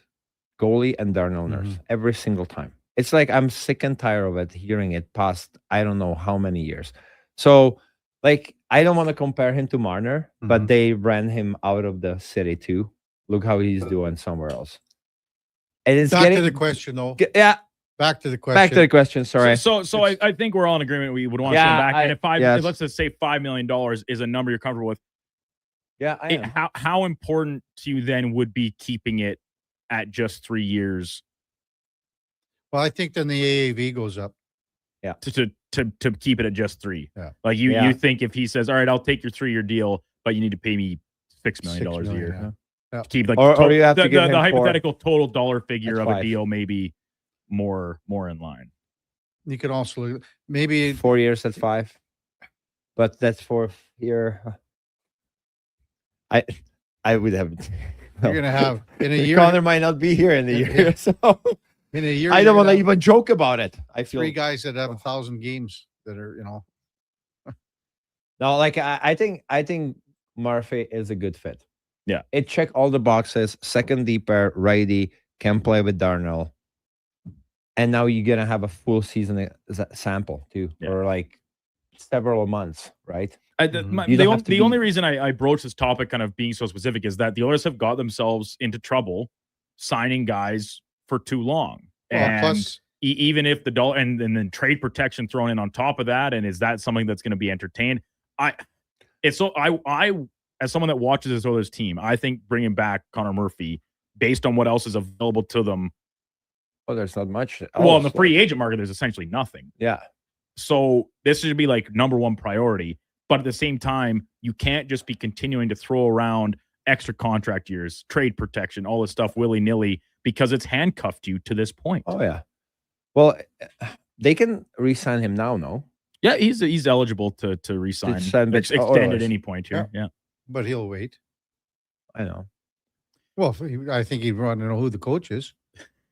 Might help. Wouldn't you? Oh, yeah. Mike Babcock. Thanks for your service. See you never. Yeah. Okay.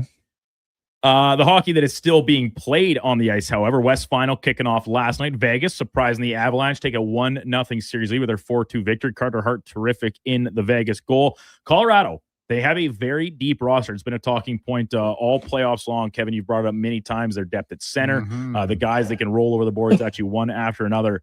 But if Cale Makar remains unavailable, or even if he returns and is limited, I'm not looking back at the D-core or depth guys that have to stand up. It may be crazy to say or too much to ask because he's already been excellent, but I think it is Nathan McKinnon that is the team's best player, maybe the second best player in the entire NHL, that has to somehow ascend to yet another level to get them past Vegas in this series. Well, he's one of them for sure. He'd be the leader. I think goalie needs to be better too. If Makar's not gonna be, would you change the goaltending for game 2? You have an opportunity. Yeah, you lost. They went to Blackout once and it lasted a game, and they went back to Wedgwood. No. Because I don't like to switch goalies much in the playoffs. I know. I just don't like 3 it. teams last round. I don't know. I don't like it much.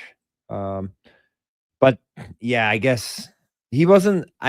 We talk about it. Yeah, he was. McKinnon wasn't a factor until the third period, and it wasn't consistent. The whole team. The whole team was like they were like feeling it out, like see like if it's not gonna be easy series against Vegas if you're gonna let them into the series. Yeah. But like if Colorado is gonna play the way they can, just like outskating them, like creating mayhem in the ozone, not too many teams can keep up for. It's gonna be hard to beat them 4 times. So again, it's McKinnon. It starts with McKinnon. He's the ringleader. Yeah, I guess he's got to drag more guys in. Yeah, he'll drag, and he will. I think. Oh, if there's a one guy in the NHL who will drag guys in, is this guy. Maybe he's terrifying to look at when he's pissed off on the bench yesterday. Team pool parties, getting the pregame swims in with the goggles and snorkel on. Oh my God, I've heard about that. That is it. objectively really funny. Right? Like we can all agree that. Listen, you can do your pregame warm-ups in whatever fashion you want, but the fact that someone actually caught that on video, it is objectively hilarious. It's out there in the flippers and the goggles getting some laps in. It's crazy. It's funny. It's crazy, man. Yeah. The Eastern Conference Final will get underway tonight from Raleigh, North Carolina. Simple series prediction. We did the West yesterday with Schlemmer. I get it. Montreal, they got a little bit of Team of Destiny type vibes, but the difference in what you've gone through so far, I think will really matter. I think the Hurricanes win this series, and I think it's in 5 games. I'm out. I'm going to say 6. You going to go with Montreal? I got to say Montreal's going to win. Oh. Carolina in 6. Yeah. Yesterday, laddie, I said Colorado in 6, and I got backlash. Everyone's saying 4 or 5 games. Yeah, that's right. Everybody said yesterday, people are like, to me, it's gonna be a sweep. My son too. I'm like, it's not gonna be sweep. I don't. It's Vegas. I haven't watched what Vegas, especially like I watched obviously every game quite intently against the Ducks, and Anaheim is not Colorado. Do not mistake me. But Vegas just finds a way to clog the game up and slow it down to their pace, and that was on full display last night with the back check, back pressure, right, and slowing down the other team's best players. And when you factor in no Cale Makar, it's another whole level. But that was yesterday's discussion. And you have to say the Canadians win this series. Okay. Dude, Vegas has Dorofeev. They have Howden. They have 10-9 goals. They have Marner leading the league in points. They have guys who are like going now. Like they're really hot. So you cannot write them off, but I'm happy for you, Kevin, with the prediction. I'm still going to go with Carolina. I think this is their year. would like to see Halsey win a cup too, though. Me too. Like I want Carolina to do well because it's been years and years. I love Rod Brind'Amour. He's my favorite coach in the NHL. Said it from day one. Like that's the one guy I would want to be coached by. Yeah. Just have that intensity, charisma. His speeches are unbelievable. Like you just want to go through the wall for this guy. So I think it would be cool if he wins the Stanley Cup as a player and as a coach. For the 20 years apart. That would be amazing. And the fact that the two head coaches played against each other for a long time, many years, St. Louis and Brind'Amour now facing pretty off. cool, though. It is. It's pretty unique. So Kevin, like, what really stands out to you that why the Habs can actually beat this Canes team that is fully healthy? They've had nothing but time to rest and get ready for this, prepare. So, I mean, Carolina, they beat Philly in 2 overtime games, correct? Mm-hmm. So let's just say Philly gets a bounce here or there. It's not like they dominated Philadelphia. But they were the better team. Well, I'm not disagreeing with that. Didn't they dominate them? Who, like they won some close games, but was that not on the back? Like Dan Vladar continued his heroic play. Like watching these two series the Hurricanes have played, I think it's very like they win in 4 games straight. Yeah, there were some close ones, overtime games, but I think they very easily handled both Ottawa. Let's just say Philly. Dobish continues playing the way he has. And then if they can get to Freddie Anderson, get a goal or two. I mean, Carolina, that one game, what was it? They were up. They gave up 2 goals so quick. It was like, that's true. It was a 2-0 lead, right? Right off the hop. They came back. So just like Joe Sakic would say, what? Rest is the weapon. Rest is Rest is the weapon. Okay. So I'm gonna go. Just the teams are like pretty similar. I know Montreal's got a better track record in the regular season, but I think this exhaustion is gonna play a part in this. They went to Game 7 twice, which is great for energy until you lose 1 or 2 games in the next series, and then it's like, all of a sudden everything hurts more. You think you're more tired than you actually are.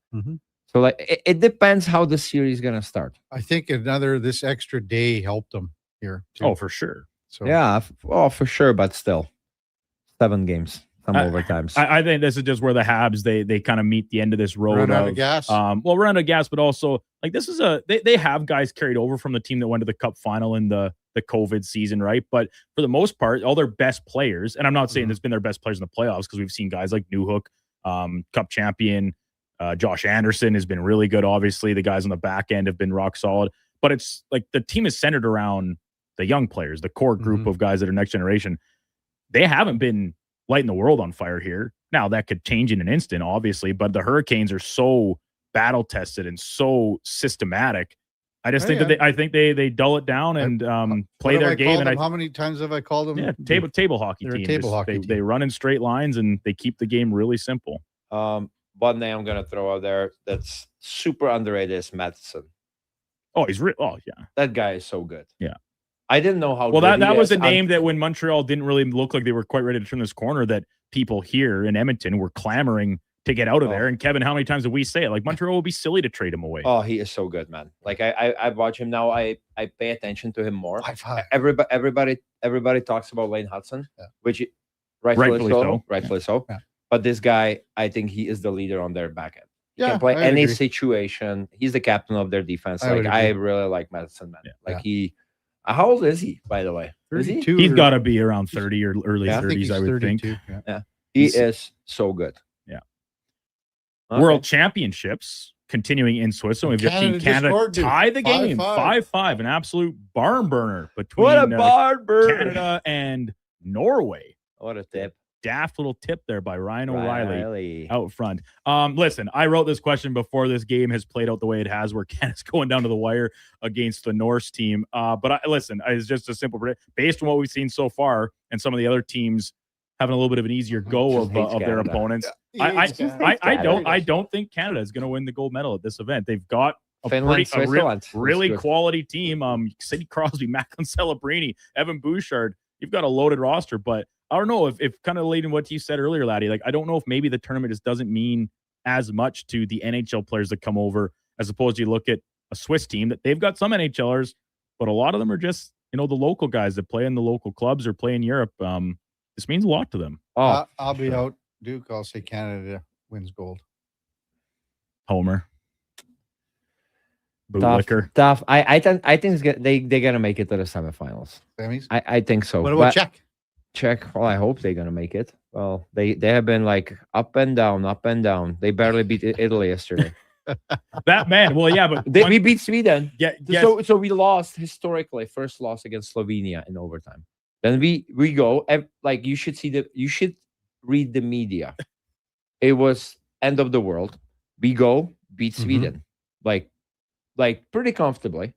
Go to the next game. So everybody's like, "Oh my God, this is destiny. This looks like I think it's 2010 or like whatever other world championship where we won the gold." Then we go against Italy. We made it even in 45th minute. It was 1-0 Italy.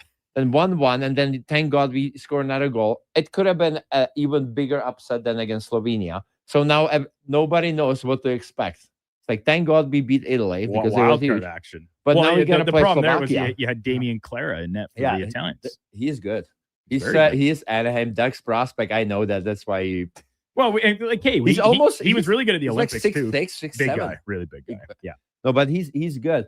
But like I don't know what to expect from us. But there are two teams I'm going to mention at the World Championships: Finland and Switzerland. They are rolling guys. Like Switzerland back-to-back silver medals on home soil this year. I think it would be pretty top of mind for them to try and find that extra gear and. They have a good team, man, and the players that they're the players from like Europe. They're very good players too, like that they play in the Swiss league. They're very organized, very disciplined. Like they all are. Their system is like top notch. And Finland always good system. They have good players. Barkov is there. Yeah, didn't play the whole year. And didn't play the whole year. I need to get some hockey under my belt. Let me go suit up for my nation. But that's like for a country, like guy like that showing up. Hey, I didn't play, but I that's massive, man. That's massive. Finally, we are 21 days into the month of May, which is No Meat May, Laddie. What? Were you aware? No meat. No meat. Where was this? This question should have been at May 1st. You weren't here on May 1st. Or May whatever. 8th, no, I just wanted to get you eased back in last couple weeks, so now you're full form for this question to address. No meat. The best meal you can enjoy without needing a meat across it. I'm going with the east of the garlic curtain. Give me some pierogies. Simple. You can dress them up in a bunch of different ways, and you don't need meat, and you're still satisfied when it's all said and done. Laddie, you're the food connoisseur. Come on now. Well, I enjoy salads without meat, but I guess pierogi I don't eat them very often. But when they're good, they're good. I'm gonna go with salad. Like salad? Like that's not a meal. It's like soup's not a meal. It's banya. This is the meal. That's from Seinfeld. If you would see the size of my salads. Yeah, the big salad. Big salad. That's a meal. What do you got in there? Well, I don't know. My wife just made a quinoa salad the other day. That's very filling. Yeah. So you don't need the protein. You don't need the protein, even though it would probably taste a little bit better with the protein. But pierogi has to be on top of the list if you don't need meat. Because the only real way, like you obviously would love to pair them with some good garlic sausage or something, or even some bacon over top, like crushed bacon bits. So bacon that's great. That adds to it. But compared to say like a salad, like you're saying, Laddie, Caesar salad, it's awesome. Everyone loves it. Add chicken in it, it's a million times better. So I'm gonna throw other dishes. So I was just thinking, my stupid brain was thinking just your country, which has no meals. Very limited, very narrow it's field. pathetic. Yeah, let's be honest. So when I go to Czech, there's a bunch of other meals where they're on the sweeter side. Some people would say they're desserts, but we eat them as a meal. Hey, what is it? Buchtičky ze šrodou, Yeah. it's called. So What's it's in like it's like a dough. So buchty, it's I don't know how to even explain to you. It's like a dessert. So you make like these little things. We can Google like a it. cannoli? Sort No, of. no, it's not a pasta. Okay. But it's you pour like a vanilla cream all over it and you eat it together. Okay. It's So it's not savory. It's sweet. It's sweet, but we have it as a meal. Well, you could And find shishki is maken, same thing. Again, it's another. It's closer. I would say it's closer to the pasta, and then you put poppy seeds and sugar on it, and again, it's a meal. But buchtičky ze šrodou. Dylan says, fellas, how about pizza? So you'd have to have a meatless pizza. Oh, what a waste of A calories. meatless pizza. I'll tell you what, you guys, we make the best, Duke. Oh God. The very best butternuts. Okay, there it is. Okay, yeah, it's like it's perishki almost. Yeah. In Ukrainian. The very best butternut squash ravioli and Swiss chard and ricotta cheese ravioli. Ravioli. That's a good. Yeah. I would pick ravioli over pierogies. I like good ravioli, and it doesn't have to be. If you think about it, a ravioli is just almost kind of like a pierogi. Kind of, yeah. It's all about the casing, all about the filling. Evan Bouchard just sets up Mark Scheifele for the overtime winner. It was a nice pass from Pretty quick. back on Celebrini to Bouchard to Scheifele. And it's a pretty nice goal, laddie. Really nice goal. So they win in overtime 6-5 over Norway. 5 goals, a lot. To give up to Norway, yeah. That's a lot. But, well, Canada think had been off for a couple days. Maybe they got after a little bit too much in her. Because they played on Monday last. No, Switzerland, guys. Well, if it would be in Prague. Oh, come on now. I've got some messages from my old teammates when they had World Championship in Prague. I was injured. I couldn't go. They asked me about places. Really? And then I double checked with them how the places were, and they were very satisfied. They were good. The guys that are organizing that trip I was telling you about next year to go to Prague for the 60 and over. For the what? 60 years old. I thought and you older. said 16. No, 60. That's 60. failed. 60. I don't know if I can go now because they're doing it in August. Why couldn't you go? It's August. I'm not going to Prague in August. It's gonna be busy. I don't care. I'll go in September, not August. I'd say September, October is better. Yeah. When the school starts, so go middle September. Yes, exactly. Still good weather. And Good stuff, Duke, on the in or out. Brought to you by Pro Solutions. Check them out at prosolutionsinc.ca for all your air conditioning needs. When we come back, we'll wrap up the show. Again, Canada just beats Norway 6-5 in overtime at the World Hockey Championship. We'll wrap it up. Kevin Karius, Ladislav Schmid, Duke of Delburne, and Josh Fenwick on Sports 1440 AM radio. We're streaming on YouTube, X, Facebook, Instagram, and Twitch. Mr. Rooter gets attacked by a Canada goose. Oh, look at that. Another on-time arrival. Nothing stops Mr. Rooter from plumbing on schedule. You gotta be kidding me. Hello, Mr. Goose. I'm Mr. Rooter. Okay, this is what you train for. Through rain, sleet, or goose, the pipes get fixed. For a plumber who does whatever it takes, Mr. Rooter. When thirst strikes and your energy begins to fade, one hero rises above the rest. Introducing the Superpower Smoothie from Booster Juice. A bright sun-charged burst of mangoes, bananas, and blue spirulina. An out-of-this-world smoothie, just in time for the new Supergirl movie. Discover your power and channel your inner superhero. Fly into your local Booster Juice and experience it for yourself today. And see Supergirl. Only in theaters June 26th. Hear that? That's your entry calling. Go Auto is sending you to the biggest football event in the world, live in Vancouver, with tickets, flights, and a hotel stay for two. To enter the contest, just text GAME to 780-777-7777. That's GAME to 780 all sevens. Go Auto, get in the game. Hey there, I'm in the Fountain Tire sidecar, making a list of the things I'm doing this spring. 1. Saving you money, with up to 20% off select tires until June 13th. 2. Water skiing, tricky in a sidecar, but fun.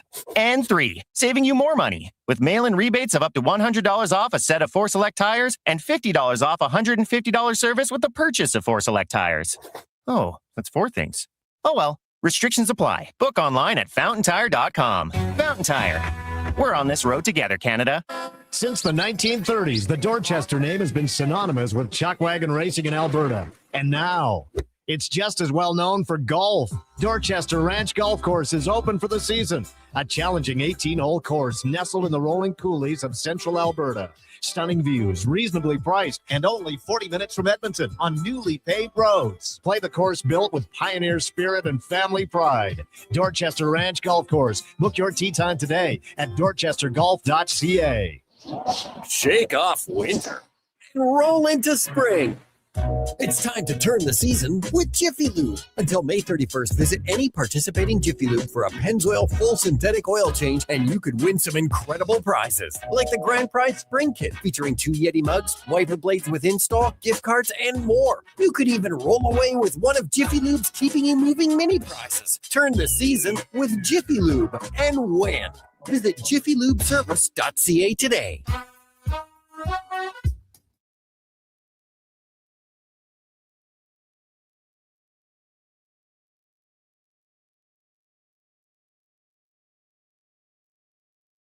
Your game, your station. Sports 1440. And watch us on YouTube, Facebook, and X.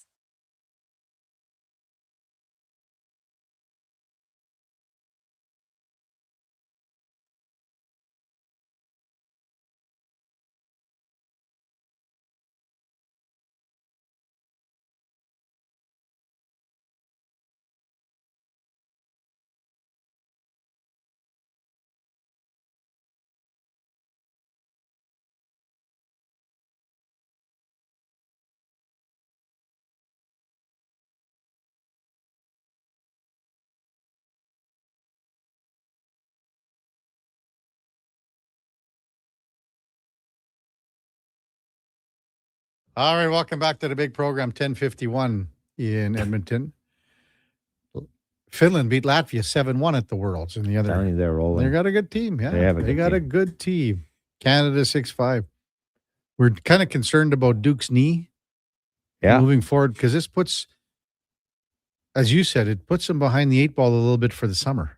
When you're talking about his extracurricular activities. Yeah, I had injuries on the lower part of my body. Injuries still hasn't stopped me from the other activities. But I don't know where Duke is at. I'm just thinking about everything that we've talked about over the last couple of years here, Laddie, about the persuasion. Like, you've got to put yourself in that position. You know what I mean? To now, like, he's hobbled around. Like, if Duke walks into a bar, two things happen. You either get the sympathy, or they go, "What a loser!" Yeah, you know. I would think it's probably the latter rather than the former. You never know. But if there was ever a chance to get Duke on your side and tie him up, it's now is the chance. You can show him, girls. You can show him that you can do what others couldn't do. Take care of him. Well, yeah, we talked about it last week. We're talking about the relationship, the nurses and all the caregivers that are out there that probably need to look into this right now. Well, I think if there's people that have those jobs, they probably do enough of looking after people day to day that they don't want to do that. But there's no benefits from those other older people. But you would be friends with benefits, or maybe down the road, serious relationship, because look at this girl. She can provide, she can cook me a meal if I'm struggling. She can take care of my knee. Mm-hmm. It's very optimistic. It's sponge bath. Yeah, well, it's like Costanza, getting right? getting You know? in and getting in and out of the shower has been a struggle. I need one of those like little swinging doors. So now we have an open invitation for a shower. There you go. Oh, wow. Not for us, Kevin. Don't look at me. I'm not going in there. Oh boy, yikes. You gotta be having conversation with some women. Sure. But you know what I'm Sure saying? means yes or sure no. Like, do I have conversation? Yeah, like yeah. I talk. Do to, they I know talk to women. you're on the injury list? No, not really. I don't. It's not like I message them and be like, "Hey, did you know that my knee is really effed up right now?" First message. No, not first message. Hey, I would go like, "Hey, do you want to go for a dinner?" Like, I might be a little bit slower. I'm nursing my injury here. Like, you can. Well, how much do you think the sympathy comes into play here then? I think a lot. Yeah. You're Until they and like I'd have to lie about how I heard it though. Nobody wants to hear about me banging my knee up playing slow pitch. Sliding into the third base. My God, the guy was right there. I just tried to steal home. Maybe just like Duke. make shit up, man. Like, come on. Yeah. That doesn't have to be. The history won't ask about that. You know, just get the girl in there. Just get the girl to the dinner table. Yeah. Start a conversation. Like the bar thing. The bar thing. The details that got you there become irrelevant at a certain point. No one remembers. You know what they say though, laddie, right? You can bring the horse to water, but you can't make him drink. Yeah. I have a story. You got a quick one. Inappropriate story. Well, not so inappropriate, but when I had this neck surgery, well, now I can say it, obviously. Sure. Neck surgery. It was very irresponsible, but my season was over. I was still rocking the neck brace. I went to Whiskey Jack's with one unnamed teammate, Oleszewski, sitting at the bar chair. I had a few drinks. I fell asleep in the bar chair, but because I had the neck brace on, it was holding my head up. So Hemsky didn't have a better idea than bring people to take picture of me. So they put arms around me and my head. I was fully asleep and taking pictures with me. It's like what a teammate, eh? Yeah, being on the plane with that neck thing, right? Yeah, You know? it's just boy. like it. Horrible friend. Yeah, horrible friend. But yeah, I did it to myself. So don't. It was very irresponsible. See, I think Duke should be walking around with crutches a lot more, like everywhere he goes. For like fishing for sympathy. Yeah, the sympathy. I think it's a real thing. Yeah. It's a real thing, man. Like, yeah, if you would go to the bar like 1 a.m., like out of your mind on crutches, yeah, a lot of people would be like, what a loser. But if you're just gonna go around, like just like to like restaurant or a reasonable time, it's gonna be, oh, look at this guy. Even the hostess. Oh yeah, okay. Like, yeah. Like I feel like But Kevin even is the onto slow something. pitch events, like if have your crutches on the bench. The other team. It is funny. So there was we were just like myself who was keeping score and the lady from the other team. She came over at one point. She's like, I just want to make sure we got because you just keep your own score, not the other teams, and make sure. And so she went over there and then came back because she forgot the score. She's like, it's like, oh, don't get up, like kind of being facetious. And I was like, well, I think I have a torn ACL. And then she felt pretty bad about making. That's fun what of you me. got. If you would have had the crutches there. Yeah, Get a fake cast on there. Whatever, it doesn't matter. Whatever it takes. It's been months, years. We need something out of you. Get a handicap sticker on your car. I don't know. You got any big plans for the weekend? Yeah, I'm going to Cochrane.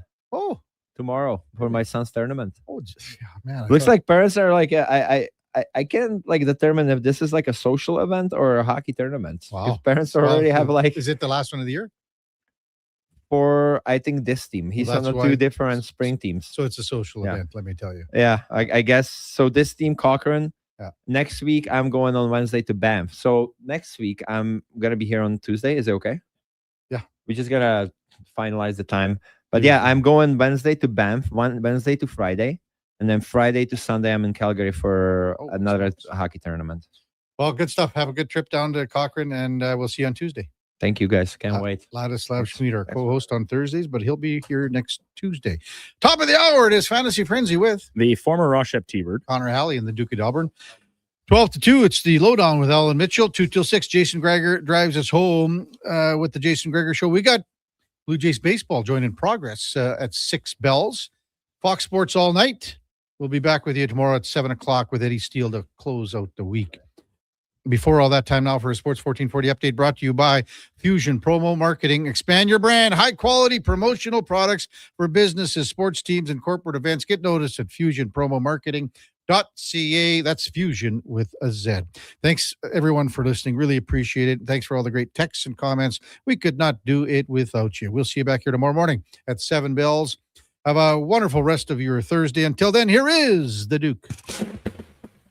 Sports 1440 update.